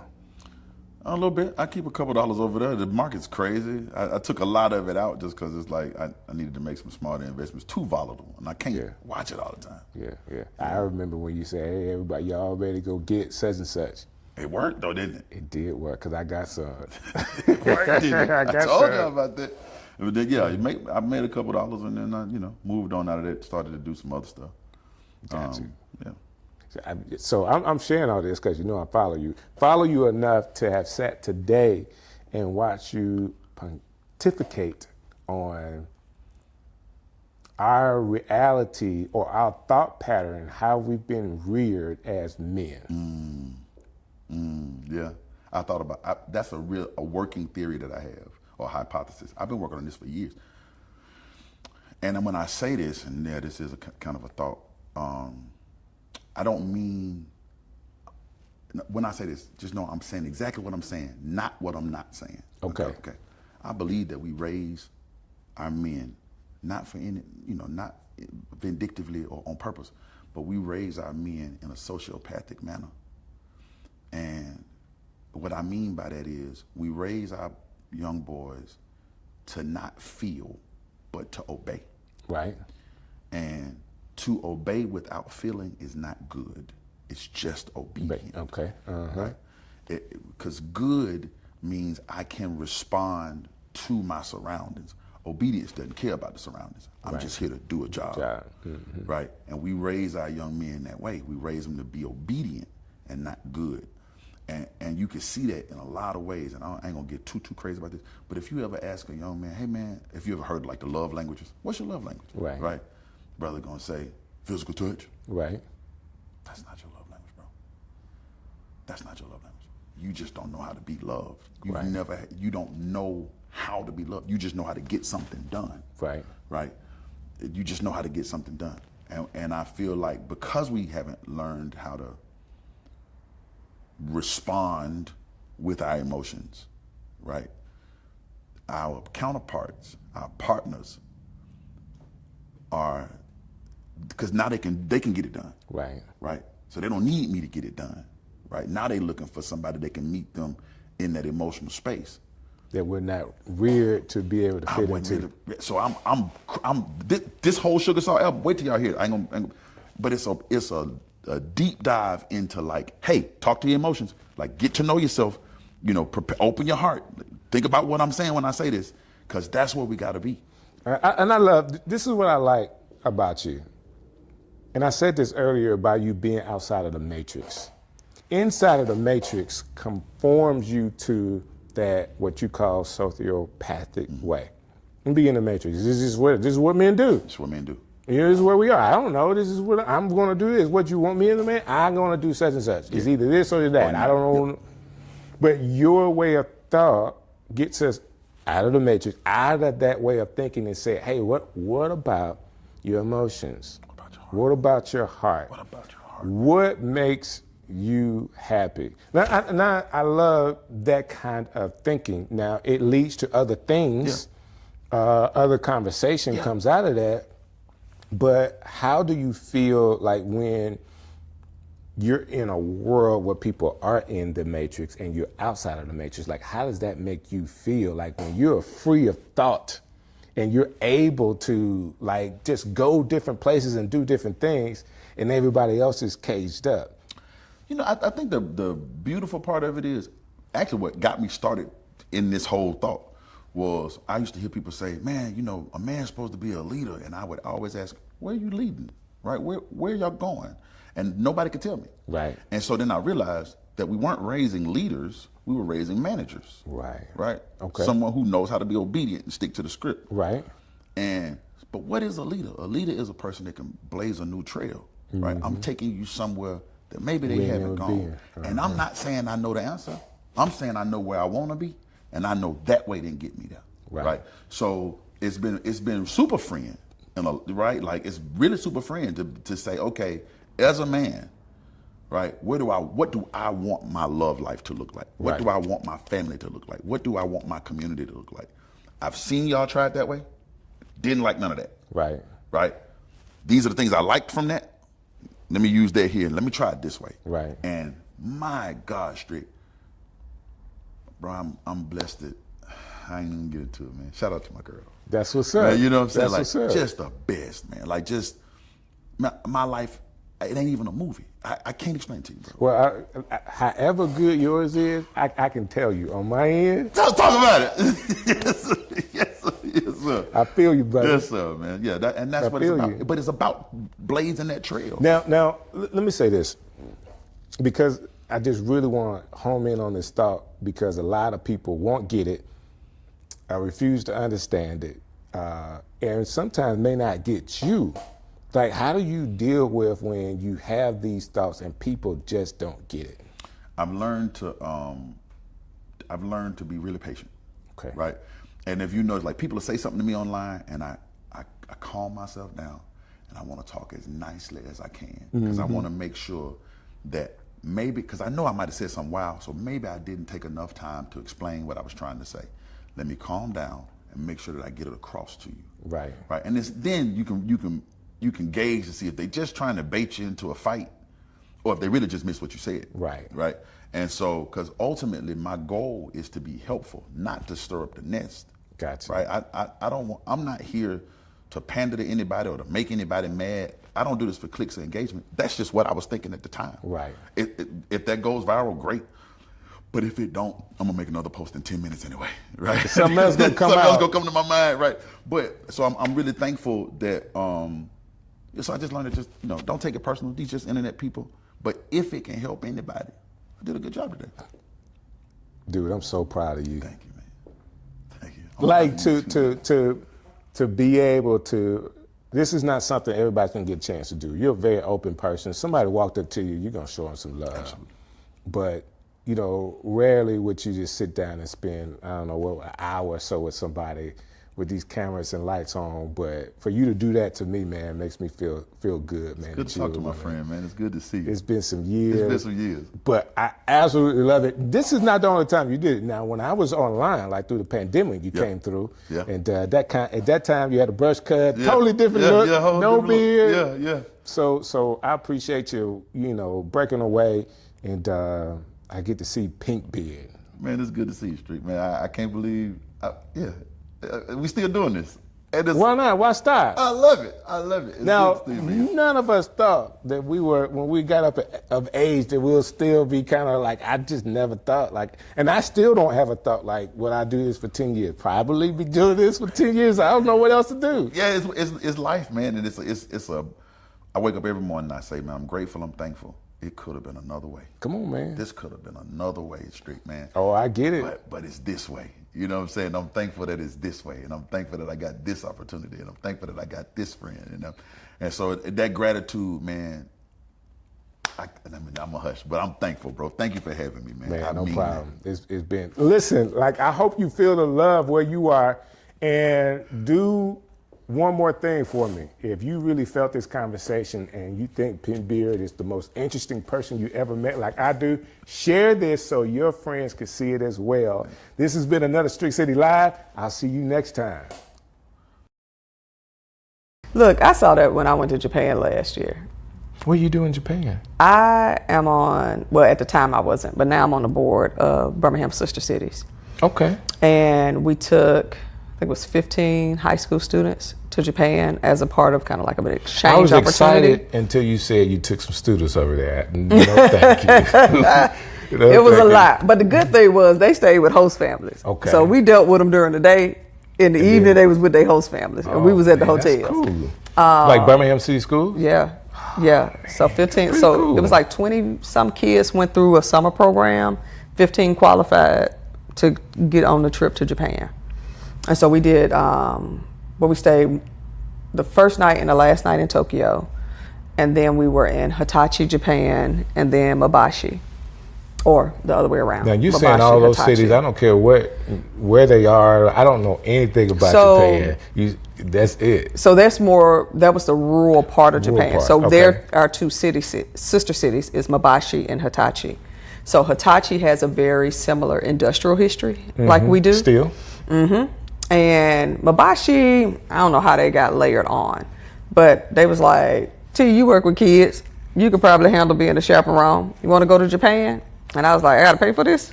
They was like, nah, it's for free. I was like, sign me up, because I've always wanted to go to Japan. But when I tell you we behind. We are behind. From a technology standpoint? In so many ways. Like, it was literally just like, Like you go to the gas station, it gives you a bowl of hot noodles. They're so clean. I did hear that. So clean. The rest stops were some of the cleanest bathrooms I have been in ever. Oh my goodness. Like you go in there and there's like mood music, and like if you're using the restroom, there's sound that comes out in your stall to kind of like, I guess. Right, to make you feel comfortable. And how then it sounds. Okay. after you leave out, it sprays itself. And I mean, it was just like, what And is... we thought Buc-ee's was doing Look, something. look, Buc-ee's ain't doing a thing. But it Not was compared. just, even the kids were just like, oh my God, Miss T, did you see such and such? And like it was such an eye opener. Wow. For them, but also for me, because I was just like, dog, we so behind. So behind. Like and even when, about 4 years ago, I went to Dubai, and I was in Dubai like, democracy, king. Democracy. Right. King. Listen, they got all of this. Like that was the first time I saw like a Bentley dealership. Was in Dubai. That is so cool. Work as well sent you out there? No, I just went with friends. I had a friend who was starting. Well, just let everybody know. I had a friend that started a travel agency, and she was doing like domestic trips, and she was like, I want to try my hand at international. Okay. But she wanted to do it with friends, so if she messed something up, you know, your friends ain't gonna be as mad at you. Right. So it was like 12 of us on the trip. We all didn't necessarily know each other. Okay. But she was kind of like our common denominator. But it was the most amazing international trip. And we were there, I think, like 9 days. And it just blew my mind. Like, these folks on some other stuff. Wow. And I'm like, and we over here in America think we doing We got something. and we not. No, these folks, like this lady was like, if you broke in Dubai, you lazy. Because it's money there. There was like, it's money to be made. There's no reason for anybody to be broke in Dubai. Wow. 0.6% crime rate. And they was like, if somebody steals something in Dubai, they from Abu Dhabi. I was like, oh, y'all some classist people too. I love it. I'm here funny. for all That's this. Funny. All right, so let me get started here. Yeah, Listen, okay. We can talk about all this stuff over and over. So what we doing? Mr. Cameraman? No, we're already on. Awesome. We're on this camera right here Okay. for the double shot. This is your camera. This is the money shot right here. You don't have to look at it. We're having a conversation, Yeah. so we're going to go back and You want forth me to with turn each other. towards you? You can turn towards me, and then this is my camera right here, so you can turn Okay, towards so me. you're going to have to help me because you know I'm short. There you go. Awesome. That good? Still Are in we frame? good? I moved a little bit, but I'm good? Awesome. Strick City coming live. Yo, yo, yo. I want to start by saying thank you for how you have supported Strick City Live. Like all the texts, all the calls, everything you guys have done to support what I'm doing. I'm asking that you continue that because it's been fueling me to continue to do what I'm doing for you. And what I get a chance to do is talk to some phenomenal people from right here in Birmingham. And man, today's show, I'm super excited about this young lady. I've known her for a while. I've never had a chance to sit down and talk to her, and she's already blowing my mind. Like, I'm like, wow, you got to hear the rest of her story and all the things that she is doing. So I know that she is a Emmy and NAACP Image Award nominated film producer. She works at Jones Valley Teaching Farms, director of youth and experiences, and I know she's going to correct me on how that title really goes out at Jones Valley, but she's an activist, she's an educator, and she is also a really good consultant. And we're going to get a chance to talk about the production that she does and everything that happens around T. Marie King. Welcome to the show. Thank you. I'm so excited to have you. I'm glad to be here. I can't believe we hadn't actually sat down We have and had a conversation. I am really going after some people in the city that I know. This gives me an opportunity to talk Yeah. to you. Yeah. You know, I can call you, hey, let's do Yeah. lunch. He's like, well, why Strick gonna do lunch with me? Because I really like talking to people. Yeah. I like hearing people's story. So why not do it with some cameras, right? Not a problem. I really like doing it around food. That's the evolution of the show. Okay, so you got to bring me back when you add food in. Yeah, yeah. Maybe I've been done some other things and we can talk again. It don't matter. There's so much that you are doing. Yeah. It'll be, tell me what happened this week. Like, I don't know. Just tell me what's going on this week. We'll get a chance to talk Absolutely. about. Let's do it. Emmy and NAACP nominated film producer? Yeah. That is really cool. Thank you. How many films right now do you have under your belt? So right now, I would say we're at technically 2 in a digital series. Okay. Yeah. That's awesome. Yeah, God has been good. Are they films, documentaries, or what? Yeah, so the Emmy nomination was for Shuttlesworth, the documentary on Reverend Fred Shuttlesworth. So that was amazing. That was like the first big project out the gate. Okay. Thanks to Alabama Public Television for bringing me in. And I mean, who wouldn't want to tell the story of Reverend Shuttlesworth? That's right. You know, Alabama's, Birmingham's, civil rights leader. I also didn't want to mess it up. I understand that part, right? The pressure of having to do it correctly. But we did a great film. I thought it was awesome. Thank you so much. And we got nominated for an Emmy for it. I still say we should have won. I get it. But, it is what it is. But, I mean, to come out the gate and your first project gets nominated for an Emmy, I mean, no pressure. How did you get started in that? Well, I've always wanted to be a filmmaker. Ever since I was 8 years old, first time I saw the Muppets Take Manhattan, I was like... Who wasn't inspired by the Muppets, You know what I'm saying? Jim Henson, Muppet Babies, 80s kids, so grew up on all of that. Right. So it was like, I want to do this, whatever this is, these talking pictures. I wanted to do that. But then also I grew up on educational television. So, Reading Rainbow, Sesame Street, all those shows, Schoolhouse Rock that taught you about the world or how to interact with people, Mr. Rogers, Neighborhood, all those things. And I was like, I want to do that.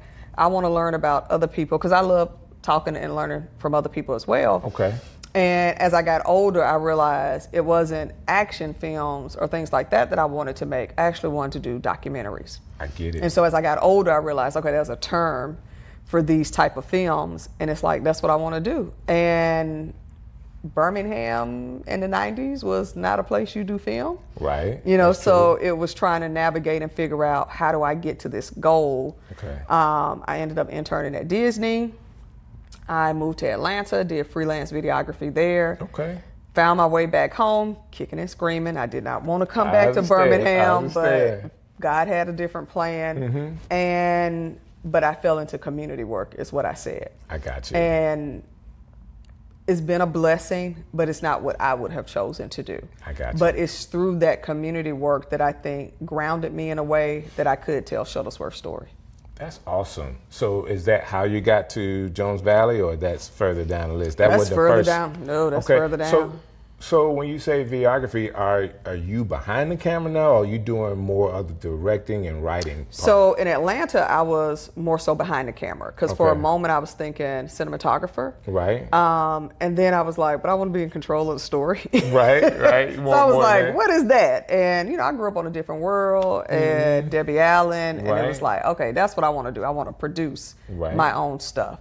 And Shuttlesworth just provided the opportunity to take somebody's life, and it's like, how do you convey this story in a short amount of time? Because an hour is not a long time. Right. But tell it right. You know what I'm saying? Because you can't tell somebody's story. And the last thing I want anybody doing in Birmingham is stopping me and saying, I was back then and that ain't how it happened. Right, and da, da, da. So I didn't want that. So we were very strategic about who we interviewed, who we brought in. We met with the family, talked with them, got their blessing. But then they also said, well, you need to talk to so-and-so. And so-and-so was there. So being able to get people who had firsthand accounts. But then the beauty was, one of my favorite documentaries is Tupac Resurrection. Okay. And what I liked about that film is that it's basically narrated by Tupac. And the producer basically took old interviews and literally spliced his story together. And I was like, Shuttlesworth should be a part of telling his own story. Okay. And we were able to leverage BCRI's, the Birmingham Civil Rights Institute's oral history of Shuttlesworth telling his own story. And I said, because people need to see who he was. Right. You know, so we had that, and then we had to layer on the other pieces. And I think that's genius, by Yeah. the way. Great idea. You couldn't, you know, have a better character, real Right. life character. Everybody Absolutely. in Birmingham, if you don't know, you should know who he Absolutely. is. That's a great story, but I really want to dive into what were you doing at the time for someone to say, hey, I want you to do this project? Like, were you putting yourself out there as a producer Not at all. Not at all, because I was kind of in this place of, is this in the cards for me? You know, because it had been so long. Now I'm doing this community work, and I'm literally in the thick of it. You know, I'm having conversations in the community. I'm working at a nonprofit, all of this stuff. But I was also volunteering at Sidewalk Film Festival. Okay. And so I was meeting a lot of people in the film world. Gotcha. I have a crazy amount of knowledge about film. Okay. And I'm leading these events at Sidewalk that's Okay. film related. So people I think they assumed That I you- was making things Okay. when in actuality I wasn't, you know. So a friend of mine was like, yo, my husband is finna work on this project. You know, you're the person I know in Birmingham that has all this civil rights history knowledge. Are you still interested in making films? And I was like, yeah, but I just haven't found a project that spoke to me. And I was like, what's the subject? And she was like, Shuttlesworth. And I was like, oh, I'm in. Yeah, sign me up. I was like, I'm in there. Because that hit the activist part of who you are. It brought it all together.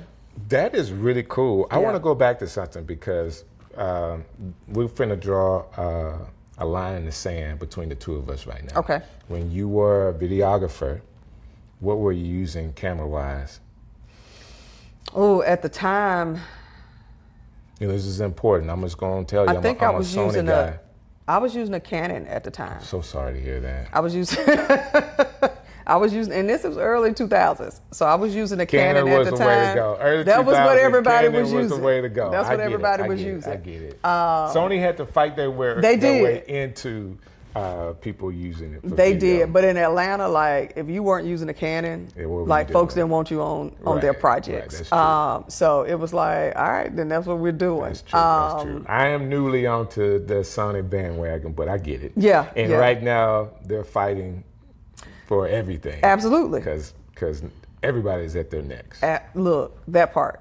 So that's what we used at the time. That's cool. Okay, I won't be so mad because it was so long ago. Yeah, it was a minute ago. We It can was a still minute be ago. friends. Thank you. Good, Thank you. good, Keep me good, around. good. Let's go to this because people that may not know you as well, Mm-hmm. I want to be sure they get a good idea of who you are and what you're doing. Okay. And you know, you're an activist. Yep. You're an educator, and you are a filmmaker. What part of the activist that you're doing right now? Because I'm looking at you, I don't see an activist. You know what I'm saying? You seem real cool, demeanor, and all of that. Yeah. But in what role are you doing activist type work right now? I think it depends on where we are in society. Okay. I think there's times where you need to be out and you need to be boisterous, you know, but then there's times that somebody got to be in the background pushing other sides of the table. That's right. But I think how different, I have organizer and activist friends who they're out, they're protesting, they're in people's faces. And I've been accused of, oh, she the soft activist, you know, but it's like, but I'm the activist that's getting invited in the rooms. Got you. You know what I'm saying? And so, Gotcha. but that doesn't mean I'm any less angry than anybody else. Okay. You know what I'm saying? Because I'm also doing community work at the same time. Like my job has been that. Right. So yeah, I may not be out with you marching the streets, but I have also done that as well. Okay. And led the marches.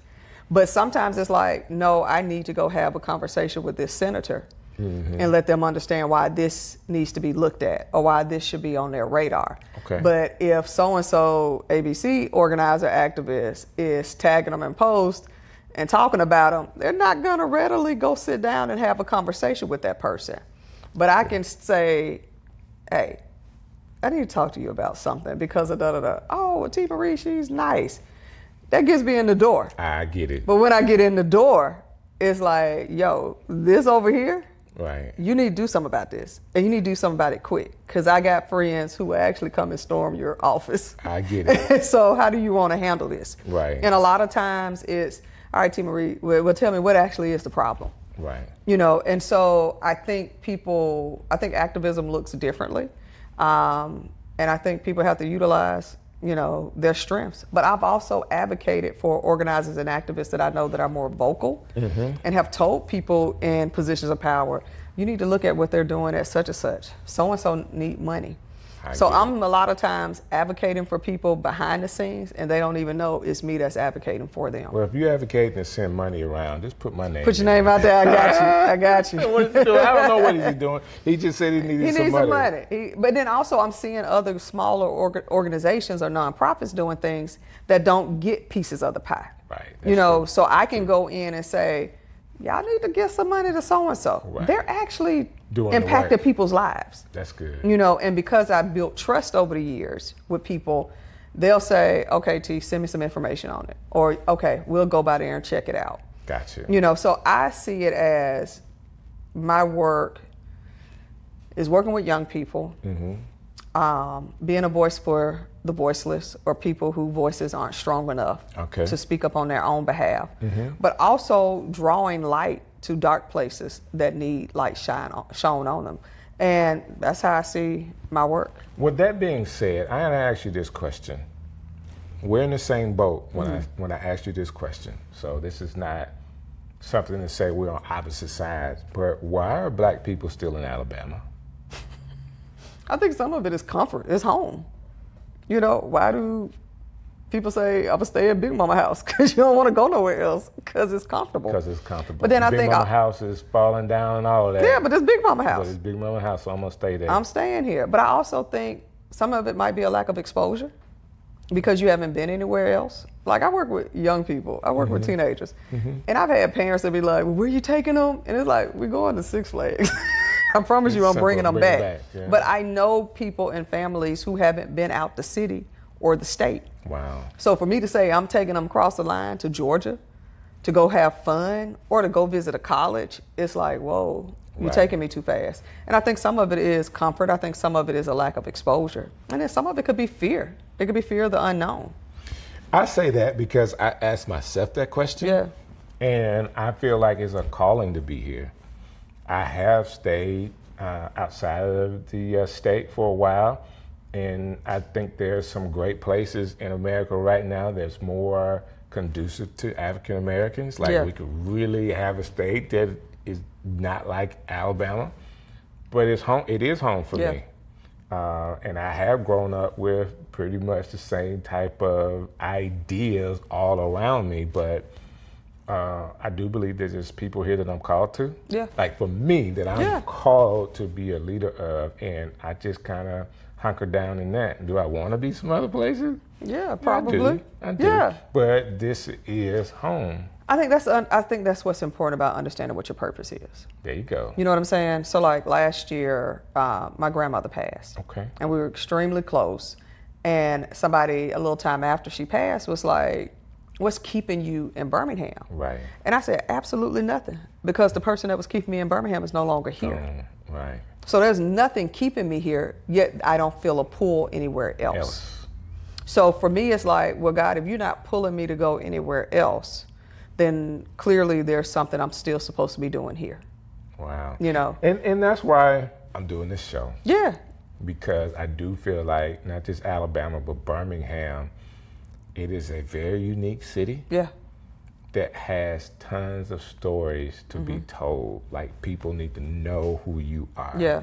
And the totality of who you are. And if I can have, 30, 40 minutes of someone's time to tell your story to the people, like I win because I feel better about it. Yeah. And eventually we'll be able to do it around some food. Yes. So we talked about the activist part. Now let's talk about who you are as a teacher. Yeah. And what you're doing to teach people. Like you said earlier, you wanted to do films, and you kind of just migrated into leading young people. Tell us about Fell into Tell us about that experience, and what do you actually get out of it? So when I moved back to Birmingham, I was kind of in this weird space. I was in Atlanta. I think I had been sleeping in my car for like maybe off and on for like maybe 3 or 4 weeks. Okay. And I called my grandmother and I was like, oh my God, it's not working out. I'm so frustrated. She was like, just come back home. And I was like, yeah, I don't want to come back to Birmingham. Right. And she was like, you can always leave again. Okay. And she was like, I'll see you in a couple of hours. And I was like, yeah, grandmother's time. She just made it so easy. I know, right? And I was like, I knew she was going to be cooking. So that helped out too. That helped. I was like, okay, I'm finna get some collard greens, maybe some fried pork chops. Okay, I'll see you in 2 hours. That part. And so I come back home and I literally lived with my grandmother, slept in the bed with her for like 4 or 5 months. Wow. Just trying to figure it out. And got a little part-time job, started managing a movie theater because I was like, if I can't make them, at least I can be connected and around it. I get it. So I managed this movie theater and then found out about another community job. And I just was looking to make more money. Okay. I wasn't even looking to make a difference if Right. I keep it completely 100. And I was like, this pays more than this. Let's go do this for a little while. Did that, and I did not like what I was seeing with how people were being treated. And it's almost like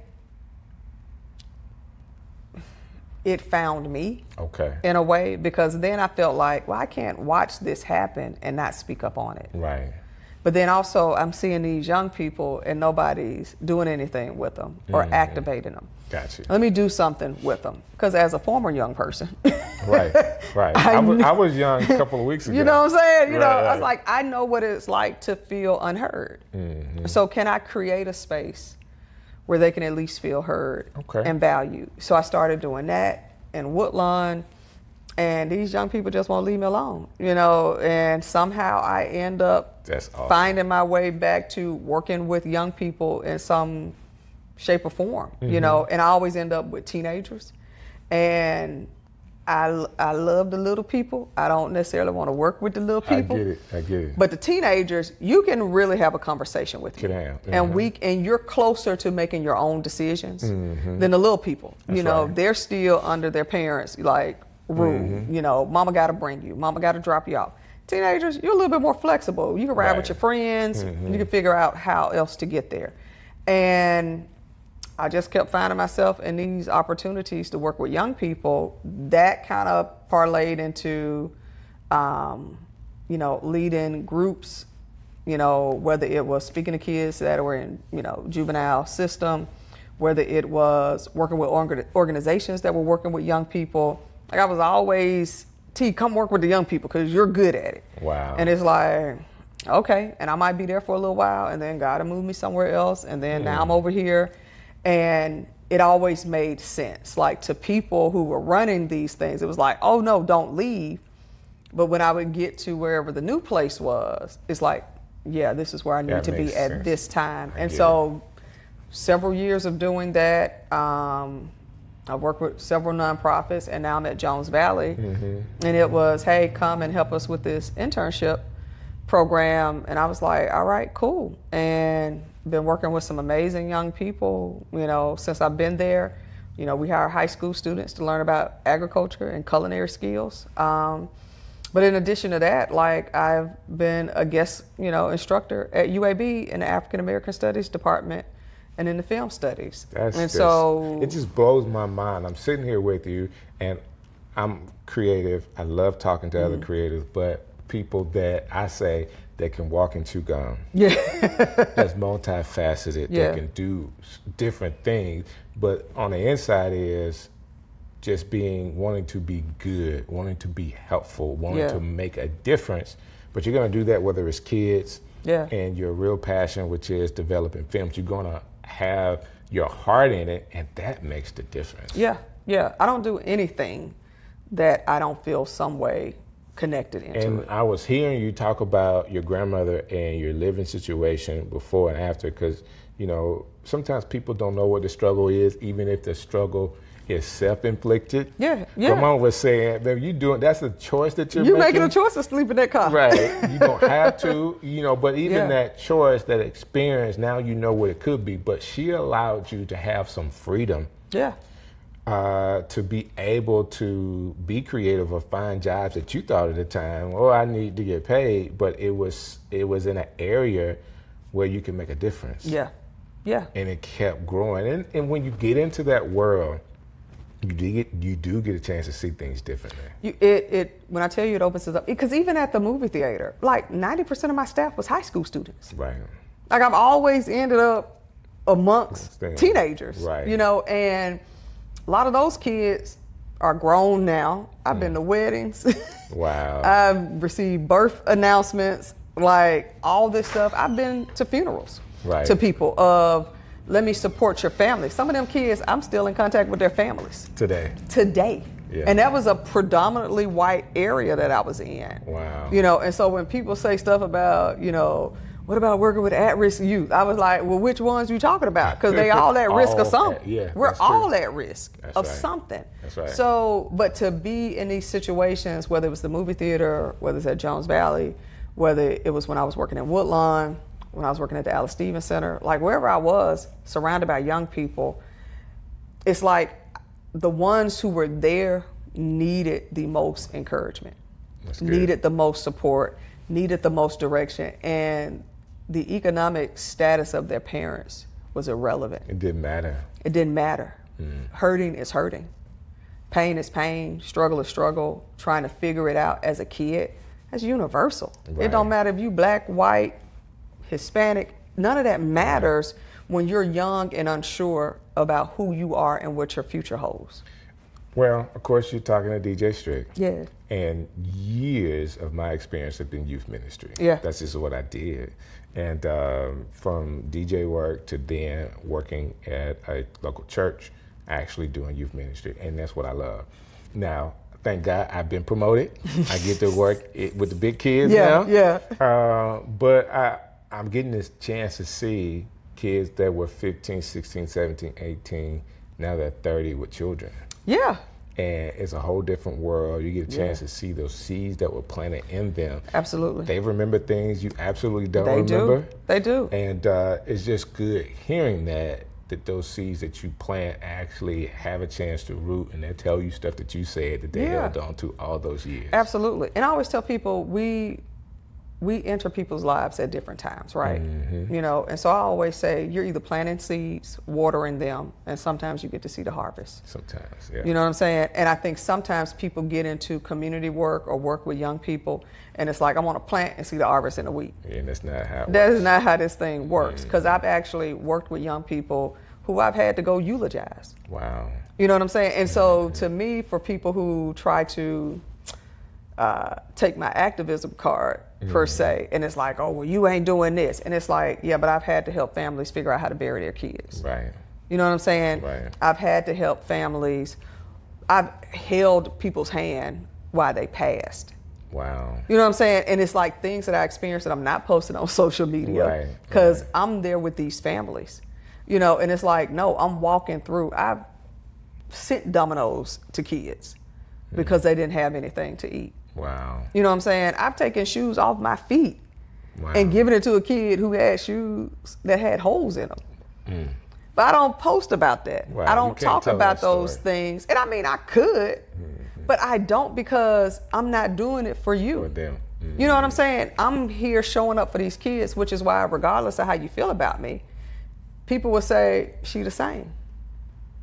I've seen people from high school, and they be like, "That's how she was at high school.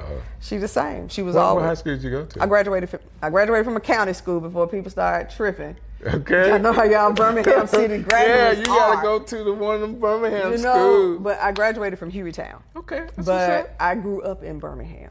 I grew up in Ensley. In So Ensley. Okay. yeah. But my thing is like, it's about people. It's about people. And if you're in the people business, which we're all technically in the people business, if you're truly in the people business, you shouldn't be the one that's centered. It should be who you're serving. So with the young people that I work with, they're centered. So it kind of leads me to this next part of who you are as a producer, because you said something that I teach a lot. From a content creator, I talk to people that make content for social media, and we tell them it's not human nature, but we tell them you're not the hero in the story. whoever you are talking to, they are the hero. Your job is to be the guide. And in telling stories, as you produce them, like, you have to be able to write that way. You know, there is a hero, there is a guide, there is some type of conflict, and there's a climax to the story. Like, what, from your experience with working with people and really caring about people, how does that transition to how you tell stories? I think because I'm always so curious about people and how you got there. You know, I grew up on, you know, Lifestyles of the Rich and Famous. We all say, you know what I'm saying? We love that. And it's like, how did they make all that money? Or how did they get into that? You know, and it's like hearing their story. What I liked about Shuttlesworth was that I never met him. Right. So it was an opportunity for me to discover him in my research. So between reading his book and then watching the oral history and interviewing other people, I'm like, oh wow, he did that. Oh man, he felt that way. He said that. That is crazy. So I'm discovering him along with everybody else. So I try to go in with a very unbiased lens and saying, what don't I know about this story that I could help, sift to the top. And that's what I'm looking for. So even with the digital series I did with PBS, you know, they were like, we're looking for some untold stories. You know, what are those stories you all want to tell? And it was a group of 3 of us producers. And we all said, we'll do this. We'll work on one together. And then everybody picked their own story they want to do. And so we did a story together on Hobson City, which is between Anniston and Oxford. But I was like, I want to do a story on the Alabama Penny Savings Bank. Okay. And talk about the wealth gap. And why is it like that? You know, and I had to fight for the episode. Did you? I did. But I fought for it tooth and nail. We got the episode, and it ended up being our group's highest performing episode. You know, but it was a thing, like, people don't know about the Alabama Penny Savings Bank, and that the building is still there, still downtown Birmingham. Folks walk by it every day and have no clue the history that it holds. And so I was like, I want to tell that story and pull that out. So I think for me, it's like, what don't we know and why don't we know it? And so I'm always kind of that curious person. I was that kid that asked a whole bunch of questions, but it wasn't just, well, why? It was, well, who owned it? Right. Well, how did they lose it? Right. Who took it? You know, like, I want that, and I want names, you know, so I can tell me all the details. Give me all the details, and then as I kind of sit with it, and then it's like, well, what's the story? And then I find that link, and it's like, okay, let's dig deep into that. So one of the things I've kind of ventured into now is playwriting. Okay. I was going to ask you what's next. So playwriting has kind of surfaced. Stage play writing. Yeah. Okay. So I've written 2, and the first one is this play called Taps. Okay. And it's about an estranged father and daughter that reconnect the last week of his life. And it's loosely based off of, well, that's not true. It's very heavily based off me and my sister's relationship with our father. Okay. And so he got sick, and we had a very complicated, very layered relationship. We didn't really grow up with him. And checking in on him because we heard he went to the hospital. Ended up him being in and out in the hospital and in ICU for about 6 months. Wow. And it was the last 6 months of his life.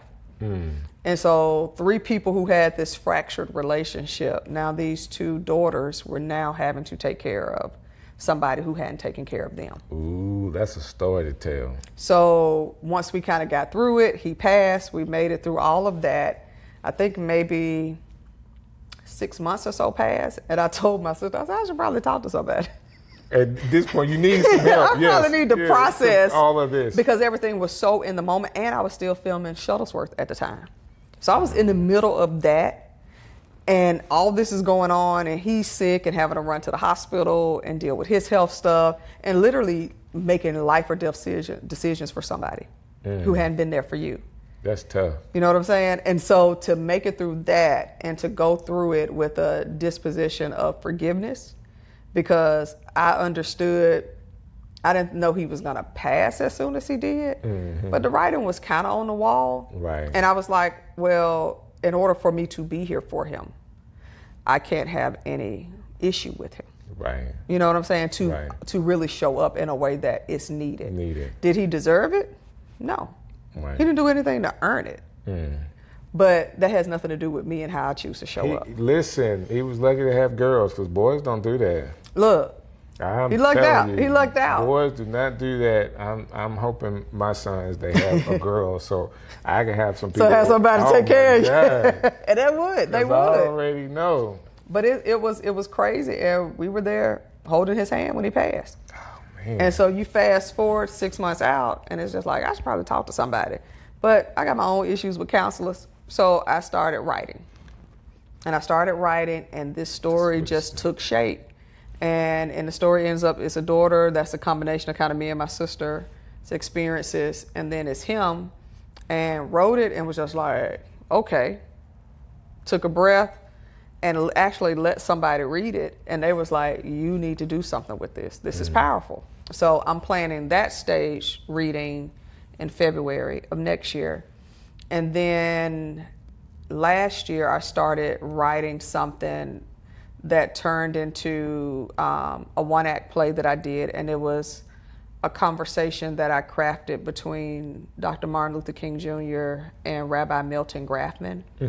And Rabbi Milton Grafman was a rabbi in Birmingham who was one of the men who signed the letter that Dr. King wrote, the letter from a Birmingham jail in response to.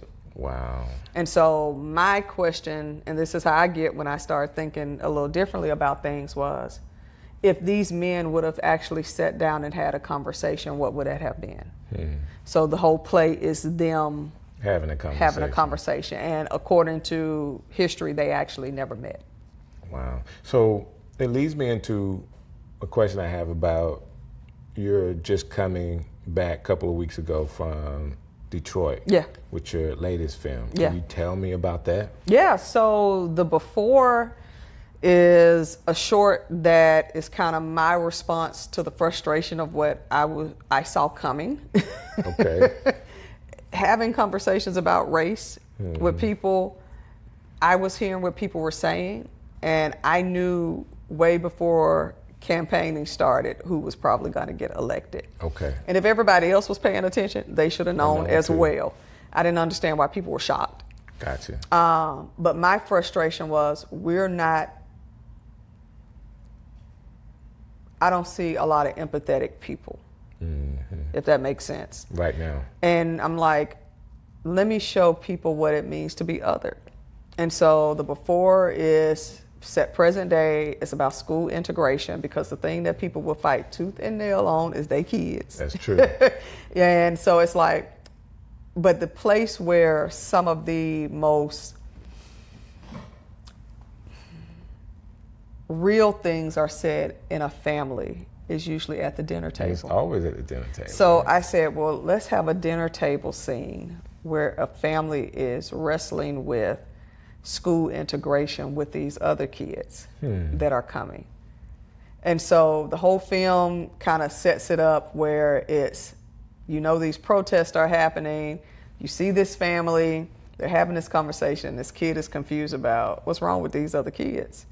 And the family is dancing around it, and in the end, it's the couple that argues it out to resolve things in the way I think a lot of families have done, where it's just like you lean into the spouse that has the heaviest opinion. Right. And that's how we vote, regardless of whether you feel that way or not. Yeah. And so that's what I wanted to show. I wanted to kind of pick at that scab. This is what's happening in your homes. Right. The reason why you're voting that way. This is exactly why you're voting that way. And a lot of people, and well, I believe this and I support you on this, but you're going to vote the same way your spouse votes. Wow. And that's why we're still in these certain situations. Like talking to you, you have so many layers. Yeah. Okay? You have so many layers, and I just want to sit here and fill out all the layers to what you got going on. But I think you're phenomenal. Thank you. I think that you are a gift to Birmingham. I appreciate that. We need to do all we can to support you and what you are doing. So with this latest film that you have, is there a way that people can watch it? Is there a way that people can support your efforts? more importantly, the stage play you're doing and even other endeavors you have going on? Yeah, so right now, the film is kind of on the festival circuit. We have screened in 10 festivals now. That's awesome. Have won Best Short in 3 festivals. That's awesome. So that was cool. Was actually nominated at the Detroit Black Film Festival. So I'm waiting to hear back from a few others that we entered. I'm thinking I might put it on my website at the beginning of the year so that people can actually click on and see it. I'm raising money for TAPS now to do that production. How can people, as you're raising money, how can people give? You can go to my website, tmarieking.com, I believe, or do .org if that don't work. But I think it's .com. I think it's .com, and if it has a link on there that has, you'll see the poster for TAPS, and then you'll see like Shuttlesworth and the margins, and you just click on the poster, and it'll take you to the page to give. So, accepting all donations, whatever you're willing to give, we will take it so humbly. But I just want to create good content that, whether it's play form, film form, that challenges people to think about how they show up in the world. That's awesome. Yeah. That's awesome. And I'm there with you. I love to create. This is an opportunity for me to create. My son and I, I said, hey, do you think we can do like something different, like documentary stuff? He said, yeah, it's something different. He's always cool like that. He's agreeable, but he's like, yeah, we can try something different. Yeah. And I like telling stories too, especially about people. Yeah. That's fascinating to me. Yeah. And you're one of those people. Well, thank you. That's fascinating. We're just like, what we talked about today is just the tip of the iceberg about who you are. Yeah. I gotta have you back. Absolutely. So as we get closer to the stage play and all this other kind of stuff, you mind coming back and we can talk a little more? Would love to. Because, like I said, you're already a jewel of this city. I want to do all I can to support you, but I want to be sure people know more about your story. Hey, we could do it, because we didn't even talk about me being in the Black Hills of South Dakota. What are you talking about? What is a Black Hills of South Dakota? What is that? See, we can talk about that on the next episode. The next time. So if people are seeing you now, you told them to go to the website. Yeah. Do you have social media where they can see more stuff as well? I am on Instagram, tmking79, and on Facebook, T. Marie King. I don't do all that other stuff, but you can find me on those 2 platforms. Those 2 platforms. Yeah. I get it. And find you at Jones Valley anytime they want to see you. Yes, don't come asking me about no plants. I work at the farm, not on the farm.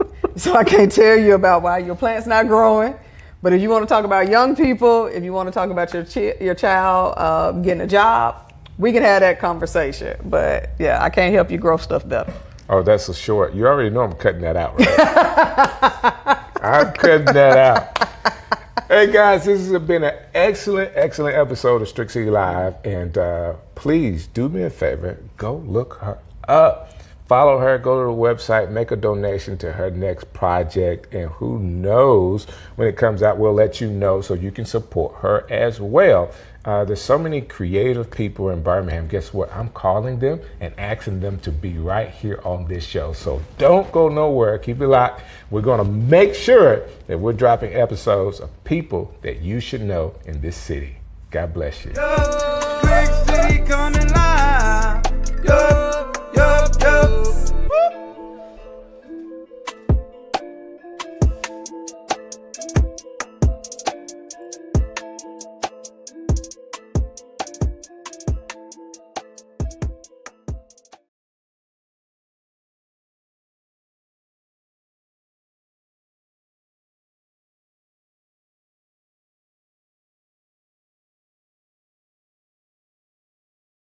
Strick City coming live.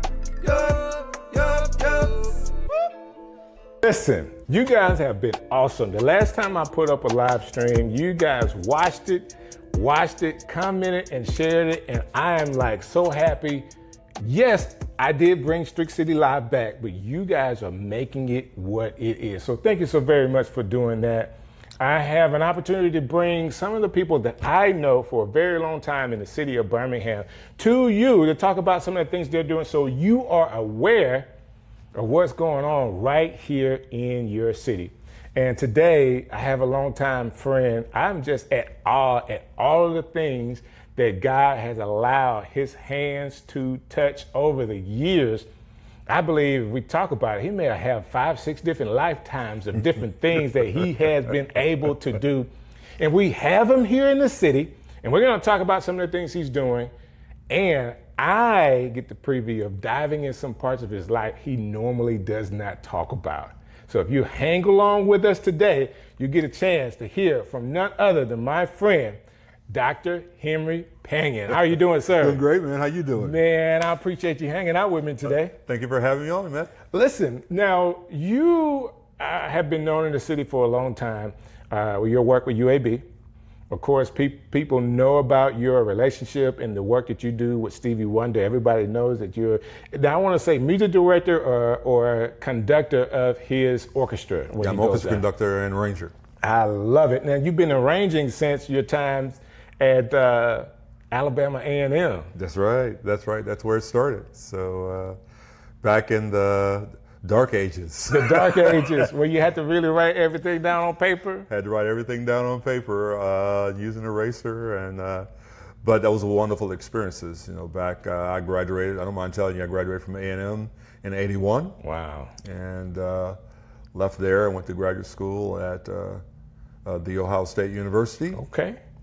And then came to UAB, and after the master's and a PhD in 88, 87, I guess it was. Mm-hmm. And been at UAB ever since. Thought I'd be here a year. So I don't know when it happened. It had to be early 2000s. You actually, at UAB, incorporated a school of music technology. Can you explain like the process and what that is for people when you're talking about music and technology? Sure.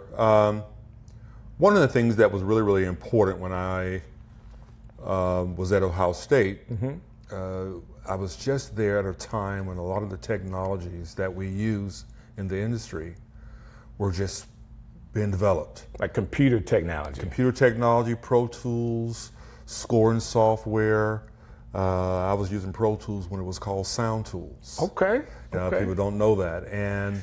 But fortunately, from when I was there, a lot of the companies from Apple, mm-hmm. all these companies were just bringing a lot of their software for us to beta test. Okay. So when I came to UAB as a theorist, I was literally in my class one day, I'll never forget it, and one of my students in orchestration mm-hmm. in the back of the class just raised their hand and they said, Dr. Pangan, this is great. You know, we're learning about how to write like Beethoven, and you're showing us examples of Bach and Haydn and everybody. But we heard that Stevie Wonder track you arranged on. Can you show us how to do that and how you produce that? And it just kind of hit me like a ton of bricks that I was doing one thing in the academy, mm-hmm. but in the profession, I was doing and using different types of technologies. I get it. So we started a course, and then from that course became and grew the whole tech degree program that we have now. I think that's awesome. With that, of course, I'm actually sporting some of the Shadigs from Audio State, which is a business that you own, Audio State Studios, and I get the pleasure of working with you at Audio State and pulling off some of the major events. So not only are you professor, conductor, but you own a studio, but you also, I guess you don't say it this way, but you promote like your own shows and a series of shows around the country throughout the year. Would you call it promotion? We don't want to, when you put it all together, like you actually, you manage like these shows. People call you in to conduct different parts, and some of it is packages that you present. Well, typically, many people will remember one of the first big projects with orchestras in gospel was called Gospel Goes Classical. I remember that. And I've always kind of loved orchestral music, mm-hmm. but I think some of the most significant and important music, especially when it comes to theory and arranging and orchestration and melody and harmony is gospel. Okay. So I would always mix these two together, and then over the years, various orchestras and artists and presenters and record companies would want me to either write for their artists or produce shows for them, and a kind of a career in doing that has developed over the years. Kurt Carr, Juanita Bynum, our friend Big Ruben Studdard, just a year and a half ago, maybe I'm saying that long ago, we actually did the Kennedy Center with Marette Brown Clark, Dorinda Clark, and then the legendary Marvin Winans. That was a crazy show. It's because of you, like working on that show with you, I had a chance to sit down with Marvin Winans. Like that's the pinnacle, you know, when you talk about gospel music. I'm somebody that loves male vocalists, and he's at the top of my list, you know. Great songs all over the years, but you actually had a chance to work with him years ago with the Winans family, putting the album together. Like, you just have so much history in gospel and music, and just to have you here in the city, I think it's a tool that people should know. Like, you're a tool or someone that people should know here in the city. But of course, a lot of people do know you. You work for the city. You worked at several churches here. I mean, people know Dr. Henry Panion for the work that you put in. Well, I know when you set out as a musician, I always joke about this, and there's a little joke in it. I used to say, you know, people would call me to do this and do that, and they'll tell me, oh, we'll give you a nice love offering. And then, you know, I'd just be so happy for them to hear my music or to hear me arrange or see me conduct or whatever the case may be. Right. And then I get that offering. There wasn't much love in that offering.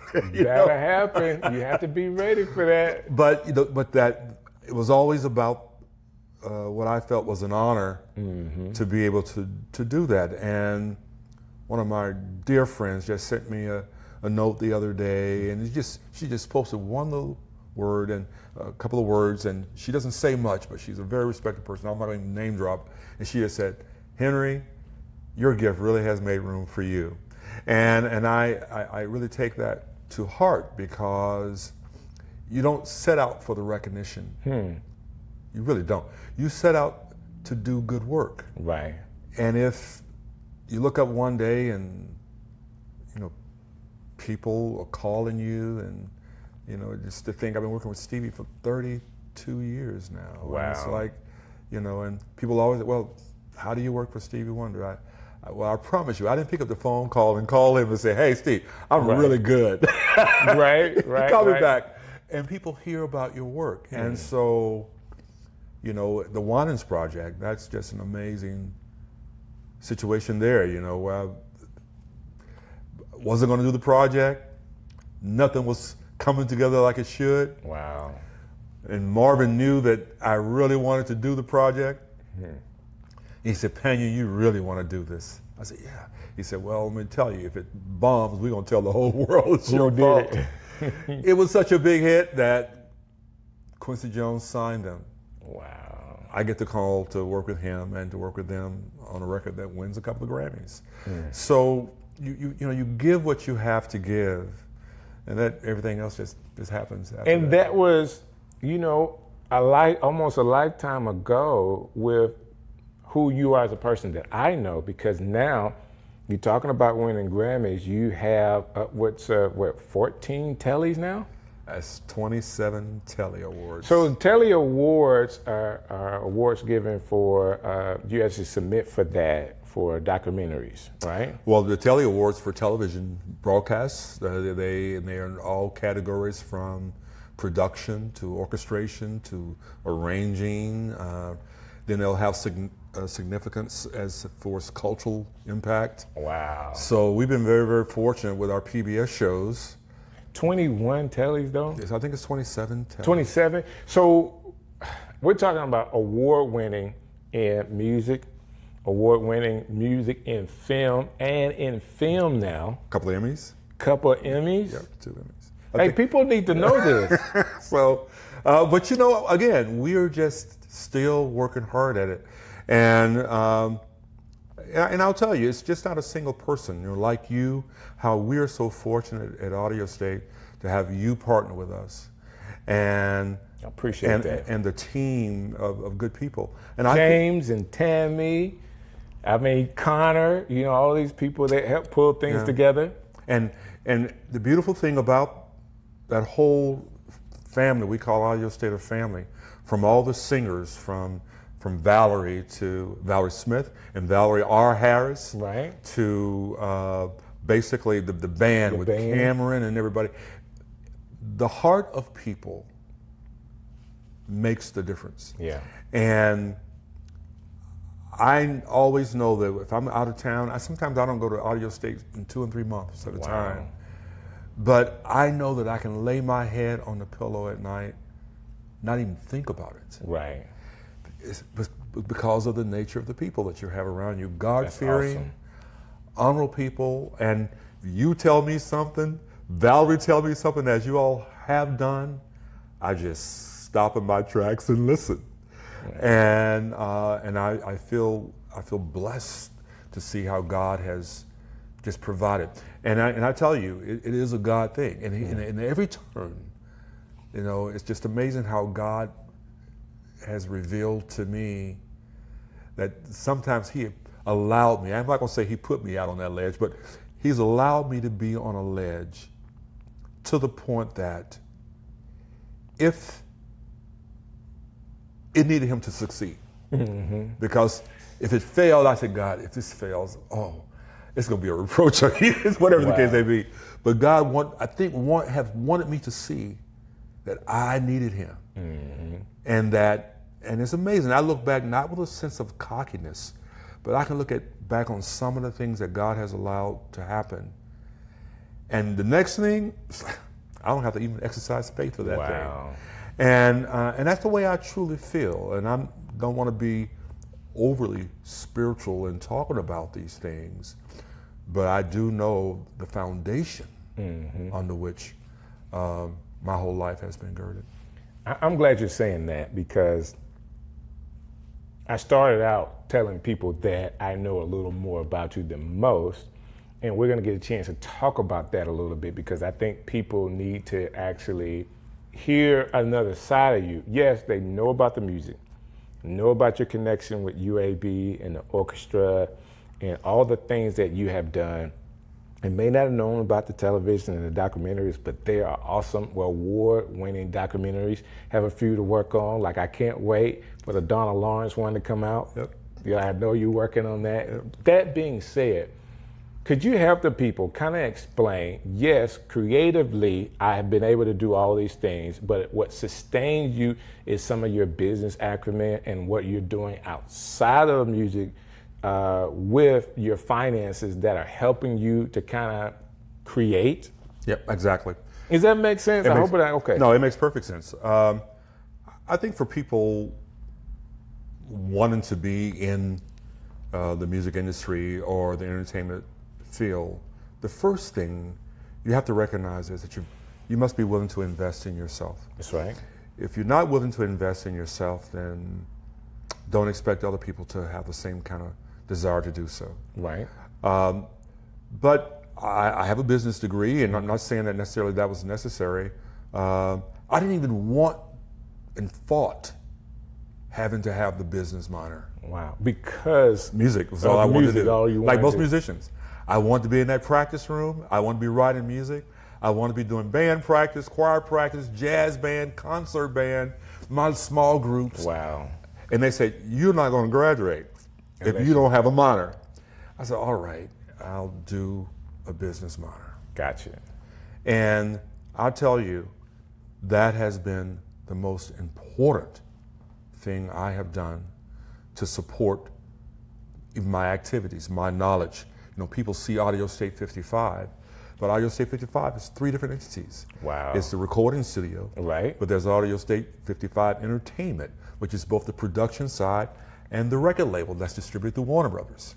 And then also, there's also Audio State Musical Arts Foundation, Right. that we do all the educational pieces out with the summer programs, our relationships with Berkeley, but and UAB, and about 4 other schools. You can't really just say that as fast as you do if people get it. Okay? Because you have the studio, you have the production company, you have the record label, Warner Brothers, and the foundation as well. And you just threw out Berkeley's name in conjunction to the foundation and the education that you do. And I had to say that again, just so people caught it. Like, this is not, this is not what they call small potatoes. This is all major things that you're doing just in have it on audio state. And again, I felt the need to do things where those who were not exposed to either the industry or even educational opportunities could. So there I'm at UAB. We have a music technology program. We got Stevie Wonder to endow scholarships that we've given. Wow. I think we've given about 150 Stevie Wonder scholarships over the years since then. Awesome. So how then could we best find a situation where those who want to be the next Henry Pena, let's just say Stevie Wonder, whomever, sometimes our young people don't even know what they don't know. Right. So by the time they're ready to go to college, it's not because of talent. Sometimes it's because they just haven't had the right kind of exposure early on. So we started doing things where I call them pre-college music tech academies. Okay. Where we were taking all of our things that we were doing at the college level and in the industry, and we were exposing young people to them. So we would bring over 400 kids a week over to Audio State in our labs and things there. That's right. Because just being in that environment. So if Ruben was doing a record, I made sure the kids had to do it. If I was presenting something, I will never forget we were doing a record in Hawaii, doing a program in Egypt. And I made sure that our kids could be a part of that. And one of the wonderful things. Hold on. I got to stop you again. I want to say this. I know he's saying these things really, really fast, and there's no way he's done all this. Trust me, all of this stuff has been done and documented. You can go and find the Hawaii record. I think Ruben was on that, wasn't he? We did several concerts with Ruben, but we had the Honolulu Symphony. Did he do the record? I think he's on it. I mean, I remember some of the things. When you're saying this, I know that people could really think, Pena, there's no way that Strick could have somebody in his studio that's talking like here, right here at the link in Roebuck. Me and you are sharing, because I've known you for such a long time. Some of these things are common knowledge to me, but people just don't know what we have right here. Well, I appreciate you saying that, and I think that in our own sphere, we have influence. And it's important, it don't matter how big you may think you are or big you may be, but the influence that you may be able to give to someone who's looking up to you will be big to them. Right. So I just recognized, and I basically told the university, we had these scholarships and we had these endowments, that I was not going to just give this money out to those who are the most privileged and would have the opportunities to be exposed. So I'll give you a good example of some of the things we would do. When the American Idol was big, I had worked on 3 of the American Idol projects. Okay. And I said, I want everybody here to be able to look and see what goes on behind the scene. So I couldn't take everybody. So I had the band put their laptops right during rehearsals and during the show. And while the shows were going on, we were there at Audio State with the kids as if they were at those rehearsals. Yeah, at those rehearsals. So they could see it. They can see what's going on. It's about being able to just touch someone and they feel like they were there. When the movie Straight Outta Compton came out, my buddy who does a lot of producing for Dr. Dre, I said, listen, I got to have you talking about that. Right. So he came here. We had the movie here, talking to the kids, so that we could show that film, and they could see that he wrote 3 of the songs on that record, and how he did that. And that's the important thing, because we have the talent. Right. But many times we just don't know. And so for me, I think that basically I've just been, I'll use this word, foolish enough and trustworthy enough to step out, and if God said he would support an endeavor, I was foolish enough to try it. And sometimes that's just what you got to do. That being said,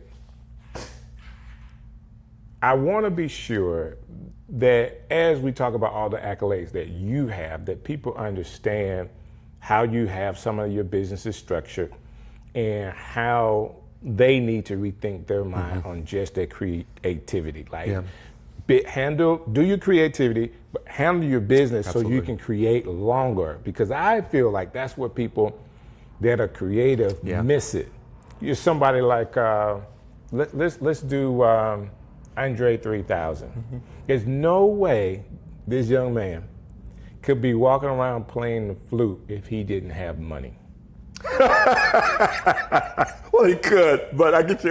You see what I'm saying? Like, he is so comfortable with his finances that he just walking around. He's making albums that people are buying for no reason. He's just stacking money, off of some of these. He's now at a place where he can create what he wants to, because he said he didn't have any more raps, but he's doing what he wants to do creatively, because I feel like financially he is set. It's residual. It's all about residual income, right? And I think so many times we think about the stardom, but there's more money behind, on the other side of the microphone, right, than there is in front of the microphone.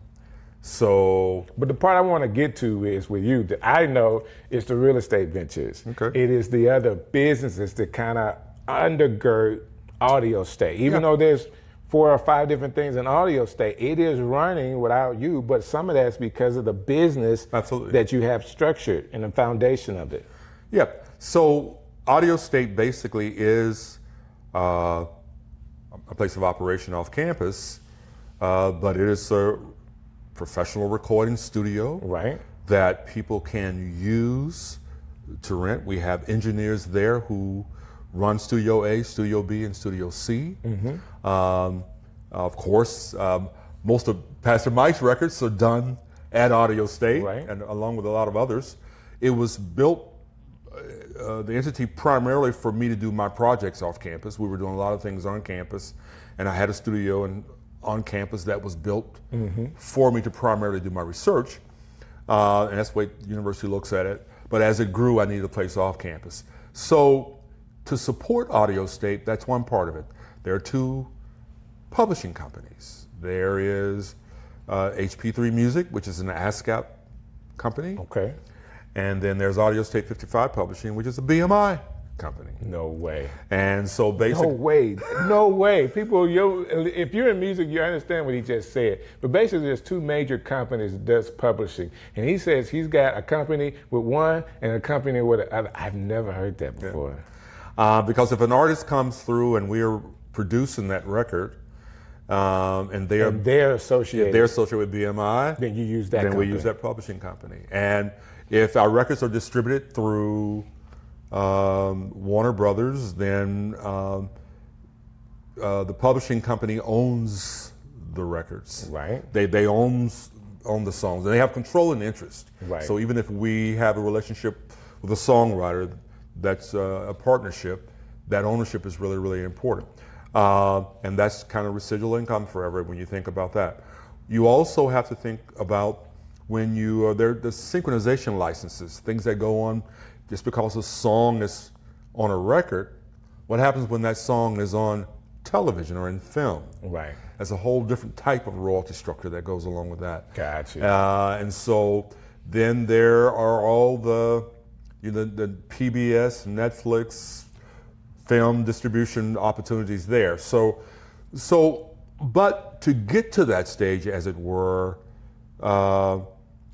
we're thinking about, my family was always in real estate. And I didn't know that. So your family, like parents were in real estate. Okay. Yeah.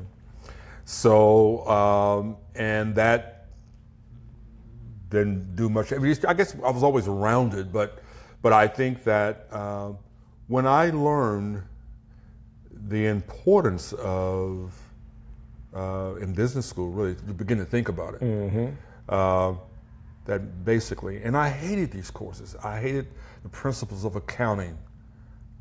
And I got an A in it. I remember that clearly, only because the professor gave us a book that said, Price Waterhouse is going to send you a company's package. You'll have to balance that books for a whole year. That's your final project. You get 3 weeks or 5 weeks, I forget what it was, to work on it. And there are 2 grades, A or F. Wow. And I got that in business law. And one of the most important things that people won't really think about much is typing.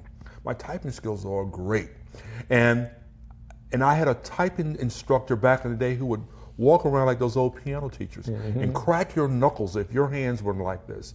Well, that helped me when I became chair of the UAB Department of Music to run that program. Being able to communicate. I would be on the stage in Germany or someplace with Stevie, getting off the stage, handling business. Wow. When we were building the Alice Stevens Center. And so the experiences, and I don't want to say all this to kind of build me up, but what I'm trying to say is every little thing that I have done along the way has prepared me for the next thing. Gotcha. When I began to work, I was in awe like everybody else with the Winans. I mean, it's like they're the Winans. Right. But then when it was time to do the arranging, and orchestras began to call me about renting my music. There's a whole library, about 500 orchestral pieces that on any given night, orchestras are playing around the country. Wow. So I go and conduct, but orchestras call me all the time to rent our music. Wow. And that's another stream of revenue as well. It not only that put all our kids through college, because the bottom line was, and ownership is really important because professional orchestras have to rent through the American Symphony Orchestra League. So if I send them an arrangement of my new works, then I know I don't have to worry about it being across town somewhere. They will have to send it back to me. They have to report it to BMI and ASCAP. We have a whole show that we're doing for the London Symphony, and I think in 3-4 weeks, I think it's going to be shipped to them. But I don't have to worry about it being in London because they have to report that. There's a structure for the way these things go. Basically, guys, they get a book, okay? The book of all the compositions for all of the musicians, right? And that book is the music. So they get it shipped in and they got to ship it back. Right. They get it shipped in. The librarian has to pass it out to the orchestra. She makes books for them. She inventories that. They pack it up. They send it back with programs. If I don't attend, they know every minute, every part of it. So it's a real structure. So owning what you create, you just never really know what that will do. And I'll never forget one of the first arrangements that I did back in graduate school. Was an arrangement of Oh Happy Day. Okay. People know that song.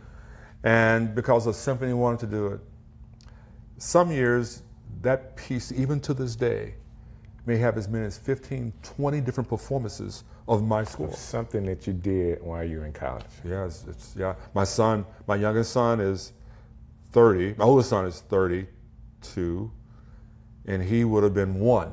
Wow. And I put a little tagline on there and to him. But my point is that I didn't know that really at the time. I mean, I didn't know how things would work out.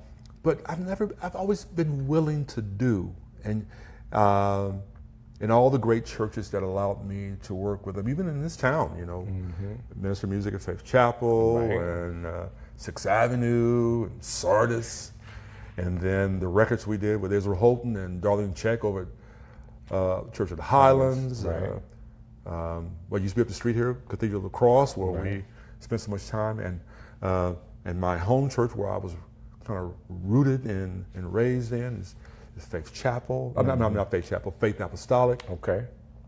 But even as a little boy, going to Friendship Baptist Church in Brighton, all these experiences really are who I am, and it's just amazing as I look back on it.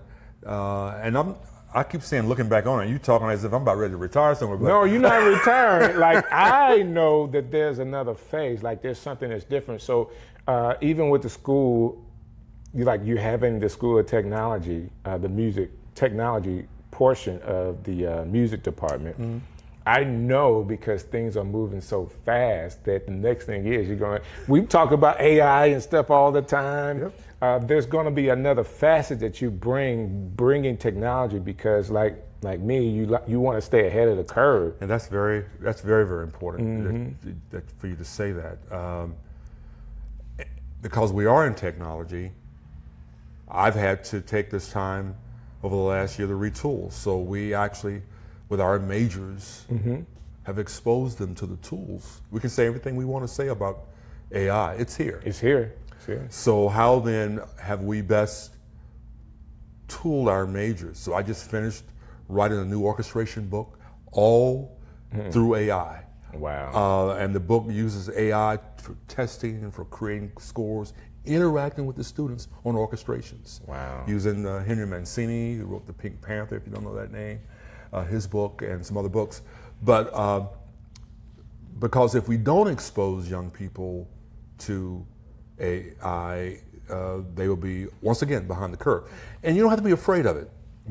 You got to know how to use it. And that's the important thing. People think that, well, it's here, it's going to take my place. No, if you find a way to add value to what you have to offer, then you'll always be good. We thought about this years ago. We thought MIDI was going to get rid of the horn players, and what we discovered was that no, it enhanced the music. In fact, I would like to say that while I know that I want to think that my music is appreciated by the likes of Stevie and others, and I guess 32 years kind of validates that a little bit, but I do know it was because of the way I incorporated technology as an arranger, that we would literally be in Japan or someplace and it would never fail.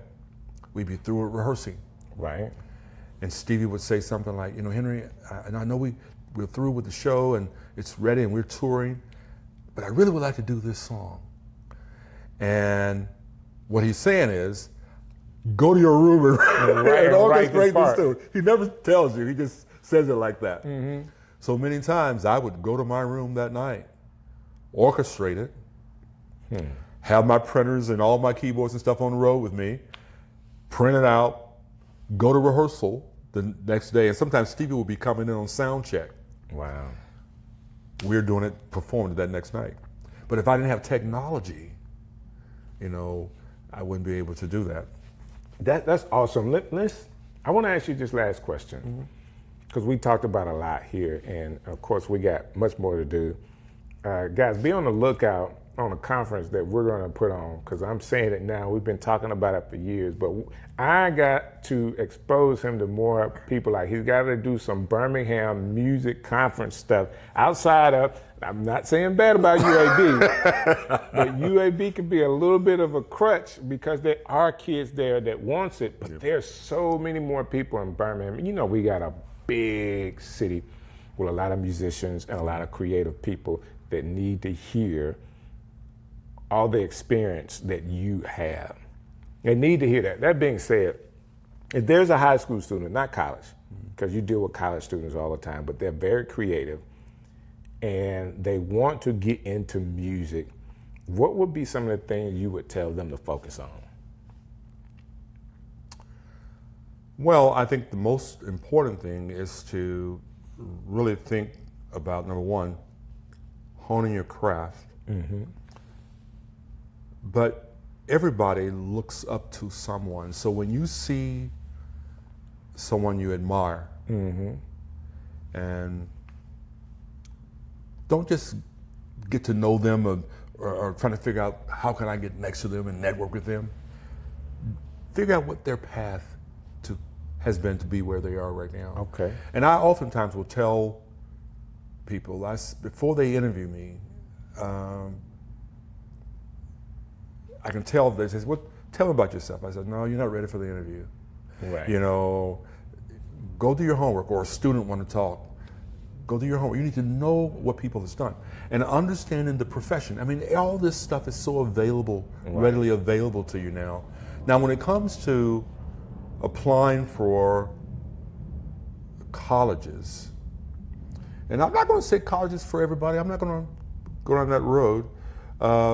I do think education, though, is the key. If you're not educated about a thing, then you'll see someone who's a great keyboard player or a great performer. Right. And he looks good on stage. But you may not know he's went to Juilliard or something like that, you know, Right. went to UAB. And so learn about the field you want to go in. You want to be a producer, you want to be an arranger, and we always hear that word producing. And I'll ask the student, well, what's a producer? And they fumble. Right. They don't know the real meaning of what they actually do. Exactly. So it's a tough word. But the other thing is, if you want to be a singer or a writer or a producer, I always loved a lot of different things and didn't know that all those things I loved Work together. would come together to make me perhaps the person that I am, the musician that I am. But my wife will tell you, you know, you're subject to, I'll sit around the clock and work around the clock all the time. Right. You got to put your time in. You got to put it in. And so many times young people want to be discovered. Right. They want to be that next star. They want to be all of that. Hone your craft. Become the best you can be. Learn as much as you can learn about the particular fields and seek people out. You know, they should be looking for me at UAB. They should be finding out with me, sending me emails. You should be doing all that in the world, sharing what they've done. Can you listen to this and that? What kind of recommendations? And people are readily available. I do that. Right. And I've been in this profession a long time. So it's challenging, but I do think college is a good route for a lot of people. And I think in this sense, if you graduate from high school with a C or B average here in Birmingham, college can be a provider for you. With a promised scholarship. That's right. So don't squander your opportunity like that, you know. And so that's all I have to say. And I probably didn't answer exactly. I think, you talk from your heart, which is more important. You know, I heard something you said, and it resonated in my head. If you want to be discovered, I think that one of the things that people need to know now with technology and where we are, sometimes the best discovery that you can have is discovering yourself. You know, because if you're willing to put in the time and post and create things, it doesn't matter if you're in your bedroom or in your car, there's a ton of people that have an opportunity to be seen all over the world from these social media platforms and TikTok, and they're sharing their gift and they blow up. And you're thinking just because it's so crowded out there that there isn't a place for you. One of the things I often say, if you have something to offer, there is a place for you. Right. That's true. As crowded as it may seem. That's true. And that's me. Well, I appreciate your time. Like, this has been awesome. Like, I know we needed to catch up, we needed to talk, but I thought this was the best way to do it in front of everybody else. And there's so much more that I know you could have shared, and hopefully we get a chance to talk some more. The interview that we did with Greg Fillinganes. Yeah. It was because he was coming into town at UAB, and it was on my YouTube channel. It's still my largest view. It's still getting views. So big shouts out to that. I talked about meeting Marvin Winans with you, and talks with trying to figure out how do we incorporate Kim in doing a show. I'm really excited about that. I'm so excited about having Kim perform with me live. That's right. That she's performed in an orchestra that I've conducted before, but I haven't conducted her in a feature. Now I did, I think 6 arrangements for her. The arrangements that you did, she had a chance to perform, which is awesome. So that's also in the catalog. Yes. You know, I saw it. I couldn't come to the Newport Symphony when they did that, or Namibia where I wanted to come. Yeah. But she was in Namibia doing something with Gaza, I think his name is, from Namibia and there. But we're going to feature Kim with the Alabama. Doesn't that sound good? Oh, that's awesome. With the Alabama Symphony Orchestra, and we're just trying to figure out the nature of that show. And I don't want to spill the beans right now, but we're working on it. But it's going to be great. As long as I get to open up in song, I'm okay. How do I just open up? Normally, I end with asking someone how people can contact you, but you've already kind of said that people should. I'm on Facebook. I'm at UAB. Panion at uab.edu. You can find me, Henry Panion, on Facebook, Instagram, places, all the places you can find me there. And yeah, how about that? Hey, we got to do this again, and maybe we should just do it around food next time. Hey, I'm there. Always, always. Hey guys, thank you so very much for checking out Strick City Live. I have more people coming your way, so keep it locked to Strick City Live on YouTube. If you've seen us on Facebook, you gotta watch it on YouTube. It's a better view, okay? But thank you guys so much for hanging in there with me, and I'll see you next time. Great. Strick City coming live. Yo, yo, yo.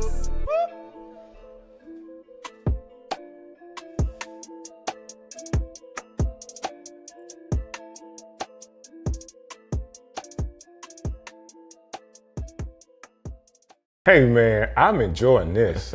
You say, what do you enjoy? I'm enjoying the fact that I get an opportunity to have some of my friends, some of the great people of Birmingham on Strick City Live. I just got through talking just to kind of reminisce about my guests, and 25 years, it's not longer. Like, we're at the age right now, both of us we're trying to give some years away. It's probably close to 26, 27. However, a man with a great heart, great family, loves people, and is pastoring right here in the city of Birmingham. None other than my guy, Mr. Minister Pastor Doug Taylor. Is it not apostle yet? No. Bishop? No. Doug Taylor's enough. Doug is enough. I stick with pastor. Man, I love it. Bro, I had no idea until you brought that up. It's probably 27, easy 27 years. We're talking about 1997. I just got to town in 96. Okay. And a friend of mine, Sir William McCain, came the year later. So that was 97 when he got here. Yep. He was working at UAB. We're working at UAB together, information technology. William O'Neill was working at UAB. Yep. And they introduced me to you. And it's been on since then. And it wasn't about no church stuff at the time. We were just good dudes. We just let me say this: we were all Christians at the time. Exactly. You know so that was a comment, but we weren't trying to church. We was just being guys, building a relationship, which I think is important. And then you go from there, and you actually start a church. Yep. And I know you were in the Avondale area, over in East Lake. We started in East Lake. We were in East Lake, April 1st, 2001. A little rat trap building. It was a storage unit that we used for a church. Then we moved over to Fifth Avenue, over in Avondale. We finally moved over here off Red Lane Road. We finally had a steeple. When we had a steeple, people was like, okay, they're a real church now. Do I remember Red Lane Road? Yep, right off of the down from the Walmart, where Pastor Harris is. That's right. Yep. We did a Strick City over there. You did a Strick City? That's right. We did a Strick City over there. So I learned traveling with gospel hip hop artists and all of the people we would travel with that sometimes we made an investment to get our own sound equipment. And just the way the acoustics worked in that church, it was the perfect set for the equipment that I had. Oh, that's cool. It was just perfect. So I remember this. Oh yeah. I remember rattling the windows in that church. I loved it. Right, Oh man, right. we had the bass was hitting so hard. No, it was great. We had a great time there. Absolutely. We had a great time there, and that again, I almost forgot about that. But we did a whole Strick City tour, and we had to be there. Yep. At your church, and all the stuff that you guys were doing and have done over the years, and very close to a lot of your members of the church. I had another opportunity to come back and speak and do another Strick City. Sure did. At the movie theater. Yep. I say movie theater. It is his current church. And it's a great area. I think the way the church is set up is cool. Y'all have done a great job with even the gym part that you use. Yeah, we're excited about it. Be praying with me. I'm praying that we're out of that facility into the new one by the end of the year. My hope is, the Lord didn't say, but I'm hoping that by New Year's Eve I can have my New Year's Eve service in a new place. The new place is going to be crazy. That's nice, man. The new place is going to be crazy. I've been there, of course, and I've seen the sanctuary and the way it's set up. Like it's rows for days. So here's the crazy thing about that building. We didn't buy that building for Better Church. Okay. So I hit a pivot probably about 8 or 9 years back where I was just unfulfilled with pastoring. Okay. I still love preaching the gospel, but I was like, people gonna join, they're gonna get saved, and that's the crux of. But I'm like, there's something missing, and so I went on this journey of trying to figure out, God, what's next for me. And man, I stumbled across this statement that changed my life. Statement is, stop praying for a vision for your church and pray for a vision for your community. Bro, it pivoted everything. Okay, hold on. We can't go by that fast, man. Doc. You gotta rewind that. Don't pray for. Stop praying for a vision for your church and start praying for a vision for your community. And what that said is, I began to look at our church as the Garden of Eden, as it were. Okay. God tells Adam and Eve, replenish, subdue, dominate, which means here's a garden, keep expanding. And so what's in here should start impacting everything around. And so we became extremely outward focused. How many people can we feed? What are the issues that are facing this community? How can we be a partner? So, and here's the thing, not even about doing church, because this is crazy and we just rambling. I'm going, when Jesus at the feet of the 5,000, he didn't ask who was going to get saved. He didn't. It wasn't even about the ministry result at that point. It was a family's needed support. And he freely supported and impacted them. And then if you want to go further, eat my flesh, drink my blood. But right now, I'll need to meet those needs. And so we pivoted. It was like everything was outwardly focused. And so if they come to church, great. If they don't come to church, great. We're going to pray for them and, minister to them. But how can we serve the people around us? And so this new building, man, we're going to be doing workforce development out of there because we ran out of space to do all the other programs. Okay. The stuff we do with entrepreneurship coaching, the stuff we do with ex-offenders, helping with reentry programming, all of those things, sports leagues. That new building is going to be able to house all of that. It's community building, bro. Let me say this. As a church leader, I know if you just named 4 or 5 programs that your church is doing. There's no way you could run 4 or 5 programs. Oh, no, not at all. So you got to have a good structure and a good team that's working with you to pull this off. Oh, absolutely. So I'll give you a perfect example. We have a free mental health ministry in our church. And so I talk to pastors about this. One of the statements I hate is when people say that's real ministry. Well, you can't define what real ministry is. All of it should be. All of it's ministry. Right. Because every pastor has to determine based on their passions, based on what assignment God has given them, and then what partners they have. Right. And so I began to see, and the problems that exist. Right. We start having people, short end of the pandemic, having emotional wellness issues and depression. They call us, we pray, we do what pastors do, but I realize this is more than what I can handle. There's something else going on. We had a team of mental health counselors that were part of our church. I pulled them together. Y'all build something. Right. Because the whole scope, the real essence of apostleship, leadership, the text says, I give you apostles, prophets, evangelists, pastors, and teachers for the perfecting of the saints, which means the maturing of the saints, so they can do the work of the ministry. They can do the work of the ministry. And so my real job as a pastor is not to do the work. Right. It is to grow others so they can do the work. And so that whole mental health issue, man, ministry, it was, I don't know. I'm gonna pray. Wow. And I'm gonna sing to them. And so they think last year they served about 400 individuals. No way. Absolutely free, bro. And we've trained about 25 individuals in our church, teenagers from 17 to 62 that are trained mental health first aid advocates. It's crazy, bro. So I introduced him as Pastor Doug Taylor. We haven't said the name of the church. Rebirth Christian Fellowship. And you guys need to know that as we're talking about some of the things that he's doing, some of the things he's offering, look the church up. You can pause this, look the church up, okay? Doing some major things in the community. We talked about how long we've known each other.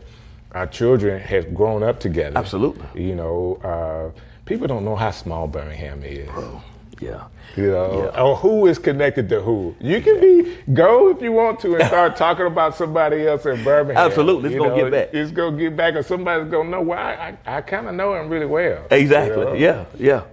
But I really appreciate, every time we talk, you always enlighten me on something. No, and same, bro. I like the way you think about things to be able to help the community. Is kind of like an evolution of pastoralship. Sure. You know, because, these people are called to me. I want to pastor them. And once you get to a point where pastoring, you know that now I want to make a bigger impact. So we got to go out of these doors. Sure. Because there's people out there that are hungry, that don't have clothes. Exactly. You know, sometimes you get people coming to your church, but what about the church going to those people that you know they're in Sure. need? Absolutely. And I think that's what I call a mission-driven church. Has to be a higher mission. And, you know, Sunday alone, one of the core values of our church is Sunday is not enough. That's part of the core values? Part of our 10 core values. Sunday is not enough. Sunday is not enough. And it's so true. You know, Absolutely. If you're not waking up every day, you know, trying to find time to get in his presence, you're not going to have a good day. Absolutely. If you do, the second day might get you. That being said, you're making a move that's 2-3 miles away from where you are now to this new church? 4 miles. 4 miles. 4 miles. Yep. But it gives you an opportunity to kind of spread your wings a little more as far as the campus has a school on it. And I mean, to be honest with you, I don't even know all of this building. You got to go by there. You know, it is. I've seen parts of it. I've seen the office space in the back. It's just really, really big. Bro, we're going from 26,000 square feet on 4.3 acres to 110,000 square feet on 9.4 acres, tennis courts, 2 single family homes. And here's the thing, bro, it's all to the glory of God. I'm not smart enough to do this. Oh, come on, man. No, I'm telling you, man. I mean, and when I say this stuff, it's not to say what we've done. It's just grateful that God has trusted us with his resource. I mean, I was on the podcast today. I was like, I would have never picked me to pastor. I would have never picked me to preach. I know too much about me. Wow. And for God to know more than what I know and give me the privilege of doing this, bro, I love it. I'll never take it for granted. So you hear why I like this guy, right? You can actually hear while we're talking. One of the things that I know about you, because I am long-time friends with a lot of your members, is that you've always had a heart for entrepreneurs and business people in your church. How are you building them currently, and how do they fit into this next move? Oh, bro, it's a big deal. So I believe that entrepreneurship is one of the hidden gems of the kingdom of God. The truth is, I've been an entrepreneur for decades. I started doing business at 9 years old. It's crazy, 9 years old, because it's just images make sense. Then when I saw in scripture, you think about it, of all the disciples Jesus picked, most of them were entrepreneurs. They were business people. I had the opportunity to spend 10 days in Israel in 2023, and it's changed my whole scope, bro. We went to a synagogue. Okay. In my mind, I always thought synagogue was a church. Church, right? It's not. A synagogue is roughly the size of where we are right now. It's a gate outside the city walls where the merchants meet to discuss scripture, to discuss concepts, and it is a marketplace. So when Jesus is going to the synagogues, he's not at church. He's in the middle of market. 2 Kings 4, the woman had, the widow woman said, they're going to come and take my sons, can't pay my bills. The Lord didn't give him a miracle. Elijah said, what do you have in your house? I got some oil. He puts her in business. To sell the oil. He puts her in business. Absolutely. And so she starts, God performed miracles through an entrepreneurial effort. It just makes sense to me. And so we do a lot of cool stuff for our entrepreneurs. We do stuff like pop-up Sundays throughout the summer. We let all of our entrepreneurs sign up and have a Sunday that they showcase their wares. We do entrepreneurship coaching through our nonprofit Rebirth Community Corporation. We do an 8-week program, Reboot, where we teach all these entrepreneurship skills, accounting, the legal component, marketing, but we also have mental health counselors that come in and teach them to not only study spreadsheets, but how do you stand under the stress of being a business owner? Because I was always taught just make money. I was always taught about be profitable. I was never taught how to manage the pressure. And so it's another component that we bring to the entrepreneurship journey that's changing people's lives. And bro, the stuff we're gonna do over here, it's gonna be crazy. And I believe that. I think, sometimes having the programs as a start, you know how God works. Sure. You got to start. You got to take a step. You got to take a step. And then he adds to that. And if you already have these programs going, you've already taken your step. Now he's increasing the territory. Exactly. It's a stewardship thing. Faithful over a few things and make you rule over much. So not only that, because as I'm sitting here thinking, like, it's just so much stuff over the years we've done. Even going to, like, at one point, as a business person, you were doing business as a wholesaler for cars. Absolutely. Are you still doing that a little bit? No. You had to give it because of time? Yeah, it was. I have to fight because entrepreneurship is in you. I have to fight taking on other endeavors. But it was great at the time. I still keep the license, right? So I can have cheaper car insurance, and I like cars, so I buy it and sell them. Now I can help my family out. But as far as I actually still run the business, nah. But it was cool. It was cool. Did I buy a car from you? I don't know. I know we went. You should have. I bought a car from you. You sure did. You sure did. I bought that Jeep for my daughter. Well, 2 cars, because we got the in-laws got a car too. You sure did. Yep. So I actually went from wholesaling to actually becoming a retailer. I had over in Roebuck, I had my own office and lot, and I was, it was cool. It was a good hobby. I liked it, of course. I've actually sold cars, but I like the whole wholesaling business. I just don't have time for it. No. I don't have time for it. That being said, how do you handle, first of all, there is a men's conference that's coming up, like at the end of this week. So I'm gonna be sure that people know about this conference. We're gonna talk about that. Yep. But before we talk about that, so y'all hang on, because we got, for all the fellas, this guy's not just cool for no reason. Like, he's making an impact. But I wanna know, like, how do you as a person handle being a pastor when it comes to all the negativity of, oh, you a pastor? Well, I normally don't lead with being a pastor. Right. I got a couple guys in my church that I played basketball with them and a wife for years before they even knew I pastored church, and they would cuss and, oh, you missed it, blank, blank, blank, layup. Like, hey, man, Right. But when I told them that I was a pastor, it was like, okay, we can fool with you. Right. So I rarely lead with that unless I'm in certain circles.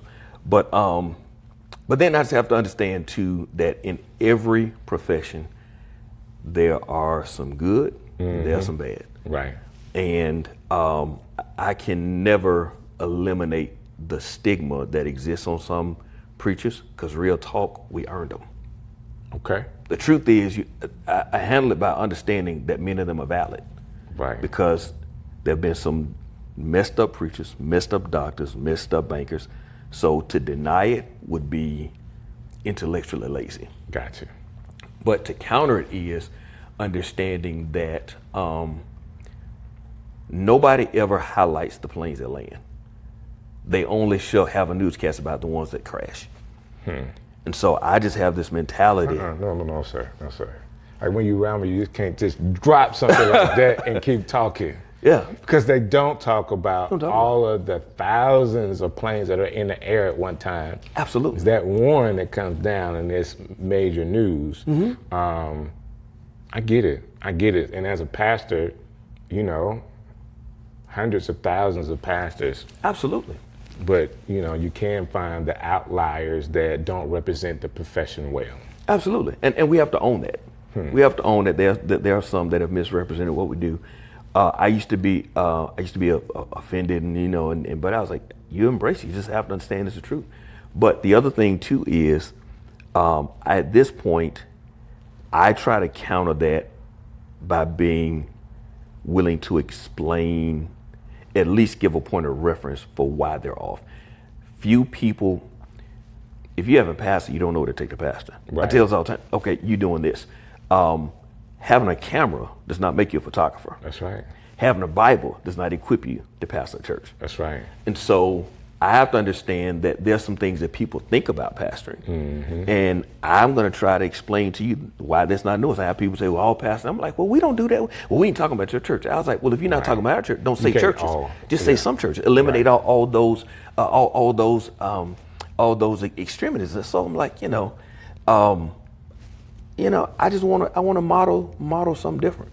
Gotcha. You know, and so, and I know I'm not going to win everybody. That's right. I know people aren't going to accept everything. I say all the time, you know, if I walk on water, you're going to say it's because I can't swim. Right. It just is what it is. Right. I want to make sure that the people that I walk with know my heart is right, know my intentions are right, and I want to do it the right way. That being said, I have 3 boys. My youngest in September would be 20. Wow. And I have a heart. We grown, bro. I'm like grown. You know what I'm saying? I'm so grown, dude, it don't even matter no more. Yeah. Like what you think, what you gotta say. I hit a plateau. Well, you know what?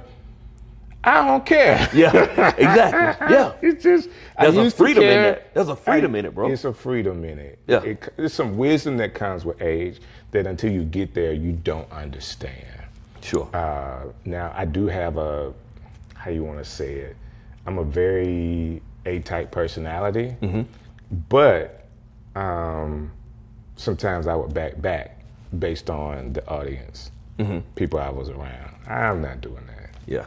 You know, that being said, I do think that there's a time for us to focus on men. I believe a generation ahead of us didn't do well with communicating to the younger men. And I want to be sure that not only am I a visual example, but also a physical example as far as being in front of men and helping, supporting men, and just be able to talk to them. Yeah. I was telling my youngest son the other day, I said, you I know you don't like this, but it's gonna help you. Right.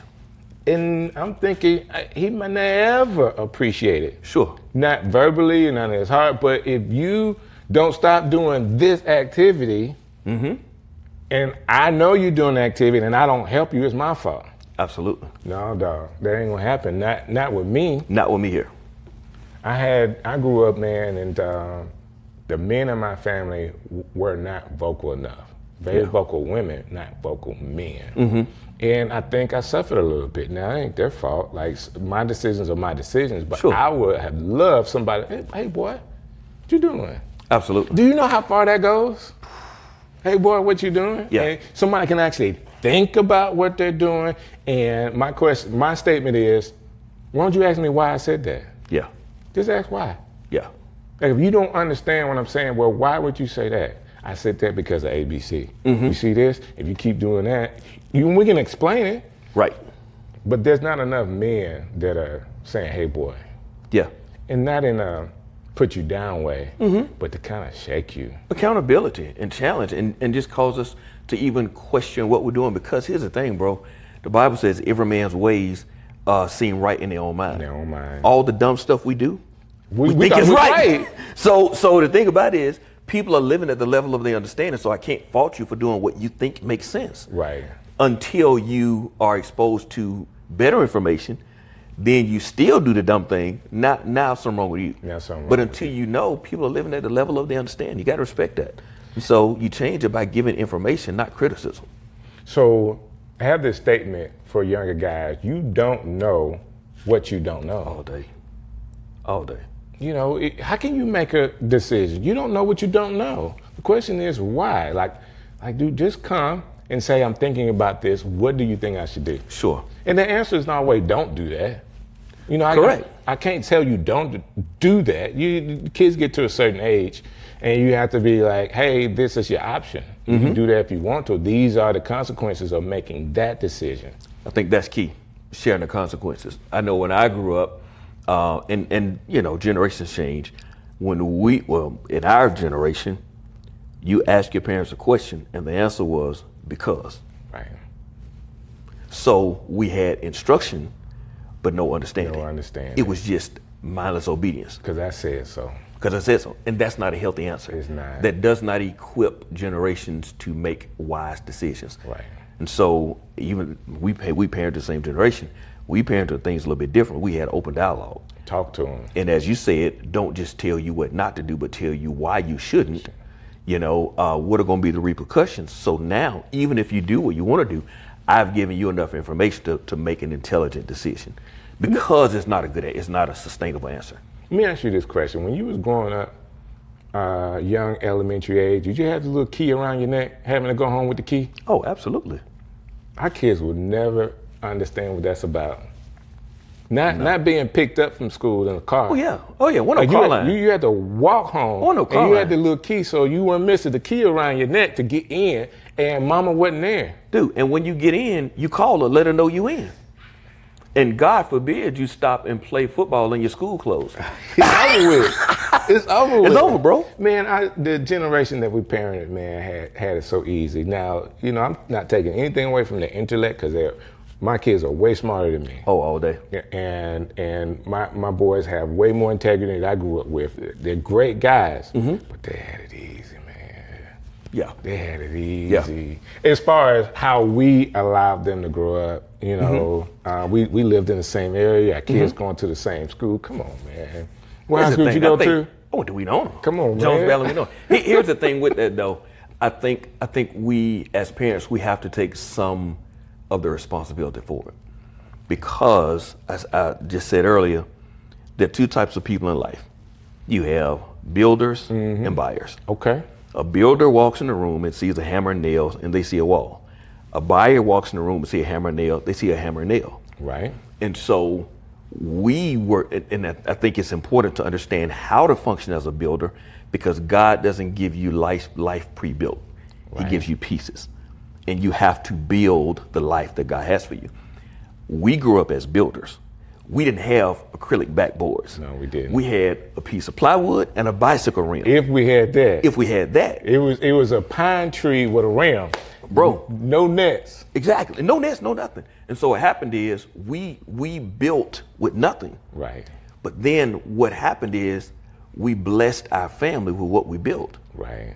And it's not their fault they don't know what to do with a bicycle rim and plywood, because we taught them that acrylic and nets is what's right. That's what's right. And I think sometimes we do a disservice of punishing a generation that we created.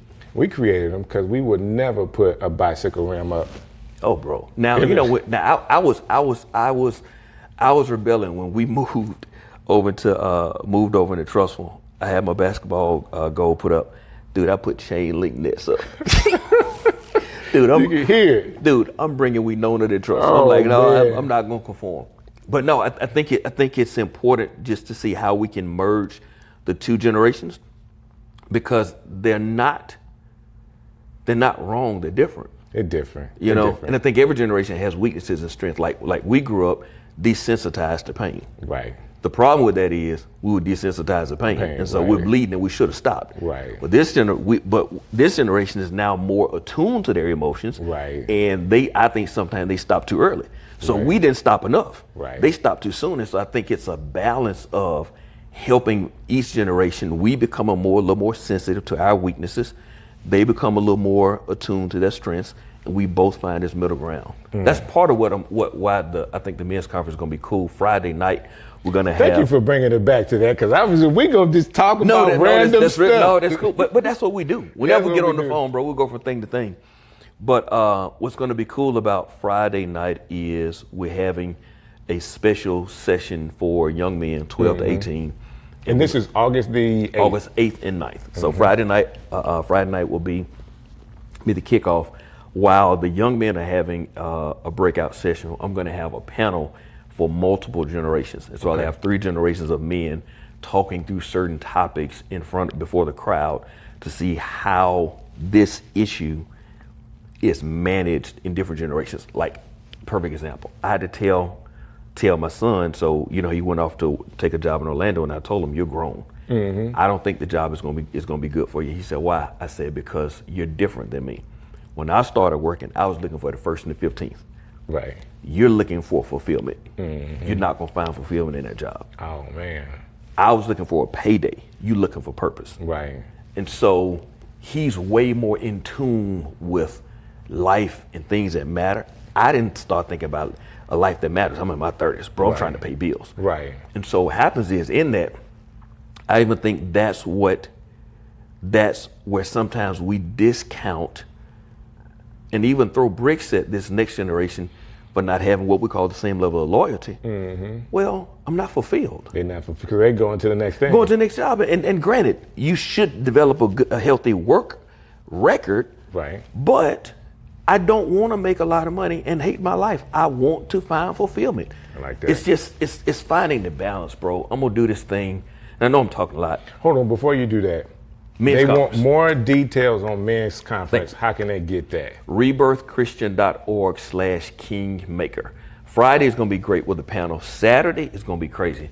My friend Ricky Smiley is going to come talk about being a king in crisis, how he navigated through the death of his son. That's cool, man. Larry Thornton is going to come talk about being a king, overcoming Jim Crow, overcoming challenges. He was just a pillar for our community. He partnered with Magic Johnson in the 90s and opened the McDonald's and developed the Heritage Center on the west side. Navigated from Jim Crow poverty, has emerged and become a leader in corporate America. Brandon Cleveland is going to come. He's going to talk about a king in culture, how we can thrive in this secular world and maintain our spiritual convictions. And what's dope is I got to talk about entrepreneurship. I got a young man in my church, Anthony Gaucher.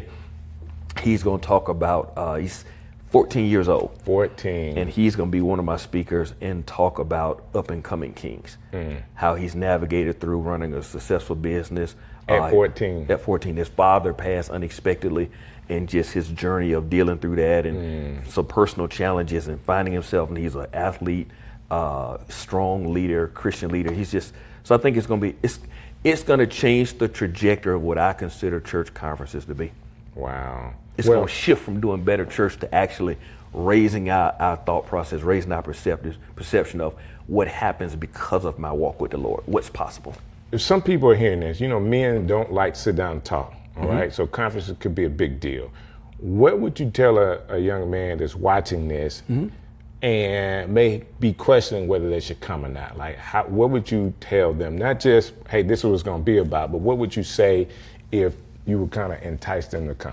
I really believe that life is dependent on it with all my heart. Everything in life we learn one of two ways, either by mistake or by mentor. Okay. And God uses mistakes to teach people who are too proud to submit to a mentor. Okay, I like that. It's crazy. And so God uses mistakes. He uses mistakes to teach people who are too proud to submit to a mentor. Every now and again, I know you're just so cool, but that pastor thing just comes right out of you. It's what I do, bro. It's what I do. It's what I do. It is that's quotable, brother. Bro, it's crazy. And so you think about the mistakes. I was making a comment the other day when people was talk about if I had known then what I know now. The truth is, I did know it. Somebody told me. I just didn't believe it. I wanted to try it your own way. So it's not if I had known then what I know now. Now I know the mistake. Right. But I knew the truth when they I just didn't think it was a truth. Right. And so I think it's important, especially for young men, to be in an environment where we can exchange, where we can add value, where we can receive, because you'll never be your best by yourself.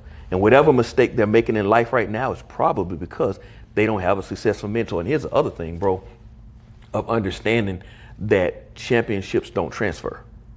Okay. So that year. You're a champion for that year. In that league. In that league. So you're a champion at Pop Warner. Mm-hmm. You're not a champion in the pros. Right. And so just because you're killing the game with your shoe game, killing the game making money, does not mean that you're killing the game as a father, as a leader, as a friend. And so just because you're winning here does not mean you're automatically winning everywhere else. It could also mean, like, sometimes there are some areas in your life that you're not good in because you're focused on that winning area. Absolutely. Because we don't want to focus on the development because I feel second class. So I go back to refocusing on the thing that I do well because I don't want to acknowledge that here's an area for development that I don't want to do. And sometimes it could be home that you're neglecting because you're winning somewhere else.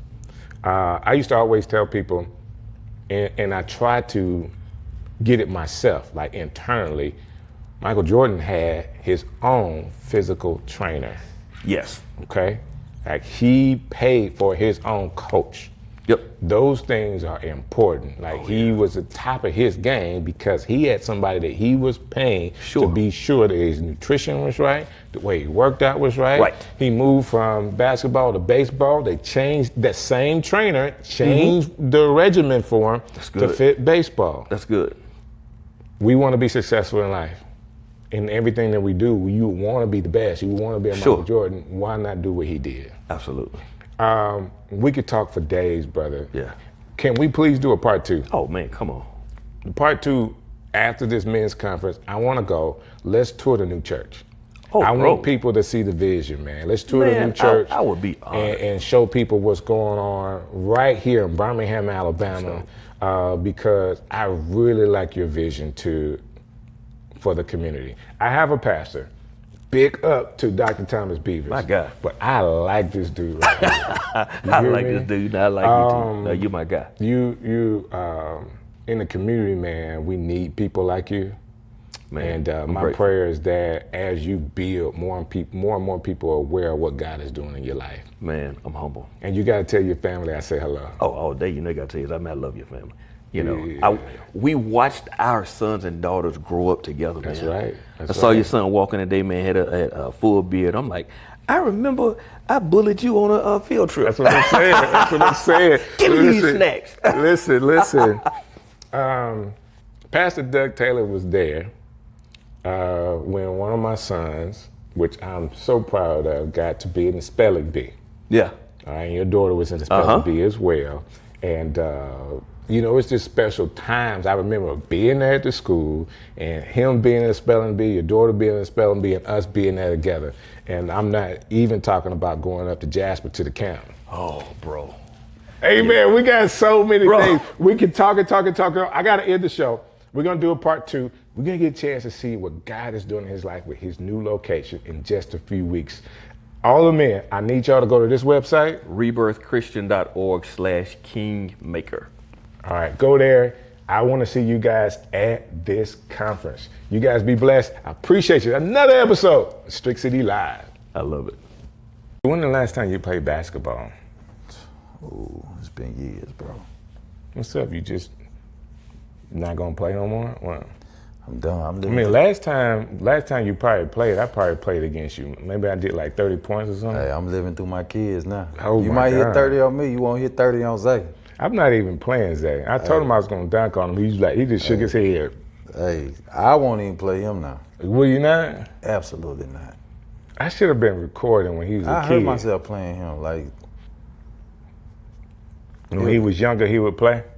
And he'll get to crying when he ain't win. Oh my God, Yeah. I ain't forgot that. Yeah. That ain't but a couple years ago. The thing I love about him, man, is that he got the mentality, I'm supposed to win now. When I was a kid, it was like, man, when I get older, I'm gonna beat you. Mm-hmm. That ain't his mentality. Man, he was 8 years old. He could play KD. He think he's supposed to beat KD at 8. Now KD would kill him.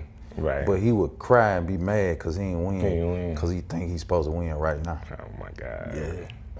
Well, you gotta have that. He got it, bro. You gotta have He that. different. I don't even like A lot of people play and not upset when they lose. Yeah. And how do you transition that kind of stuff in life when you're not upset when you don't win? Man, I think you need to be convicted. God wants us to win in every area of our life. But at the same time, I think we need to keep it healthy. I think it's a healthy balance, but there's a lot of people that it's okay with being mediocre. Yeah, that's not good. I don't think so. Mediocre people hate great people. Great people hate mediocre people. They don't mix. It's like oil and water. That's a Nick Saban saying. Yeah, that's a Nick Saban, but it's true. It's definitely true. I can't stand to be around nobody mediocre. It is. I definitely have a personality that I don't like as much. It's people that are passive. Yeah. Like that'll say okay to everything you say. I absolutely don't like that. Yeah. Now I may have said something great, but I also may have said something that's not so great. I need you to find like a way to kind of help me, because I want to help, because I do have a slight bully mentality. Yeah. I don't want to do that. Well, it's part of life. It is. You got your personality. God made you a certain way. It's only one DJ Strick now. Well, we know that is the absolute bona fide It's only truth. one. It's only one. Yo, Strick City coming live. Yo, yo, yo. And what a great way to start the show. Please listen to what I'm saying. There's only one Strick, and he is still the legend. And I thank you so very much for hanging out with me right here on Strick City Live. You guys keep showing up. Thank you so very much for every like, every comment, every share, every call, every text. It means a lot to me that you would take the time to watch what we're doing here and then to comment on it. That being said, y'all already know who my guest is. You already seen the thumbnail. I got him in the studio. We're right here at the link in Roebuck, and we're about to do some real conversation. I'm talking about some real stuff from my friend, my brother, the doctor. Yes, he is a real doctor, Thomas Beavers. Man, what's happening, man? Thank you for having me. Man, I appreciate you being here. Man, I'm glad to be here, man. You got a dope show, and this is a dope thank you. spot. It Shout out is to all really the people cool, in Birmingham that's doing it, and it's worldwide. That being said, man, what do you think about the climate in the city of Birmingham? Ooh, man, you trying to be messy? No, it's just the truth. It's it could be a sunny day's climate. Like it Yeah. is what it is from your perspective. I don't know when people are gonna see this, but we're just coming off of the mayoral election. Right. And I think the climate in Birmingham right now is kind of cooling down and calming down. Before a minute, man, it was heated. Yeah. For a minute, man, there were people saying, I live 536 miles away and I've never been this entertained. Like I tuned in every single day. It definitely was entertaining. It was entertaining, man. It was. Let me say it this way. Personally, I know you, right? I know you very well. I think you do a very good job being neutral when you need to be. Yeah. All right.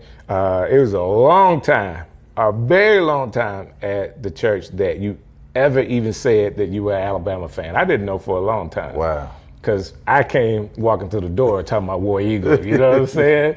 And I think you do a good job because you're a leader. It can be polarizing for people sometimes, especially with things like politics. Yeah. That being said, it's tough Yeah. to not have a voice when things are not, what do you want to say, professional. Yeah. I fought so hard to be quiet, and I was quiet on purpose. I really did more praying than talking, and I honestly did pray. A lot of times as pastors and preachers, we say, hey, we got to pray for people, but we don't actually pray for the people. But I spent time praying for each candidate. I didn't pray for somebody to win. I didn't pray for somebody to lose, but I prayed for people to be able to maintain their sanity in and throughout the process. Win, lose, or draw, for people to be able to come out healthy, for the city to come out unified. I spent a lot of time in prayer. Now, I did laugh. Mm-hmm. It's very entertaining. I would be lying if I said I did not laugh, because it was funny. Right. A lot of it was funny. But aside from laughing, I spent a whole lot of time in prayer, and I've learned, you got to try not to laugh too hard, because it could be you tomorrow. Right. There's a song that goes like this: I'm gonna try not to be all high and mighty, because tomorrow I can fall down on my face. Yeah. Lord, I thank you for sunshine. I thank you for rain. I thank you for joy. And it's the African song of the kid. People know the thank you for sunshine and rain, but the first part of that is being humble. Which is not easy to do, but understanding that, you know, God can be blessing you today and something could happen that humbles you.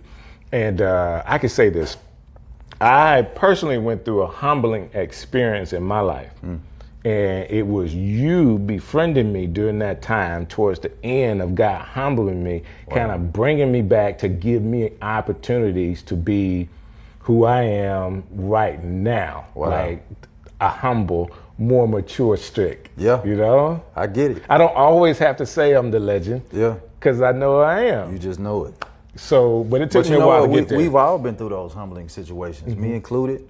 There's a scripture when you start talking about that comes to my mind. 1 Peter chapter 5, verse 7 says, humble yourself under the mighty hand of God, and God will exalt you in due time. That's good. And so when we humble ourselves, God does not have to humble us. But when we don't humble ourselves, then God humbles us through humiliation. Right. The root word of humiliation is humble. And we never have to face humiliation if we would lower ourselves. Man, that's good. That's really good, because so many people miss that. And not that God wants to humiliate anybody. He wants to grow you. You know, he wants you to get to that man, that woman of God that he's calling you to. Sometimes, like me, and I can be the best example of this, our heads are just too hard to get the message. So he might have to come in a little strong. And God is not in the business of humiliating people. But if we don't listen to God, sooner than later, God will just be quiet. And when he's quiet, he allows you to make your own decisions.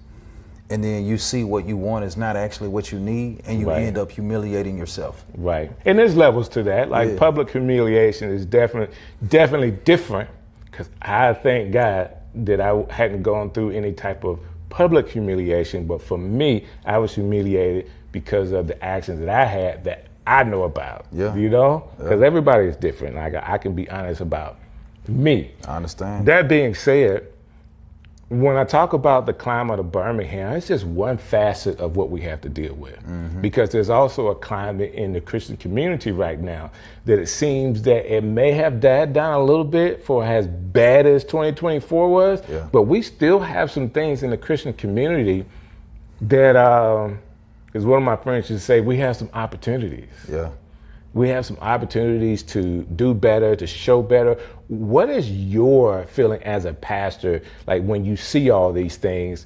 Do you internalize it, like personally for you? Okay, God, these are some things I want to do different so that I'm not in these situations. I try not to internalize it, because if you internalize it, you'll go crazy. But I do try to learn from it. I think when you talk about the body of Christ and the climate that we're in right now, God has always wanted unity for his church.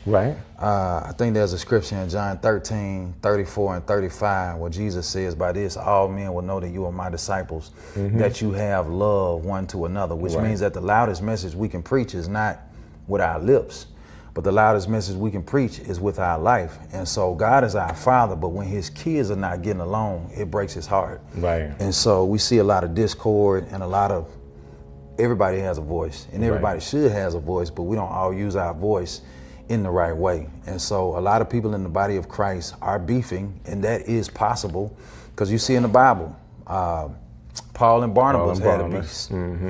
They did their first missionary journey together. They went on missionary journey number 1, but they didn't make number 2 because they fell out over Barnabas's cousin, John Mark. And the Bible tells us how to handle conflict, but we don't necessarily go by the Bible to handle the conflict that we have. So we end up making a public spectacle of the kingdom. And God wants unity. God blesses unity. We have differences, but our differences are to complement each other and not to compete with each other. I do appreciate that, because while you were saying that, I'm automatically thinking about John the Baptist ministry and Jesus' beginning of his ministry. Guess what? They were going on at the same time. They were, and he humbled himself. He did. John the Baptist was that dude. Matter of fact, he was so much the man. The Bible says that all of Judea and all of the region came to hear him preach. Now dig this, they came to hear him and his only message was repentance. Most times we think for the whole region, the whole city to come hear you, you have to preach a watered down gospel. Right. But here it is, he's telling people turn from your wicked ways. He's telling people repent. And everybody came to hear him. And then when Jesus showed up on the scene, he said, there's one coming after me who's greater. Of the straps of his shoes, I'm not even worthy to unlatch. And the Bible tells us that he humbled himself and he says, I'm not that light, but I've come to bear witness of this light. And all of his followers left him and they went and followed Jesus. Right. Man, that take a lot of humility. That take a lot of not humility. to be mad about that. Right. But that was his purpose, though. I guess he understood. He was baptizing them. Yeah. And just the quote that you gave is, I'm doing this because there's one that's coming, and that's the one. Yeah. I believe when it comes to ministry, there's a time for everybody to maximize the moment. But then there's also a time for everybody to step back and prepare the way for somebody else. And I'm just praying that when my time comes, that I'm able to do that gracefully for somebody else. Man, that's cool, because you say that, and I'm automatically thinking, like, one of the things that you're known for is church transitions, like teaching church transition, being in one with your grandfather and helping other churches to go through that. And now you're saying that if you are a leader, you need to be thinking about transition. Yeah. Why do you feel like that's so important? You need to think about transition on day one. Because the moment you become somebody's successor, you are already somebody else's predecessor. You just don't know who. You don't know who. You just don't know who. If the church is gonna go on without you, you gotta think about it on day one. Don't just think about what you're doing, but think about how is this gonna end and what steps am I taking for the church? What steps am I taking personally inside of my own life? Because I don't wanna hold on to this until I die. I want to make sure that I save as many people as possible. I want to make sure that I maximize my time. I want to make sure that I maximize the moment. But at the same time, one day, I'm not going to have the juice anymore. Right. One day it's going to be somebody else who comes on the scene. And it's going to be my responsibility to prepare the way for them. And transition is a tedious time, especially in churches. A very tedious time. People are wondering, should I leave? Should I stay? Do I like the new leader? What's next? Right. Do I like the vision? Should I follow? Should I go? Even if they don't say it out loud, they're asking these questions in their heart. And a lot of churches don't make it through transition. Wow. So I'm listening to your comments, and I'm sitting here thinking, man, I should be a better show host. Yeah. You know, I'm not like Shannon Sharp. I don't have like a script saying all of the great things and introduce. I have an opportunity to talk to my friends. In this case, you get to be a friend and a pastor and a leader. And I probably haven't conveyed all of who you are. You are the senior pastor of New Rising Star, now known as the Star Church. Not even known as the Star. We are the Star Church. In legally. Birmingham, Alabama. Yeah, the Star Church. And so there's a Star Church in Birmingham, the Star Church in Pell City, Alabama, the Star Church in Sylacauga, Alabama, and you're opening up a fourth campus in Forestdale, That's Alabama. correct. That's correct. And none of it was my idea. Wow. None of it was my idea. I had my mind set on the mall. You know, everybody knows our church is involved in community development. We see it as how we develop people. Communities are people in our buildings. We do it 6 ways: education, financial literacy, workforce development, housing, recreation, and the church. And we thought that mall was going to be a perfect spot to advance our community development efforts. And not that we won't ever do an economic development project again, but it didn't work out that time. Right. And then in the pandemic, I saw churches do really well or they plummeted and didn't do so well. I didn't see many churches just kind of maintain. Either they did really well or they plummeted. And so a lot of churches had to make a decision. Are we going to hold on and try to keep going? Are we going to merge? Are we going to close down? And that created opportunity for the kingdom to expand. Gotcha. And God put us in strategic positions along the way to be able to, we had 3 church mergers during the pandemic. 2 of those mergers turned into campuses. Right. That's awesome. So as you're doing these other campuses, what is the goal? What do you see happening with having multiple locations? Yeah, man. I see a growth so big that the walls of the building cannot contain the size of the growth. And when I say growth, I'm not just talking about butts and seats. I'm talking about souls in heaven. Okay. We exist to know Christ and make him known to the entire world. And we want to make heaven big and make heaven small. And so make hell small. Yeah, we want to make heaven big and make hell small. Thank you so much. And so coming out of the pandemic, we did Easter off campus. First time we did it off campus, we did it at the Civic Center Concert Hall. The year after that, we went to Fair Park Arena. And ever since 2023 Easter, God has just exploded it with souls in heaven. So Easter 2023, 112 people said yes to Jesus at that service, and it hasn't stopped since then. And so after Easter 2023, the next week it was like 50 some people. Then it was 60 some people. Then it was 40 some people. Then it was 30 some people. Then it was another 50 some people. And it just kept going. So from Easter 23 to Easter 24, 1,004 people said yes to Jesus. From Easter 24 through Easter 25, 1,000 plus more people said yes to Jesus. From January of 2025 all the way through August of 2025, 802 people have already said yes to Jesus. And so the goal with these campuses is that saying that's this year? That's this year, 802 people. So the goal with these campuses is we want to put a Bible-based church in as many locations as possible so that we're not far from where you are. I like that. Some people say if you ain't saving souls, don't say nothing to me. Yeah, man. It's important, man.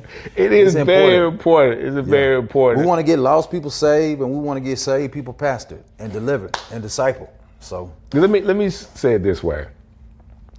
Those are some extreme numbers for your church. Because there's other people that say, well, hey, man, we just did that last week. You know, it just is what it is. There's people that are doing more and people that are doing less. What do you say about what it takes ministry-wise, volunteer-wise, church effort to be able to do those things? Man, it takes a team. No matter how great your vision, you can only go as far as your team. It takes people who are capable. It takes people who are competent. And so I look for those two things in a team. People who are capable. Those are people who have the ability, but it also takes people who are competent. People who know, who have the knowledge. So you need the ability, you need knowledge, and then last but not least, you need character. So I look for people who are capable, people who are competent, and people who have character. And I can honestly say across the board, we have some amazing, incredible people who have bought into the vision. And I believe that God is blessing the unity that is in our church. A lot of pastors have vision, but if that unity is not there, division kills vision. That's true. Division kills the blessing of God that is on what it is that you're trying to do. That is so true. So let me ask you this question. I mean, as I hear you talking, which I hear you talking all the time. That's part of what my job is. To listen and be a part of like what you have an opportunity to kind of vocalize to the people. You've been in ministry as a senior pastor for 15 years. You just celebrated 15 years this year. What is it that you would say that you've learned over these 15 years about ministry, about life, about family, any of that? So number one, I've learned to enjoy the journey.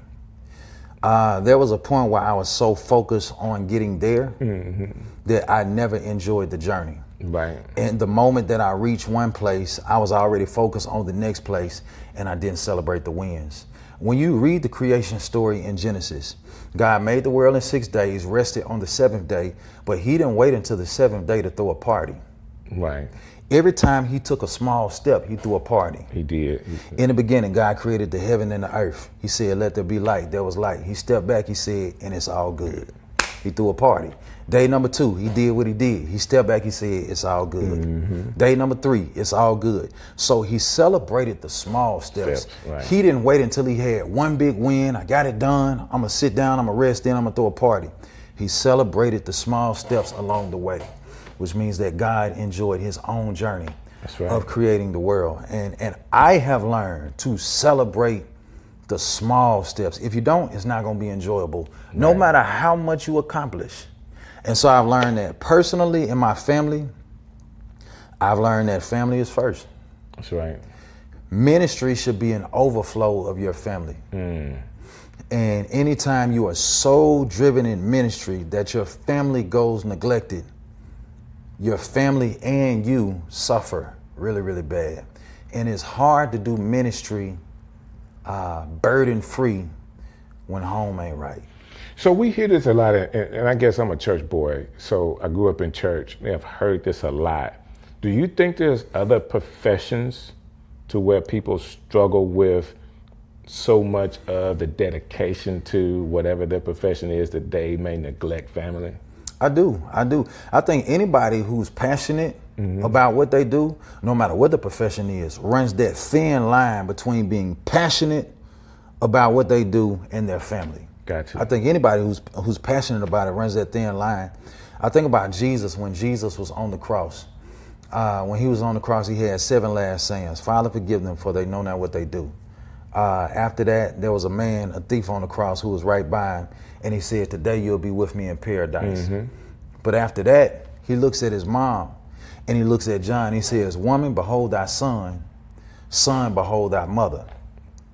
Jesus is on the cross fulfilling his purpose. He did many miracles, but his miracles is not his purpose.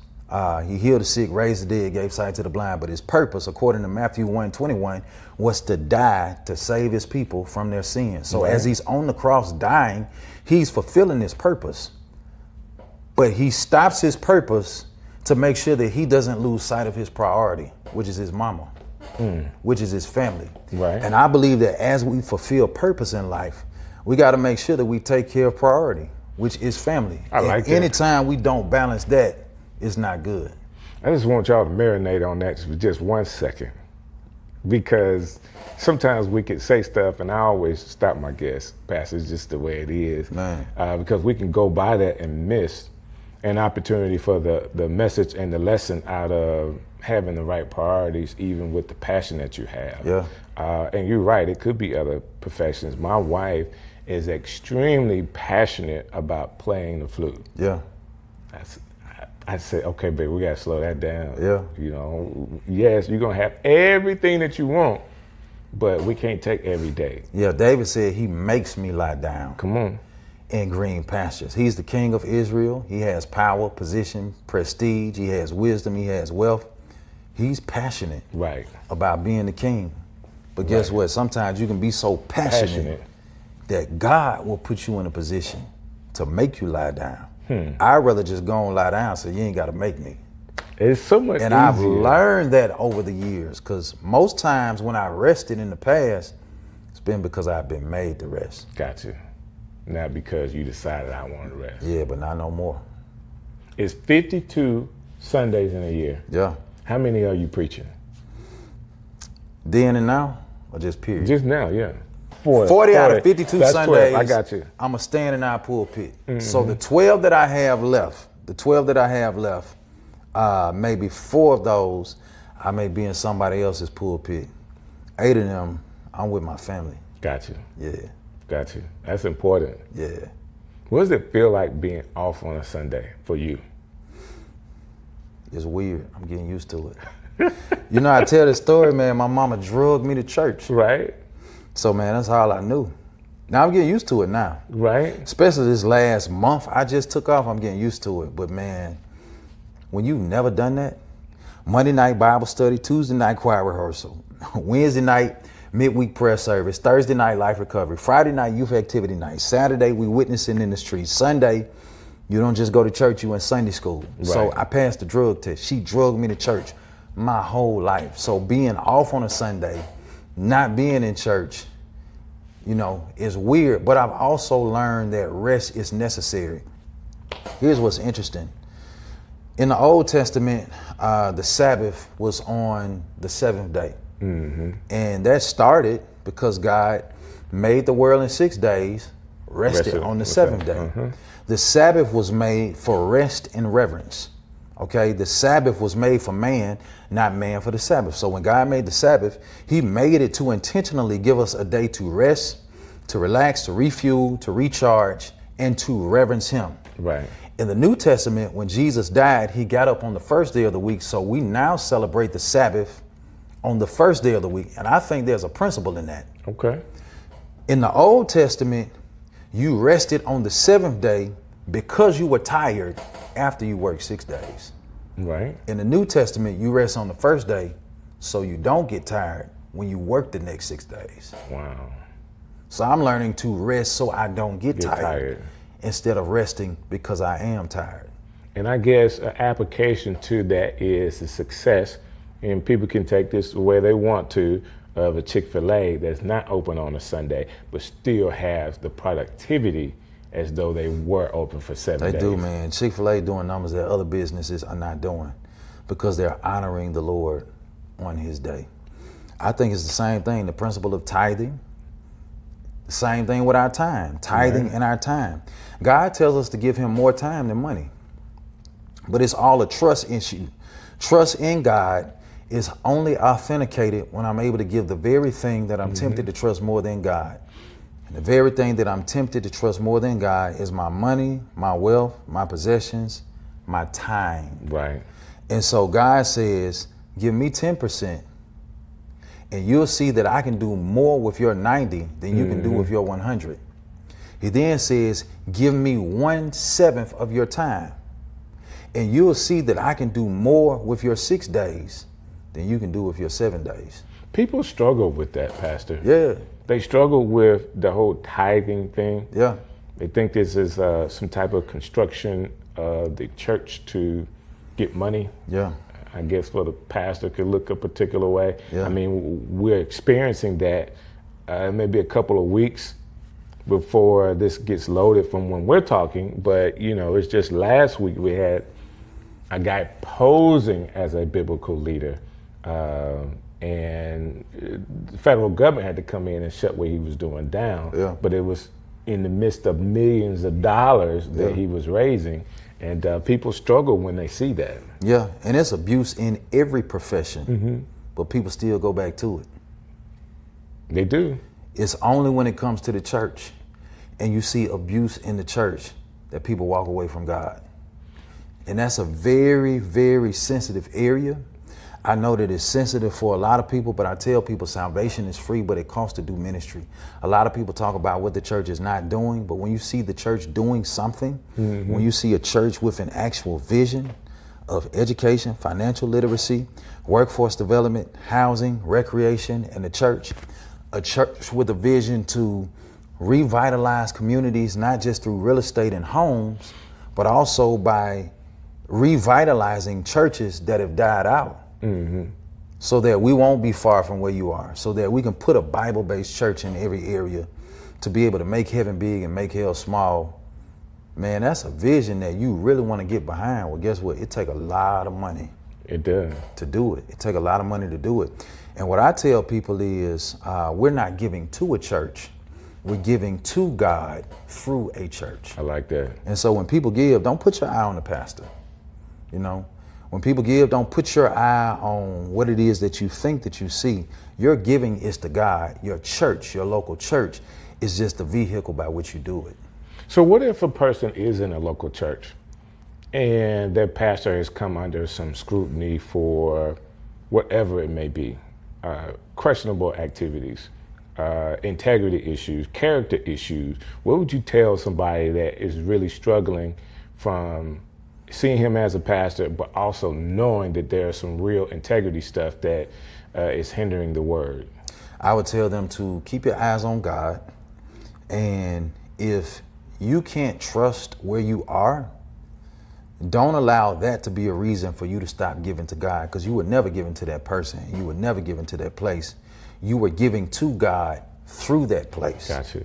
And so if you don't trust that place because of the person in charge, go somewhere where you trust. Gotcha. That's what I would tell them.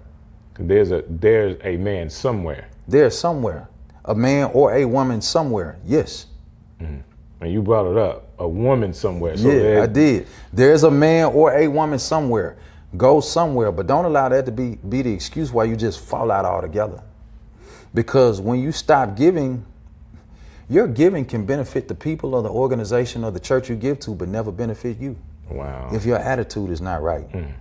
Paul said, though I speak with the tongues of men and of angels and have not love, I'm a tinkling brass or a sounding cymbal. He then says, though I give all that I have to feed the poor, if I don't have love, he says, it profits me nothing. Right. It profits me nothing. So what Paul is saying is, I can give, but if I don't do it from a heart of love for God, other people are benefiting, but I'm not profiting from what I give. Wow. Not only should other people benefit from what I give, I should benefit from what I give. And it's a whole lot of people who don't give with the right attitude, and the church benefits, but they don't. I like that. So let me ask you this other question. I mean, that's a good response. We're seeing certain churches grow over the last 10 years, let's say 10 years. And they've grown in such a way that there's a lot of people. They're becoming mega churches and big time pastors. And this is not just in Birmingham, but all over the country. There are certain pockets of places where churches have really just exploded. But as they were growing, people were loving what they were doing. But then when the explosion happens, it kind of like slows down when people don't automatically like what they're doing, and you hear more negativity than them being positive and people promoting them. What do you think about the ideology of people and I guess social media to bring somebody or build them up and then to tear them down? I think that we shouldn't be tearing people down, but anytime you grow, you always have problems because it affects people, and people don't like change. And so growth comes with problems. Anytime you grow, you can't get the good without getting the bad. Right. And so a lot of people say they want to grow, but they don't think about how it's going to affect them. But what I would say to the people, instead of you being so self-centered and thinking about how it's going to affect you, God not only cares about the people that you see, he cares about every empty seat that represents a person who's not there that should be there. Wow. Because that represents somebody who's not in heaven that he wants to be there. It's undeniably true when you read the parable of the lost in Luke chapter number 15 that God cares about lost people. And so because we're Christian, and to be Christian means to be Christ-like, if he cares about lost people, we should care about lost people. So if he cares about finding his lost child, we ought to help God find his lost children. And when you have that mentality, I don't mind being uncomfortable. I don't mind it being too packed. You know, they say the only people who like packed churches are pastors.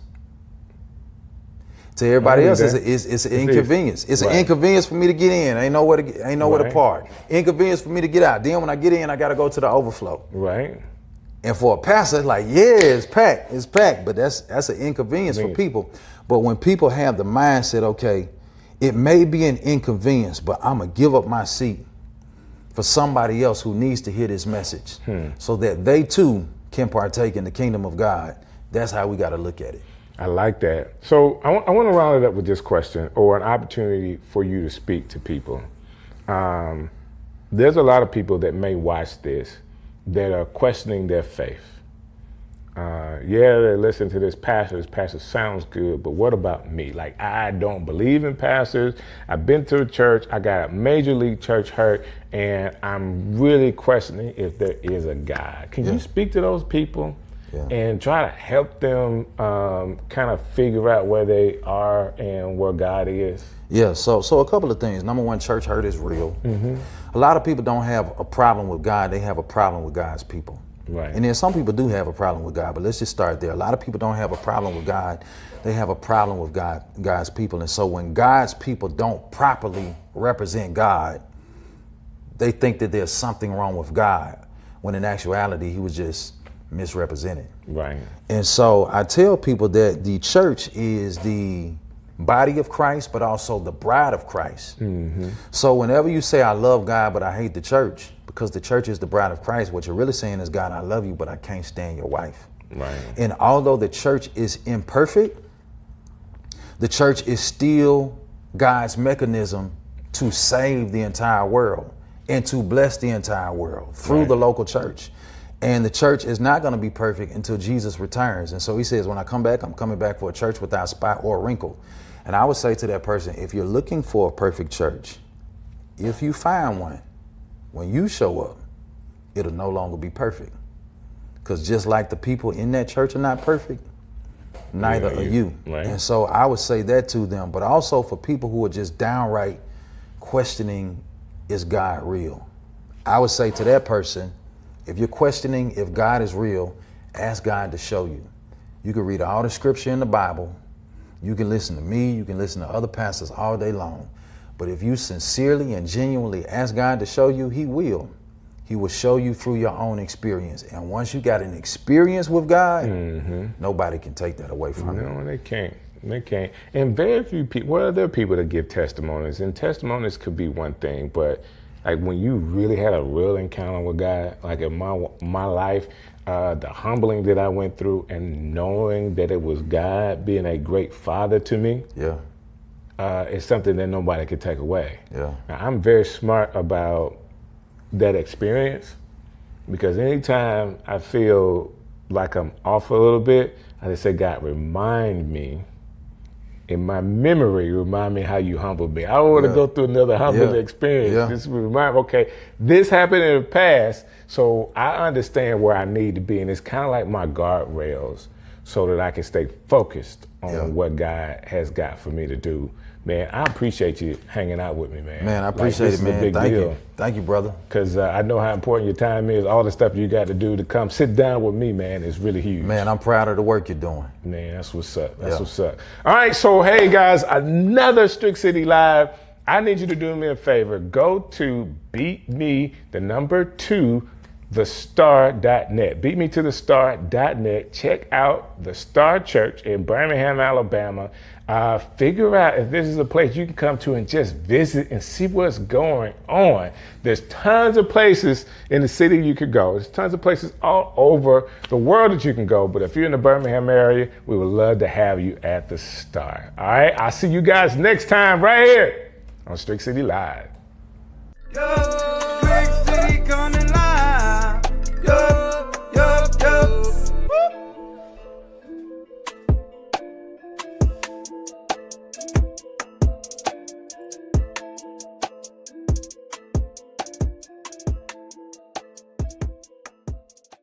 Do you have a nickname?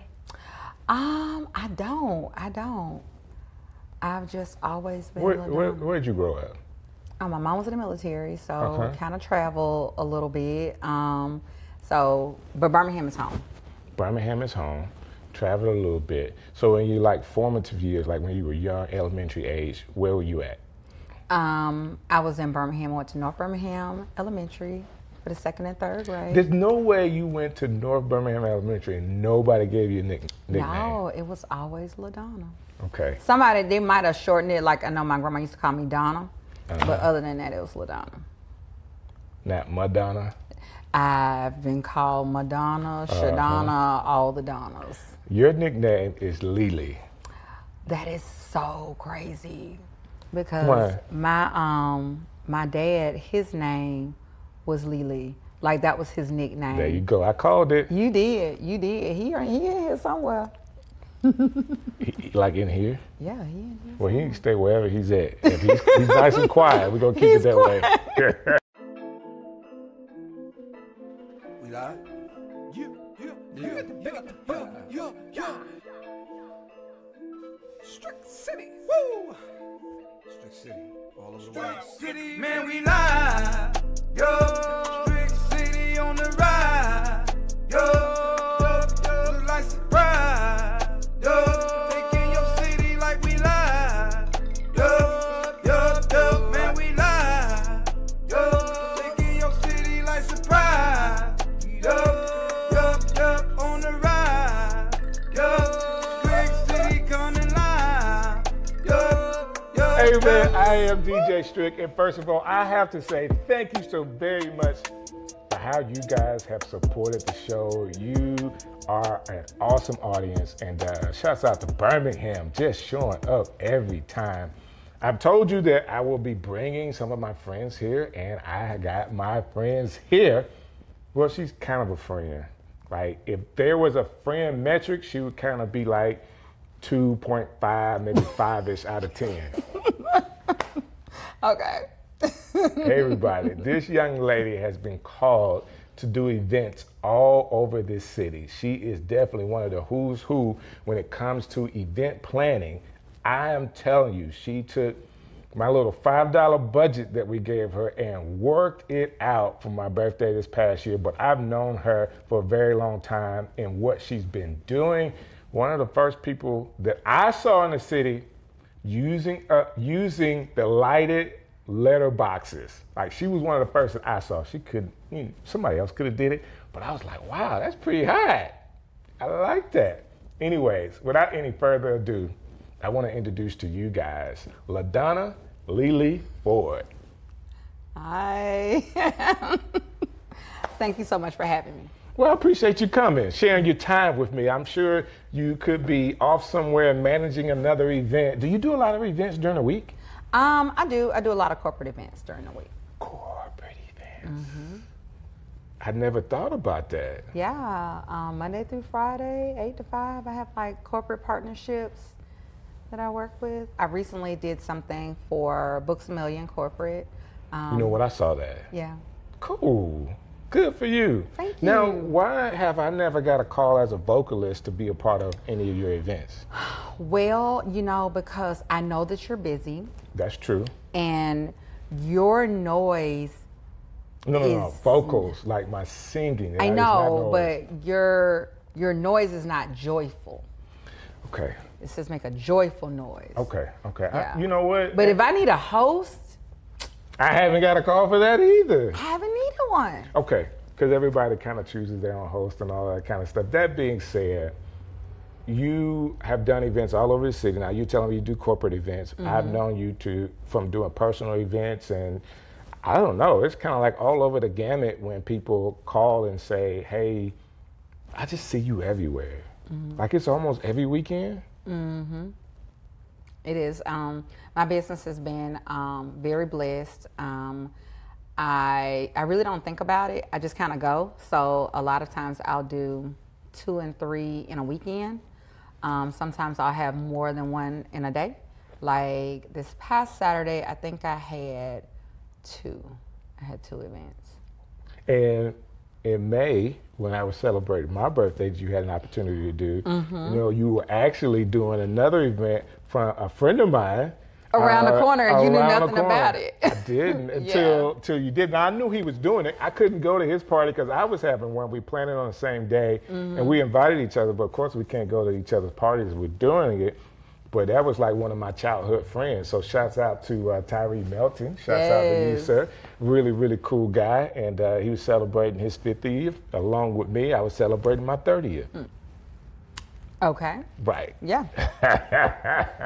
So we talked about you being busy. Can you really break down for everybody what it is that you do as an event planner? So as an event planner, I am talking to clients, getting their vision. If they don't really have a vision, I kind of help them along with developing what that is and how they want to celebrate. I get to know them, find out, what they like. I also do my own research. So I may go on Facebook or just kind of do like a little deep dive, trying to figure out like little small nuances about the person that I can put in the event, and to where when they get in, it's like a little Easter egg or a little surprise, like, oh, how did you know? I didn't know, So I do that. I bring all of the vendors together, just kind of depending on the vision that we've kind of come up with. And I work with the same people over and over again. Makes it easy, right? It makes it easy, and I know that these people have my best interests at heart. And they're going to deliver. And they're going to deliver. They're going to have a great price and a great product for my clients. They're not going to let me down, so therefore I won't let my clients down. So do people, because I don't know, I didn't really do the details for the birthday party, but do the people know the vendors that you're using, or do you bring it all to the table? I bring it all to the table. Sometimes they may have like their own, like, I have to have this person. And I love working with new vendors. But if I had my preference, I'm a creature of habit. Right. I kind of like using my own, but I will submit those vendors to the client and say, hey, these people, you know, are really great. This is their work. So the client is not going in blind. They actually know. Okay. You know. Well, that's what's up. Is there like a client that, have you ever had a celebrity client? Come on. Other than me, of course. Other than me, have you ever had a celebrity client? Define celebrity. Like you know, someone that's like been on TV. Yeah, been on TV, somewhat famous. Yes. I don't know if you watch Love and Marriage Huntsville. So I did something for the Scotts. All of their boys graduated high school at the same time. Okay, cool. And so I did their graduation party. But before that, I did an event for them. It's gonna air, so I can't talk about it. Okay, cool. But you'll see it soon. There you go. So it's growing, like your notoriety is growing. Yes, like people, I don't know, I don't get caught up in my own hype, so I just be in Target and whatnot. Target, because we're not supposed to be in Target. Yes, you one of those people that be skirting in there. I don't, I promise you. But I'll be like in Publix and looking real like I just ran out real quick. And people will be like, oh, I know you. And I'm like, hey, you know, I'm like, don't look at me. Right. You know, but I just go on. I don't really think about it. I think it's really cool. Does it, that notoriety of people calling you and you get a chance to do bigger and bigger events and people trusting you like that, has it changed your life at all? Not really. I try to remain humble. I try to keep it all like, okay, I don't think about, like, let's say Beyonce called me. I'm gonna fangirl out for a minute, and then I'm gonna come back in and like, okay, this is just another event. This is just another, you know, person or whatever. Right. But like, especially like when I do corporate clients, because I know that all eyes are on it, it gives it like a certain level of, I don't want to say stress, but it's like the pressure is on. Right. Because it has so many different eyes on it. And I always think no matter how big or how small the event, it's another opportunity for someone to see what I do. That's true. Because if the event goes well, most people know to ask. They would see, well, who is the person that put this together? Who did y'all use? And I normally tell people I do it all. I done it all. I remember you said that. Yeah. Just so you know. Like, it's not like I did it behind your back. That's right. And you talked earlier about the nuances that you have. I remember one of the things you brought to the table with us, because we even brought furniture in the whole night, and you did a pillow with our family logo on it. I thought that was cool. Thank I you. still have that pillow, by the way. Awesome. I did not leave that pillow. And I still have, what is that, 8 foot tall banners that you made? It was. Like, I'm supposed to be 8 foot tall, Who so it was doesn't perfect. want an 8 foot tall picture of themselves in their house? I have one. I have one in my office. It could be, it's scary to the kids that didn't know it was down there. 'Cause it's Yeah, in the now basement. it is alarming when you walk like the middle of the night and you see this, you see your eyes, you're like, What is that? what is that? So I still have to deliver my sister hers, you know, by being 8 foot tall, it's just not easy to fold up. No. So I got to figure out how to get her posted to her, but No, where is she? she's in Opelika. Oh, you can drive that down. In what? In a car. I mean, No, in like you in a a truck. SUV. Like I had to rent a van to go pick it up. You know how much it cost me? $100 to do that. Right, downtown and back.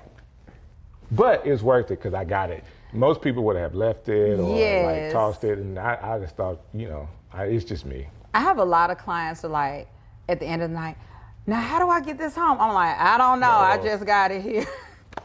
You just do the front part. Yes. So you can tell them you had to get it's a cargo van. And they could be cheaper. I mean, I think U-Haul would have been much cheaper than what I did, but I was trying to get it quick. Gotcha. That being said,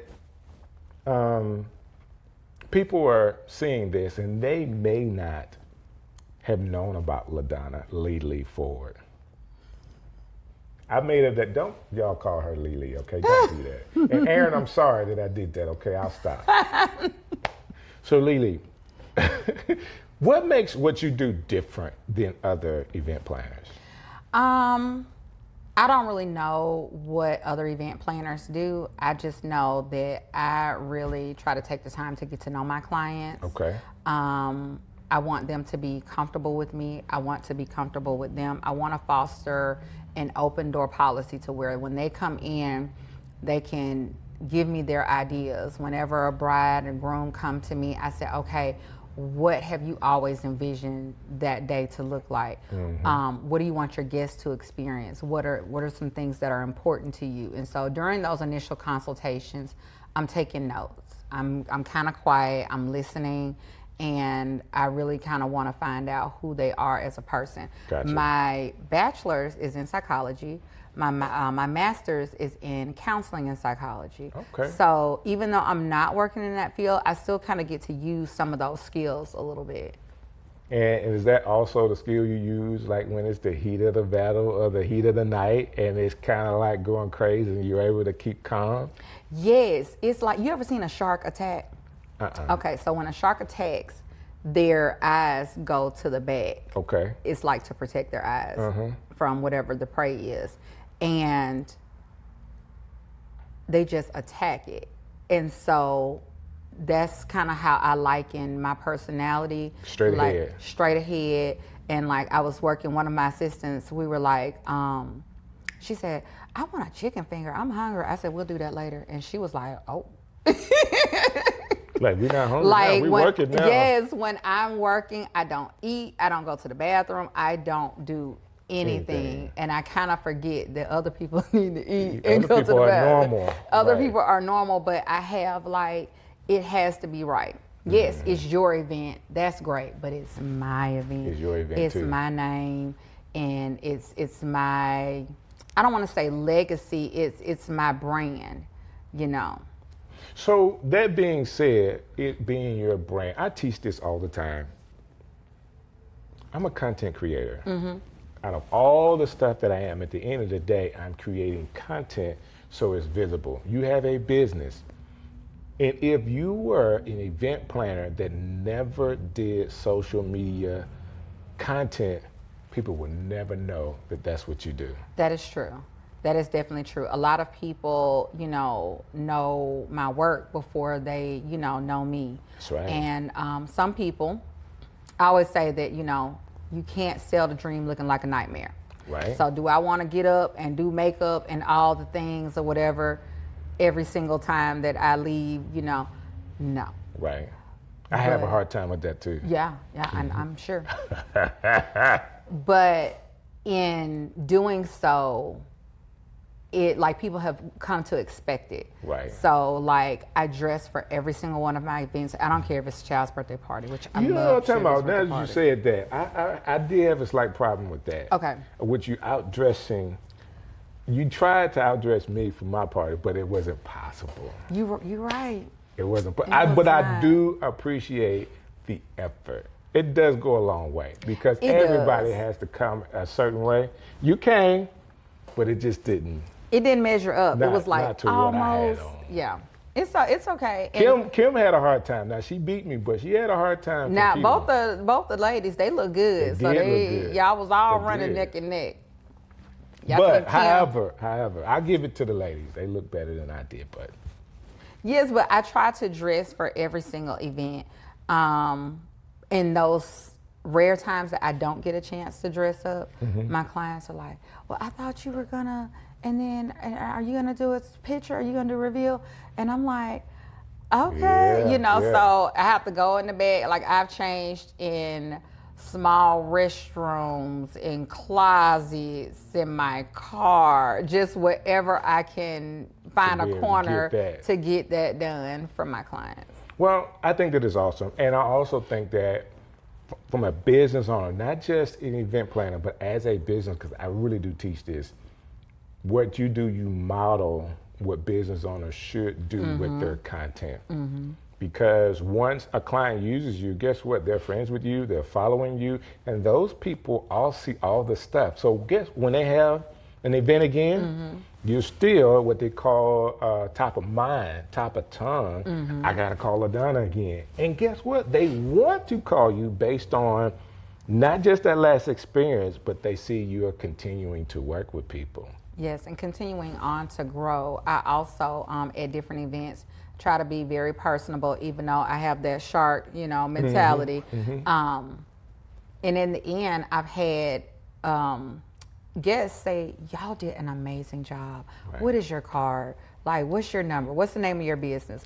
And so that's awesome, because a lot of times you're going about your day and you're thinking, I'm just a help. Nobody sees me over here with this shirt and these pants on. But they do. They do. They do. They do. And it means a lot. It means a lot. Again, I appreciate what you did for me. And I wanted to, because you're doing so much, you are a part of that Birmingham who's who. Because if you're doing an event, am I?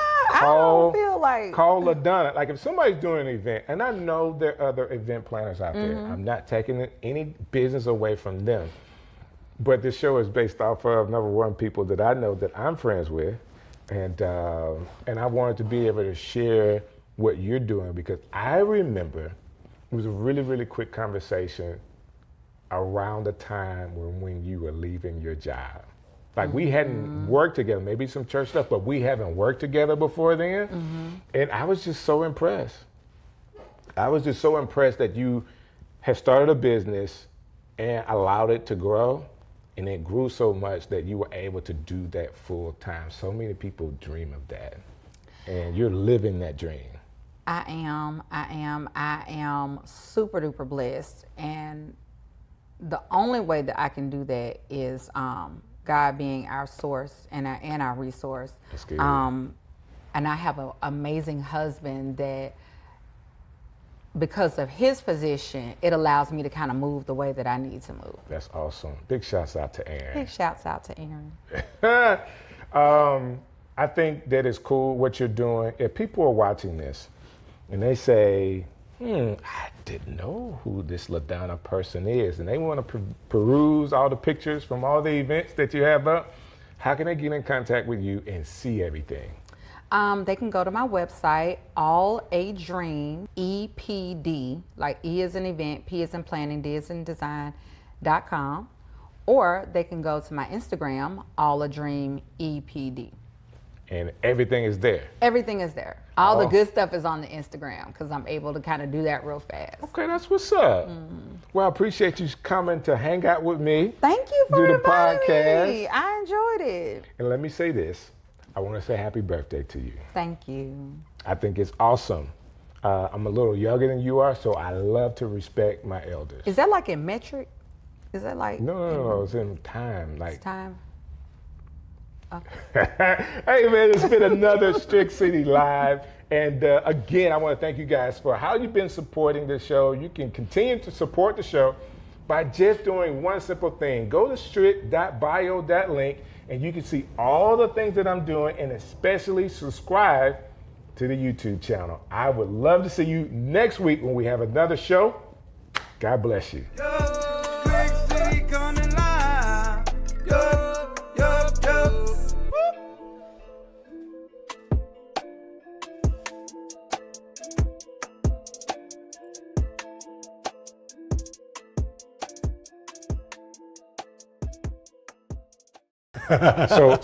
So by any chance, do you still have a yo-yo? I do. In fact, I bought a rather expensive one while I was on vacation last year, and I haven't opened it yet. There is in downtown Disney, there is a yo-yo store. And you go in. So if you were on campus of Auburn University in 1993 to 95, you were seeing just one guy with a yo-yo walking around the Haley Center or somewhere. Yeah, that was me. And he was a cool kid from Birmingham, Alabama. Man, that's a long time ago. This guy right here. That's a long time ago. Yo, Strick City coming live. Yo. Yeah. All right, so check this out. I am DJ Strick, and we got an incredible show for you today. one of my friends, I've been bringing a whole lot of people that I know, right? Just people that I know. So I got a friend of mine that I've known for, 30 plus years. 30 plus years, met him on the plains of Auburn University, but he just so happens to have grown up in Birmingham, Alabama. So we can get all the details of who he is. He's back in the city doing some major things and wants to help. He's a pastor that wants to help other pastors. So we're gonna run down some of the things that he's done in the past, who he is, and what he's doing currently to help pastors like you. Or if you know a pastor, it could be somebody that you know, right? None other than Pastor DJ Emmanuel. I have him right here. What's up, man? Good to see you, man. Dude, first of all, I really like this shirt. Thank you very much. I like it too. So I went to Hawaii not too long ago, and I was looking for shirts just like that, but short sleeve. Of course, you got to have them warm, but real light, real light, colorful shirts. That's right down my alley, man. Yes, sir. In fact, I was wearing a short sleeve one earlier today. So I say that, and I'm in my traditional black. I don't know why I just wear black a lot. So it works. It does work. It does work. It slims me down. Oh my goodness! I need to work. Hey, I need to work on that, then. You know. Hey, man. We hadn't had a chance to talk in a while. I did have an opportunity to come to your installation that you had at your church, Lily Baptist Church, right over in Tarrant. How is that going? Wow, it has been a whirlwind. Okay. And thank you so much for being there. So many people were surprised when they came to the installation and they saw so many other pastors and church leaders there, because the church really didn't know anything about me. Okay. So to have you and have others there, one of the deacons walked away and said, you know what, I've never seen that many ministers in this church before at one time. Wow. And so it gave a lot of credibility to what the changes I wanted to make. And so the church is growing, it's thriving. We're getting a good foundation in how we do things. And a lot of preaching, a lot of teaching, a lot of leadership development, but it's working out very well. And I think people's eyes are open to the possibilities of what our church could be. I like that. That sounds really cool, man.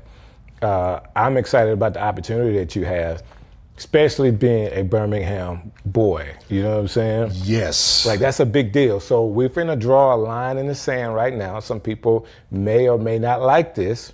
But what high school did you go to? I went to Ramsey. No way. I did. I graduated from Ramsey. I should have known. There was a bunch of people at Auburn during that time at Ramsey. Yeah, a lot of them. Listen, I was, of course I'm from Opelika, so I didn't know how smart you guys was. Oh my goodness, we're still trying to figure out how smart we are. No, man, I'm telling you, there were so many kids from Ramsey that, of course, I didn't have an idea of what high schools were, but I've been here long enough to know that if you were at Ramsey at that time, like, that was a really big deal.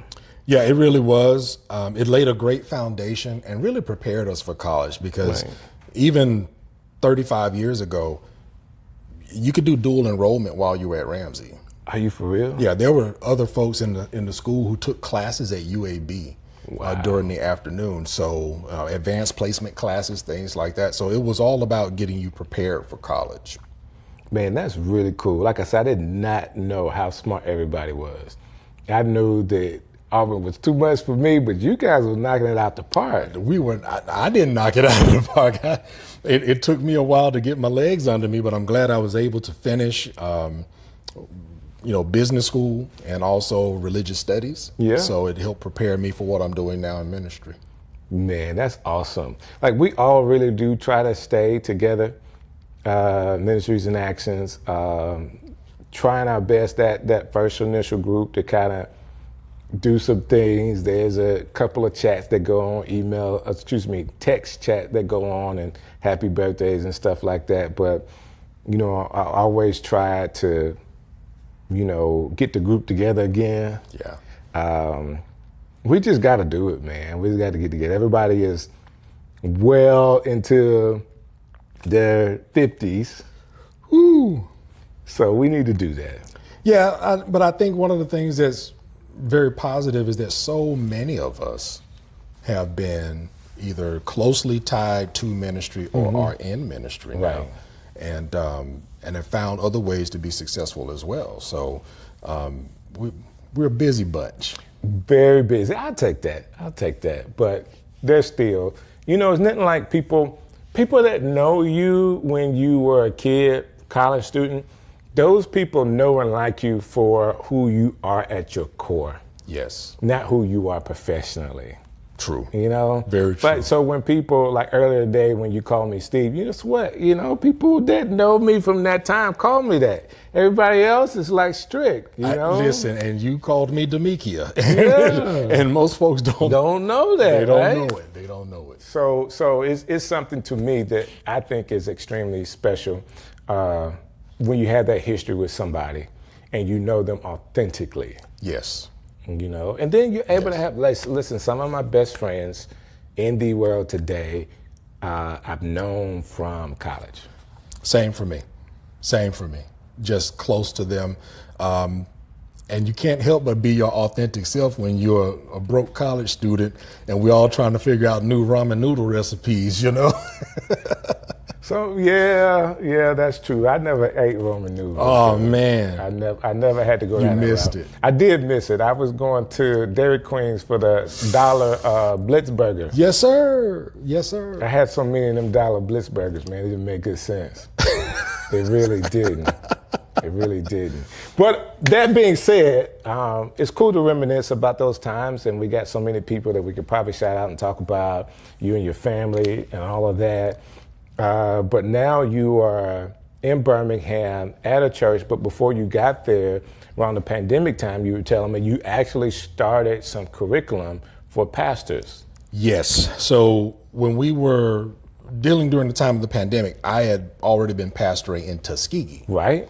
So I was at Greater Friendship Missionary Baptist Church in Tuskegee, and I had been at the church 25 years before I left. But I was the pastor. 25 years? Well, I was pastor for 16. Okay. But I was there 25 years. I did the youth ministry and then assistant pastor, then pastor.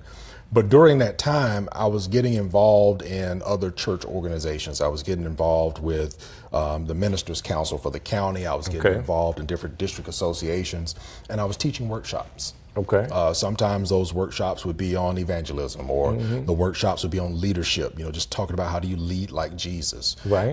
I did some workshops on, trying to get back on focus with your mission in the church, and just trying to help small churches become a little more stable. Okay. With the pandemic, so many of our churches got exposed. And when they did, they found out how far off the mark they were. I got it. We as pastors made the mistake of thinking that when people showed up on Sunday, we were pastoring. Right. We were really just preaching. Right. The pastoring happens when you engage with people. It happens when you're talking to people. And when the pandemic happened, there were pastors who didn't know how to even get in touch with their members. No. They didn't know where their members were. They didn't know what was going on with their folks because they just weren't connected. Right. And so with engagement being kind of the new measuring stick, I've been talking with pastors about ways they can do that, because along with pastoring, I have a website design business, Emmanuel Business Solutions. So I'm always talking to pastors about how to use the technology to stay connected, how to use email marketing, how to use mass text. I mean, that's one of the things you helped me with, because now on Sunday mornings, after I had the conversation with you a couple of years ago, 240 pastors get a text message from me every Sunday morning where I'm praying for them. That's awesome. And so I bring that to the table and try to help these pastors see ways that they can stay connected with their folks. 240? 240 get the email, and another 240 get the text message, another 170 get the email. Wow. So there are different pastors from different places. They're all different denominations, but that text message goes out every Sunday morning at 6 a.m. Man, that's awesome. Yeah. But again, doing these workshops, going in, helping churches, basically moving into church consulting. And so looking at myself as a small church coach, where I can just come alongside a church and say, let's look at what you've got going on. Let's grade your church. Let's see where you are. Let's talk about your generosity. Let's talk about goal setting. Let's bring some of that business stuff that I learned in college and say, let's do a SWOT analysis. Look at your strengths, weaknesses, opportunities, and threats. Let's talk about goals and strategies and objectives and all of those things to try to help you identified the key areas you need to focus on. Right. So coming alongside a pastor, coming alongside a church and that church's leadership, and just kind of talking them through that process and literally teaching them those skills has just been, it's been very rewarding. So what is your ideal church or pastor to work with?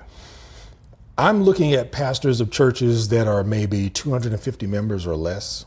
Sometimes they may be in rural settings, or they may be small churches in an urban setting. But they're pastors who may feel as if they're stuck, may feel as if their people aren't getting it. They may feel that they are not taking advantages of the opportunities around them. And so coming in and saying, well, Pastor, let me help you with your preaching a little bit, because I've written some books on preaching. So let's talk about your preaching and talk about some methods and techniques to help you communicate better. Gotcha. Okay, well, let me also take a look at, let's talk about what you're doing financially. Let's talk about accountability. Let's talk about whether or not you need to bring in an accountant who can help you get things in order so that you can be more efficient with what you have. How do you create a culture of generosity? Okay, you don't know how to really communicate with this prevailing generation. You don't know how to use the technology. Let me help you develop that media ministry, that social media ministry that will help you to engage with this generation and meet them where they are. Right. Because everybody doesn't want a handshake, and a lot of our young people don't even want a phone call. They prefer to see something online or receive a text message. So how do you really reach them? It's a matter of just kind of assessing, here's where you are, here's where you want to be. What are the steps that are going to help you get there? I hear all of this, and I think it's excellent, an excellent idea and an excellent way to help a particular group of people. But my question would be, how, for that particular role, a lot of the men feel like they have to have it all together.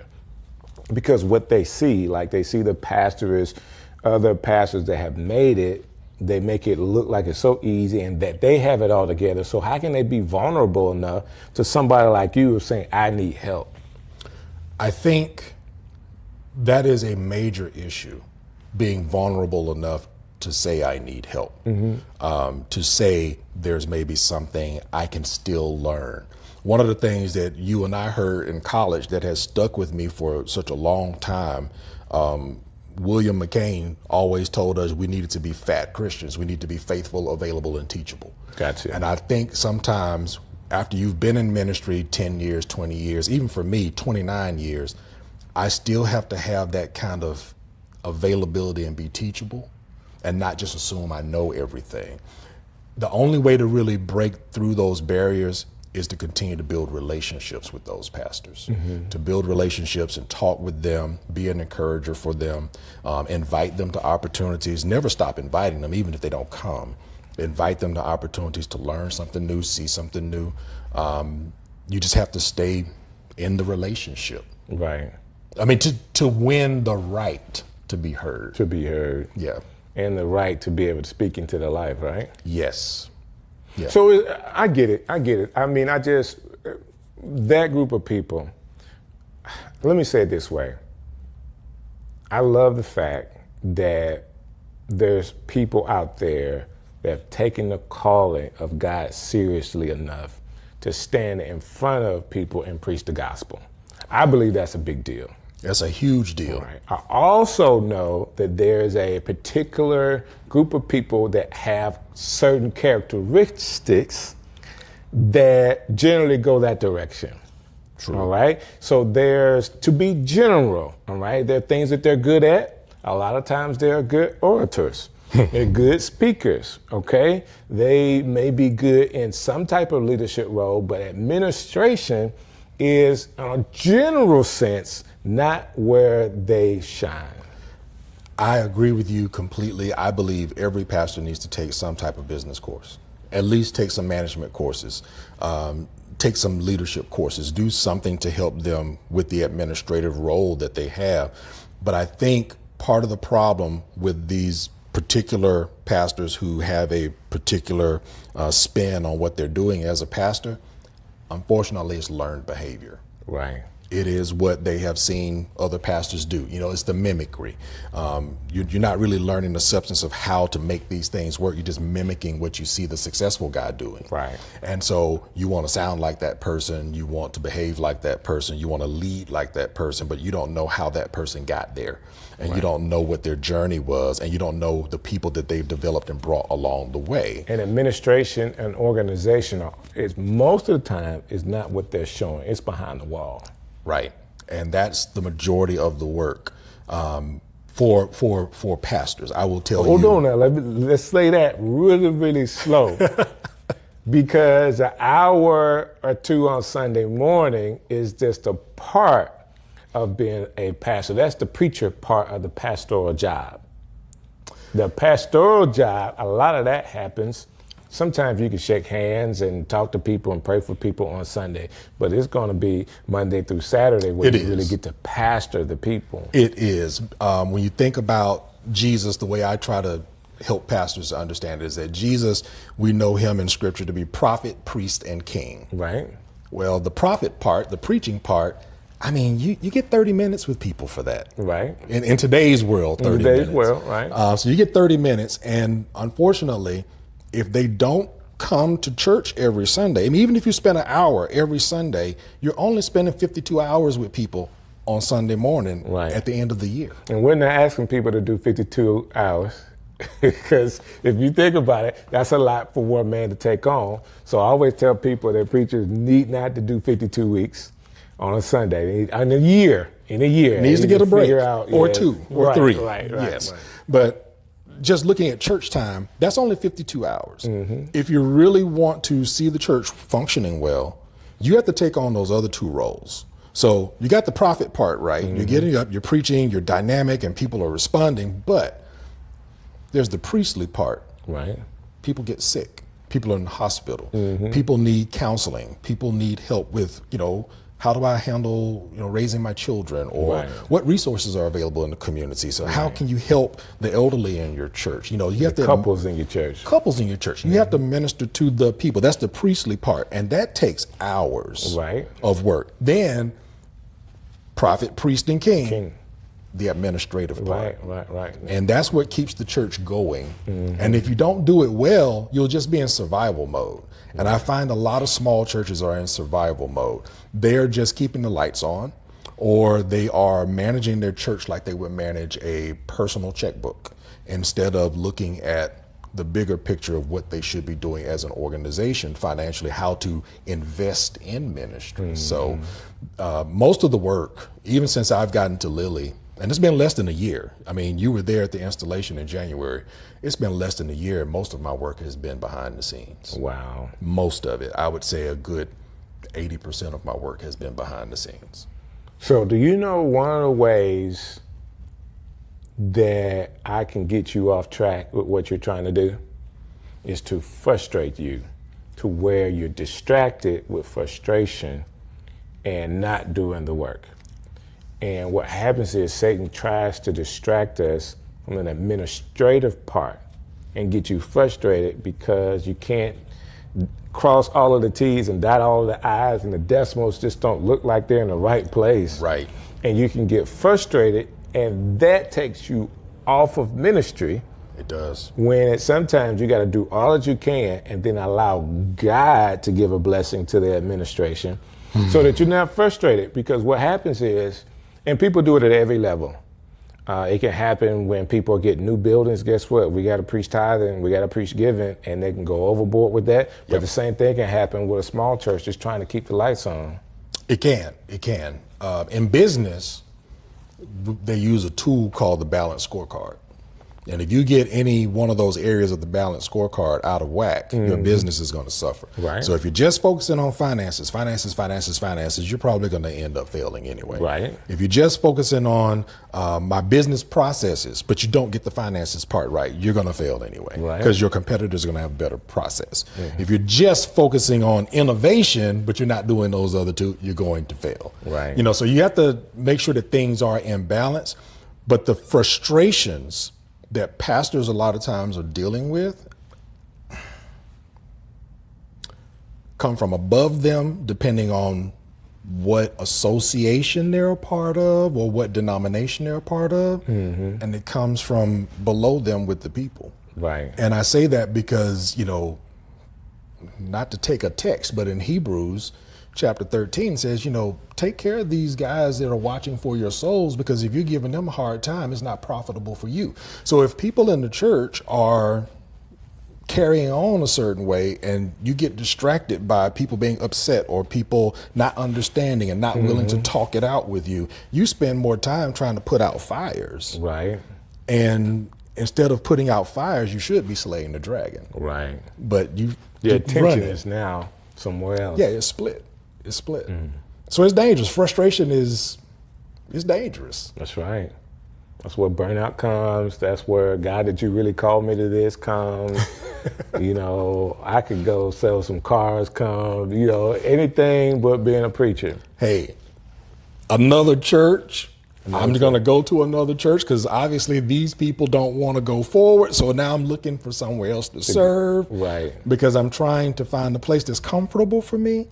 That it comes from that too. Man, that's something. It comes from that. And I heard the stories during the pandemic of pastors that had to leave their churches and start, you know, truck driving. Wow. Pastors that just decided, I'm just going to uproot my family and move someplace else and do something different. Wow. So that's something, man. It has happened a lot. And to have made that your calling and then have to step back, you know, you want to be more thoughtful. Now, again, you know, just because somebody says, and I don't want to say this in a very derogatory way, but sometimes people don't hear from God. And the frustrations of, there's something T.D. Jakes said, if I really didn't like you and I wanted to kill you, I would give you my church. Who could sit in his seat with all the stuff that he's got going on? Like, you got to be called All of for that responsibility. Yeah, that's a ton of responsibility, and it's a ton of persecution that if you're not ready for, it will kill you. But the same thing is true in a small church. The same thing is true. And I say that because in a small church, you have the same level of responsibility. You still have to answer to God for the souls that you're in charge of. That's true. And so if you're not the kind of person who takes it seriously, you can easily just decide, I want to move from place to place. I'm looking for my best opportunity and not realize the gravity of the souls that you're dealing with. When the pandemic happened, my mother passed. And when she passed away, I remember that. We moved back here to be closer to family. Well, I contracted COVID. When I got COVID, went through my 2 weeks like everybody else, but I have some long COVID symptoms, the fatigue and all these other things. And it made it difficult for me to go back and forth to Tuskegee. Okay. I spent months, almost a year, just praying, God, what do you want me to do? Right. You know, what am I allowed to do? Is it okay for me to be somewhere else? I don't want to leave. I've been at this church half my life. I've been there 25 years. I've built relationships. They're like family. I was like Gideon, Lord, let me just put this fleece out here. And if it's dry in the morning and the ground is wet, okay, Lord, let me put it back out here again. Right. You know, if it's wet and the ground is dry. Right. But I was constantly praying and seeking God. And it was one of the hardest decisions I've ever had to make in my life, to say to our church, I'm going to have to step down, because what was happening, I would have to do nothing at all on Saturday so that I could go down there and do ministry, come back home, and I was no good Monday and half of Tuesday. Wow. Because of the fatigue, the mental and the physical fatigue. It was beginning to be too much for me to bear. Wow. But I didn't want to stop because I hadn't heard from God to say it was okay for me to leave. That's my assignment, you know? Once I knew, it was, like I said, it was the hardest decision to say to them, hey, give me 6 months. And then to say, if the 6 months comes and I still haven't found a place to serve, I'm still stepping down. Wow. And so when the 6 months was up, it was Easter Sunday a year ago. And I stepped down. That was my last Sunday at Greater Friendship. And I had no new church to go to. Wow. You know, I was just, God, show me where you want me to be. I don't, to circle back, I don't think, like you said, everybody goes through that process. I think, no, they didn't get sent to where they're going. They just saw an opportunity. Gotcha. And then they sprinkle a little God on, oh, the Lord did this for me.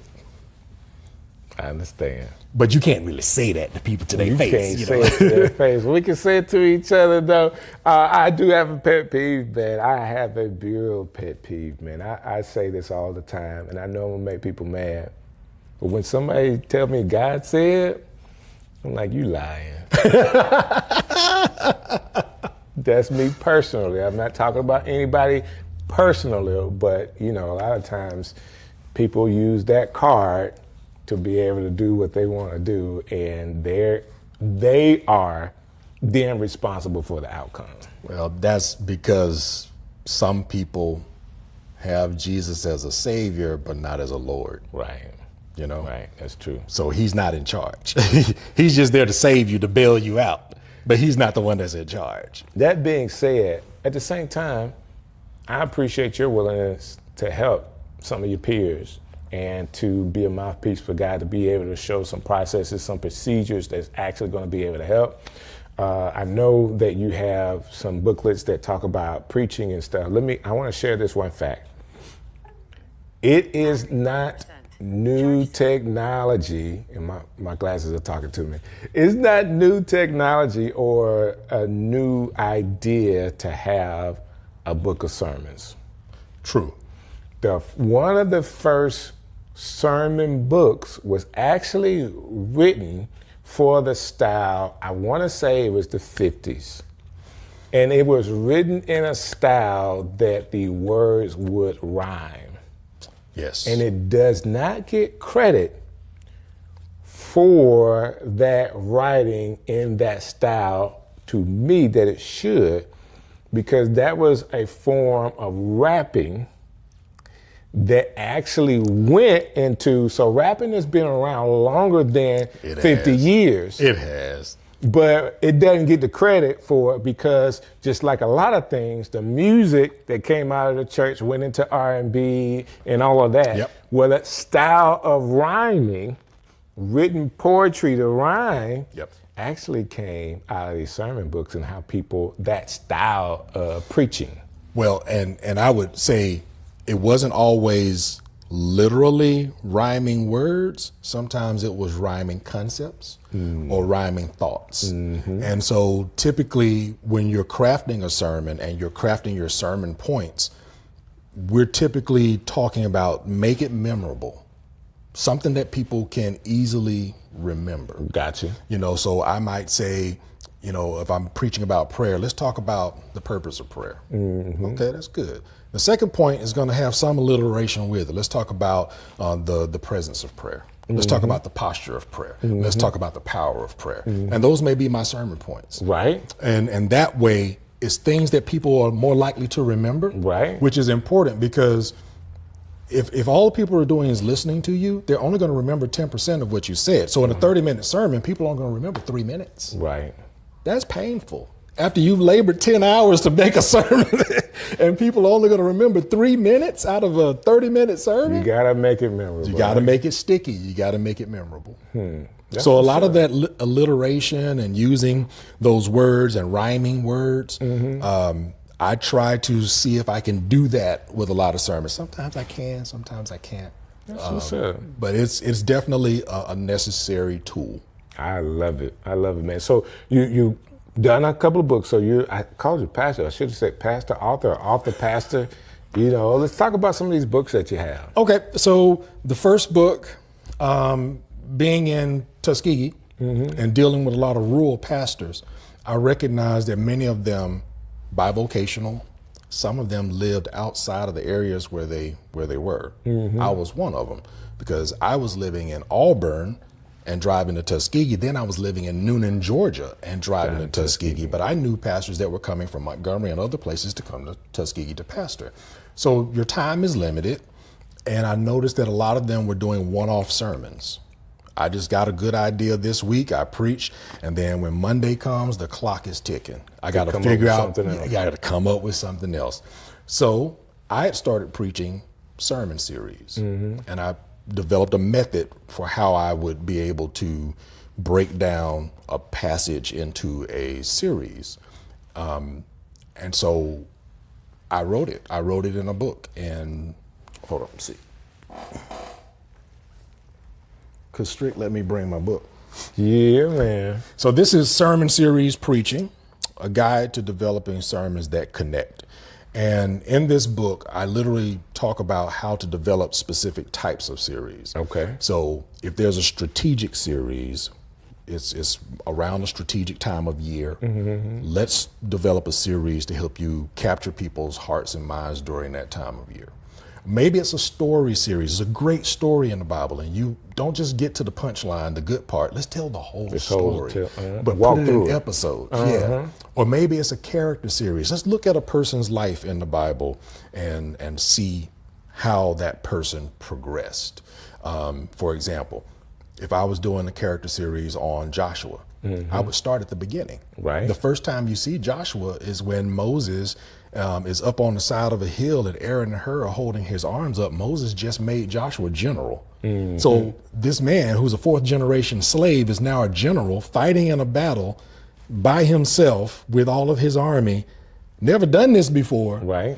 And whether he wins or loses, whether or not somebody holds Moses' arms up, you know? And at the end of that story, God tells Moses, write this down and rehearse it in the ears of Joshua. Wow. So Joshua goes from there to being, the next episode, he's now Moses' servant. He goes up on the mountain with Moses and he's watching Moses, the 10 Commandments and all of that.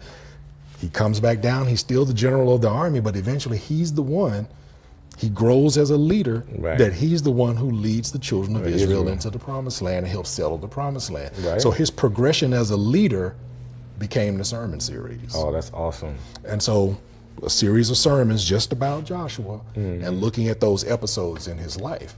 Or if I'm going to do the book of Ruth, why just talk about the good part at the end? There are lessons in all 5 chapters. So that's a 5-week series, one sermon from each chapter, and it gives me the chance to tell the story. I get it. So that way, when you're working on a sermon, you're not always just working on that sermon. You're actually working on the entire series, because things will come up and it's like, oh, that's a great, or you see something on the news, oh, that's great, but that doesn't fit this week, that fits week 3. Right. But you're constantly compiling information so that when you're getting ready to finally put that sermon together on Wednesday or Thursday or whenever, you're more compiling one than writing one. I get it. And it saves the pastors time, which they don't have. Right. You know, if you're a pastor, husband, father, community leader, you know, help coach the local football team, whatever you're doing, you've got a lot going on. Got a lot going on, yeah. You got to be able to do something to help you with your sermons. I like that. And this was actually the first book that you wrote, right? Yes, this is the first book, Sermon Series Preaching. And I've had pastors who've read this and come back to me and said, because I read this book, preaching is a joy now. Oh, man. Because, you know, one guy was so excited, he was like, I know what I'm preaching 2 weeks from now. Oh, that's a review. That's a great review. So, you know, being able to plan, and I talk in here about planning your preaching calendar. So that's one of 3? This is one of 3. So this was the first book, Sermon Series Preaching. The second, the members of our church at Greater Friendship said, you wrote a book for pastors, you didn't write one for us. No way. That's what they said. So I wrote this book, Grow, 7 Spiritual Practices to Grow Your Faith. And it's the basics of what it means to be a believer. So it's literally 7 practices. How do you study the Word of God? And that's the book that I have. Yes, you have this one. You have this one now as well. Okay, well, that's what's up. I come bearing gifts. Okay, that's what's up. So with Grow, how do you study the Word of God? How do you actually do it? How do you pray? How do you worship? How do you fast? How do you serve in a church?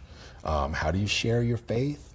How do you fellowship? These 7 spiritual practices, if you're growing in these, you'll always continue to increase, you know, and grow in your faith. I like that. So that's what this book is about. Okay. And we made this book, let's see, the pandemic, everything in the country shut down on a Friday. I clicked publish on a Thursday, on that Thursday. And my wife and I decided that we were going to make this book available to help churches. So I made this book available to pastors at my cost. Wow. So that they could get this book at $5 a book. Wow. And, you know, it retails on Amazon for like $16.99. But I'm like, hey, you don't know what you're teaching and preaching during the pandemic. Your church is struggling financially. Get this book at $5 a book. If you make it available to your members for $15, you get $10 back to your church per book. Wow. So pastors. So they would just have to buy. They can buy them in bulk from you and be able to. Instead of buying them directly from Amazon, they bought them from me. And so I would have it shipped directly to them. And we wrote a teaching guide to go along with it. So I'll send them the PDF of the teaching guide. Okay. And the pastors that did this kind of fundraiser. I don't know a pastor that was able to teach this in less than 5 months. It took them that long to go through it all. But that's 5 months. They didn't have to worry about what they were going to teach for Bible study. Well, there you go. You know, and it put some money back into their church. So that was the second book. Now, the third book just got published a week ago. So this is hot off the press. This is hot off the press. So I had pastors who were saying, I like this idea of doing sermon series, but I'm having trouble getting started. Gotcha. So I decided, well, I'll just give you some sermon outlines. So this book has 12 sermon series in it. Okay. They've already been preached before, but I put them in an outline format. It's kind of like giving a pastor the skeleton and letting him put the meat on the bones. But there's an overview for each series telling you what the series is about. And then after the overview, you actually have the outlines for each sermon in the series, whether it's a 4-part series, 5-part series, or 6-part series. Oh, that's awesome, man. And so it's a whole year of preaching in here. If a pastor needed help, if he just wanted to use them as a sermon starter, if he wanted to take one of these series and say, hey, I'm doing 5 nights of revival, let me grab one of these series out of here and I can preach those 5 nights. So say I'm a singing pastor. You got anything for me in there? Any one of these sermons would help singing pastor. Well, and I say that because, you know, depending on how you approach what you're doing, you can always find a song or a hymn that goes with it. And I say, I don't do a whole lot of singing. Do you sing at the church, man, for real? I don't really do a lot of singing. I try to stay out of that arena if I can. Let your wife do it. She can handle it. Yeah, she can handle it. So, but I'll give you an example. Sunday, I was preaching a message, and the final point in the sermon is that you need to anchor your faith. I did not sing it, but I quoted the lyrics good for you, good for the people. I quoted the lyrics for, be sure your anchor holds to the solid rock. I took that hymn and, times like these, you need a savior. Times like these, you need an anchor. That anchor is Jesus. I did not sing it. I did not sing it. What's up, man? So people are hearing us today, and I know because of time, I want to go ahead and wrap it up, but how can, whether they're lay people in the church or pastors that want more information about what you're doing, how can they get in contact with you?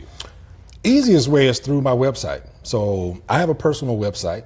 It's pastordjmanuel.com. And there on the website, you'll find where the phone number is there for you to subscribe to Prayers for Pastors. Okay. There's information about the books there, and information on how to get in touch with me if you need me to come in and do some coaching with you. So all of that's on my personal website. Now, our church website, lilybaptistchurch.com, but for me personally, pastordjmanuel.com. Wow, well, you can't beat that, man. I appreciate you coming by. My hope is someone listens to this today and they will be vulnerable enough to say, hey, I need a little help. Yeah, well, I'm glad you brought that up, because I forgot to share this with you. Okay. I'm doing a workshop this week, and the workshop is called Jumpstart Your Preaching Calendar. And we're inviting ministers and pastors to come learn about preaching, learn how to develop your annual vision, and learn how to actually make your preaching calendar for the year. Okay. And I'll be doing that several times during the fall as we get closer to the end of the year. But this is a great time to get started with that. So that's going to be, this first one is going to be on Saturday the 20th from 9 a.m. to 10:30. It'll be at Lily Baptist Church, or they can register and they'll be able to watch it on Zoom. So I'm not really sure when we're going to air this. That being said, if they want more details about the sermon series or about the series that you're going to have on this, how can they get more details on that? We'll always put that information on pastordjmanuel.com. So when I'm doing the next workshop, it'll be there. Gotcha. So that's where we post all of our information. And on social media, I'm literally on all the channels as Pastor DJ Manuel. Well, there you have it. Hey, man, this has just been awesome, dude. Yeah, it has. You're the man, and I appreciate you and the heart that you have for other leaders in this city. Well, thank you. I'm glad to be home. Yeah. And glad to have something to contribute. There you go. There you go. Hey, man, this has been another Strick City Live. Thank you so very much for how you guys have already supported us. But of course, we can always use more of your help.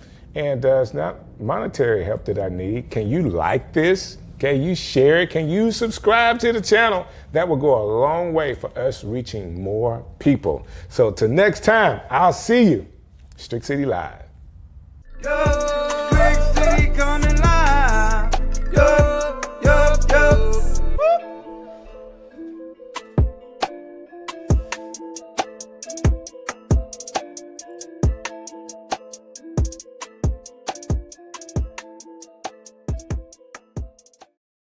Yo, Strick City coming live. Yo, yo, yo. Hey, listen, my name is DJ Strick, and I thank you so very much for being a part of Strick City Live. Like, I don't have a rhythm to this yet, but I appreciate you watching anyway. I get an opportunity to talk to some of my great friends about what they're doing, their business, and all things that they are. If that makes sense to you, you're in the right place. I have a friend of mine who happens to also be one of my clients. I get a chance to help her create content, and she is good at what she does. From real estate to content creations to being a home guru. Like, we're gonna figure out what this guru thing is about these homes. Maybe she can give us more information so we can contact her for her to do guru stuff for all of us, right? Yeah. None other than the person everybody in Birmingham knows, Miss Portia Smiley. Hi. What's going on? Hello, how are you? So the last name fits because most of the times when I see you, you're smiling all the time. Yeah, I think that's like the proper response for like when you feel awkward. It's like you just smile? Smile and nod. So you feel awkward most of the times when you're around me? Well, but you would make an introduction. The cameras are rolling, so it's kind of like a, Can I start with this guru, like home buying guru? Mm-hmm. Explain that to me. Okay, so I am 10 toes deep into everything real estate. Okay, and that whole 10 toes deep is so youthful. Mm-hmm. So I get it. Go ahead. So, I work with sellers. I work with buyers. I work with people that want to invest. But I recently got into luxury leasing, which for a lot of people could be like the oxymoron for real estate agents. It's like, why would you help somebody find a rental or get into leasing when you're supposed to be helping people become homeowners? Well, the market is crazy and everything is adjusting. So I just want to be in a position to help people with housing, period. So whether you're looking to rent because you're not ready to buy or looking to buy, sell, or invest, hey, I'm Portia Smiley and I could possibly help you. So can you help me if I need to get into like a Section 8? That's a great question. The answer to that question is probably no. I don't think so.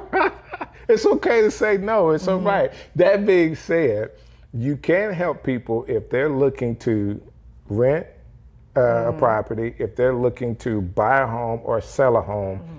They need to call the guru. The housing guru. Which is Portia Smiley. The Portia Smiley. I didn't say the, but I apologize. I'll add that next time. The Portia Smiley can be called for all of that. Portia, how did you even get into real estate?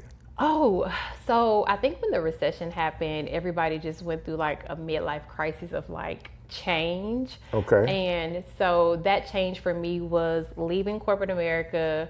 And after being in corporate America for 10 years, I worked in supply chain.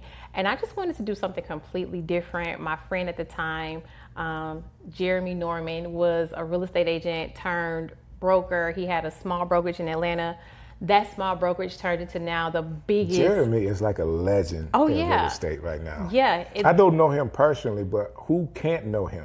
Yeah. So what once was a small brokerage during the pandemic has now turned into the largest minority brokerage in the, I want to say, Alabama, Georgia, South region. He's got real estate in Houston, right? Yeah, he's doing his thing. So big shouts out to you, Jeremy. We talk.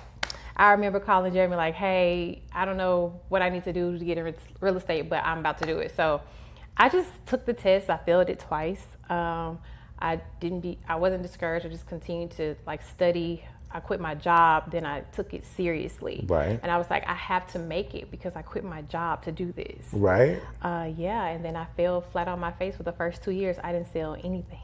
Wow. Nothing. Nada. Yeah. How many years? 2 years with 365 times 2. That's like that's a lot 700 of days. and something days. Yeah, nothing.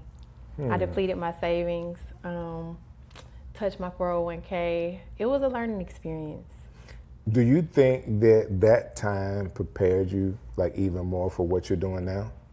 In more ways than 10, for sure. I don't mean to get too spiritual, but that's just who I am now. I think God was like showing me something in that, where he took away everything that I relied on as a source, and I had to find out that he is my source. Gotcha. And my resource. So yes, I didn't sell houses for 2 years, but also I grew spiritually in a way that like is invaluable. Yeah. What would you tell people, because you mentioned the spiritual part of that, what would you tell people that are going through like a tougher time for themselves based off what you experienced? Like they may not be where they want to be. They have dreams, they have aspirations, but they're not exactly where they want to be right now. Yeah. So if you're experiencing anything like me that seemed like failure after failure after failure, it seemed like God was stripping everything that made me me. I feel like I almost lost my identity. I was known for being like this bossy corporate lady and traveling the world to like not knowing how I was going to eat. God provided food, but like not knowing how my bills would be paid really. Wow. And so if you're going through that, I had to stop and like realize why this was happening and totally understand that God was trying to get my attention. He was really trying to get my undivided attention. And that's exactly what happens when you don't have anything or anyone to call on but God. Right. And so once I realized that that's what it was, he wanted to silence the noise, take away all the things that were distracting me because he had a mission for me. I gave it up willingly. Like, my perspective changed. I stopped trying to be in control of my future. I started to get quiet, silence my thoughts, sit with God, and try to listen to what he wanted me to do. I got you. Let me ask you this question. This would be personal to you. Going through what you have to go through professionally for you, how were you able to balance some personal, I would say setbacks, like death in the family, death of your cousin and all of that? How are you able to handle all those things while you were still trying to find your way professionally? Wow, that is a good question. And honestly, not to sound like the holier than thou one, but God really gives you peace amidst the chaos. That's true. He really gives you, strength when yours ends. That's where his strength begins. And, not to sound like a broken record, but I really had to lean into my faith. I really had to depend on God when I didn't know how I was going to get through certain situations, or watching my uncle cry because he lost a child. And I felt like I lost a brother. Like we grew up like siblings. Right. And that just wasn't easy. And I remember being mad at God. Gotcha. And because I asked God to heal him. But even in that moment, it was a teaching lesson for me. It was like, God was like, I did heal him. Wow. And so, and that gave me peace. And so that's what I mean when I say like, where you're in the midst of chaos, God can give you peace. And where your strength ends is where his begins. Like, I'm not just saying that, like it was true. Trying to grow my career, I went months not knowing how I was going to pay my bills. I went 4 years without being employed, and my bills were always paid. Wow. I always ate. I didn't miss a beat, and I know it was because God was carrying me. That's awesome. Because people need to be encouraged by that. A lot of people are in that situation. Yeah. And don't know how to get by, and having issues professionally, having personal issues at the same time. And some people really give up. Yeah. Some people really cave in, and some people fall into addiction during those times. Yeah. And to know that, you know, you relied on God to kind of help you get through is a big deal. Can I speak to what you said? You said a lot of people can't get through, and it's a reason for that. It's because they rely on their own strength. That's true. It's because they think that they can do it. That's right. It isn't until you realize that you can't do it Right. without God. It's so funny. Today we were talking about the famous, I can do all things through Christ who strengthens me, and we say that. We say it all the time. It's like, Right. you don't even have to be a believer to say it or Right. have heard it. But to really understand that you can do all things through Christ. Right, through Christ. Because it's his strength that we need. And so whenever we feel like, oh, I have to make this happen, or I have to, you make it about you, that's hard. Right. And it is going to require partnership with God to like really get through the hardest things. So yeah. I believe that. I personally believe that. Yeah. I know that for a fact. Right. And in so many different aspects. That being said, we've talked before, and I know you're talking about your faith now. When we talk about you professionally in real estate, you actually involve your faith in the selling process with your clients, right? Explain Absolutely. that process, because if I want to buy a house and you talking about Jesus, like I could be like, hold up, Jesus is not staying in this house. I am. Like, explain that to me. Listen, any opportunity I have to talk about God, I do. So That's good. From being at the closing table, or from people being discouraged, right? And I'll simply ask, like, do you believe in God? And if they tell me yes, I'm going in. You already know. And I'm like, hey, it's moments where I'm like, can I pray for you? I remember my friend bought her house and she was nervous to like go inside. I said, let's go inside and pray. Wow. So any opportunity I feel, whenever God says, hey, I just can't be ashamed, right? Right. And even if somebody said they wasn't a believer, it wouldn't stop me. I would probably watch how I said certain things. But like, for the most part, if they say, thank you, Lord, that's an end for me. Right. If they say, thank God, that's an end. Like, don't play around with me, because like, I'm looking for an opportunity to bring up God anyway. And I say things like, you know, it might not sound biblical, but it is like, hey, what's for you is for you. You can't miss what's for you. Right. You know, or depending on the person, I'll say you can't miss what God has for you. That's true. And so I kind of established that in the beginning. I listen to what they say, and if they make references to God, then I just go in, you know, and if they don't make references to God, I'll simply ask them, do you mind if I pray for you? You know, do you mind if we pray over this situation? Hey, I feel like you have a lot of anxiety. Do you mind if we pray before we go on our next tour? I haven't met anyone to say no. That's awesome. That's awesome. How did you come by this faith? Like, where does it come from? Okay, two things. One, my cousin Tiffany Miller. A lot of people know who she is in Birmingham anyway. Her wedding went viral. If you don't know, like, she's Tiffany Jones now. Oh my gosh, Tiffany Jones. Her wedding went viral. And I talked to her when she lost her mom every day. And while she was going through that process, she had this quote that she would say, or this thing she would say, faith over facts. So a lot of people say faith over fear, faith over this and that, but she said faith over facts, the facts that the doctor was saying that her mom wouldn't make it, but she did for a long time.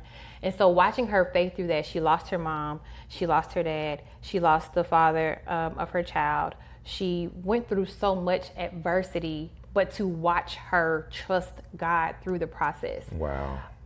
It was like I had a front row seat of all the things I read about in the Bible where people had to have faith and heart, and not just death, but like I watched her trust God for her house.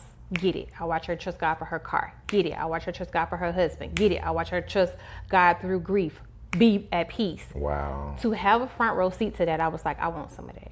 Wow. So I started to surrender, started to become serious about my faith.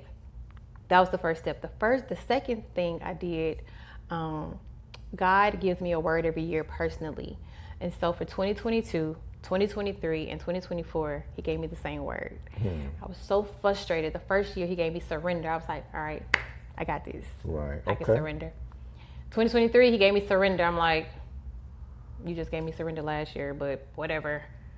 2024, he gave me surrender. I'm like, all right, God, what am I doing wrong? And I woke up one day, June, and I was like, I'm going to take this seriously. Have your way. I did a 40-day fast, and my life has never been the same. I consecrated my life to God after that. And I think it's the best decision I ever made to like live for God on purpose. Wow. That is so encouraging. Yeah. So if somebody's watching this today and they're trying to do it their way, and they just heard what you had to say, what would you want them to get out of that? I would say, and this may not be for everyone, but this is for people who have a problem with control or control issues and or people pleasing. Let go. Like we hear the saying, let go and let God, but until you truly let go and let God be your guide, let God be your GPS, it's not gonna be easy. Like trying to figure it out on your own. I was out here doing stuff that didn't make sense. And until you're doing stuff that don't make sense, maybe it's not God. And I don't know, you take that with a grain of salt, like, oh, this girl, she sounds crazy. No, I'm serious. Sometimes what God has you doing doesn't make sense, especially to your family. I remember having a conversation with my mom, and she didn't understand why I wouldn't just go get a job. Like, I had 10 years in corporate America, 10 years of supply chain experience, making 6 figures. I can go get a job tomorrow making a 160. But instead, I chose to be obedient to what God had me doing, which looked like struggle, which looked like failure. My mom didn't understand, so I was like, Ma, I understand why you don't get it. I was like, but because I don't get it. Wow. I don't understand what God is doing in this moment, but I'm going to be obedient to what he's telling me to do. So obedience and relinquishing control by fully surrendering. I got it. I like that. Yeah. I think that you are one of the special people in the city. I'm not the only person that thinks there's a lot of people that think very highly of Portia Smiley. Everybody knows who you are. You do a lot of stuff from all of this real estate stuff, and then you do event planning and decorating for events. Like, you do a lot of stuff to be extremely visible. But if people wanted to connect with you with something, how, based on what they heard from you today, how can they connect with you? I'm working on my LinkedIn tree, my linked tree or whatever, but Instagram, I feel like people have no problem with just DMing me. I stay on top of my DMs just because I don't want to miss a sale. I don't want to miss a person that is reaching out for a real estate deal. I don't want to miss a person that's reaching out for prayer. I have people that I pray with. That's awesome. And so I try to stay on top of that. And then from there, we can like take it off social media to kind of tend to a separate need. But yeah, Portia Smiley on Instagram, Portia Smiley on Facebook, Portia Smiley on TikTok. I think my name is kind of unique, so I can just say my name and that's kind of it. Yeah, you might have to spell it for people though. P-O-R-S-H-E. P-O-R-S-H-E Smiley. So if there was a young guy watching this today that's like, man, this girl sounds really interesting, like she's a real cool person, all those links she just gave you, you could DM her too. That's hilarious. Everybody know the struggle is real in this dating world, so that is so funny. That's hilarious, but you can thank me later, fellas. Hey, this has been another episode of Strick City Live, and it is so cool to be able to talk to you. Normally, I'm behind the camera. I know. Like,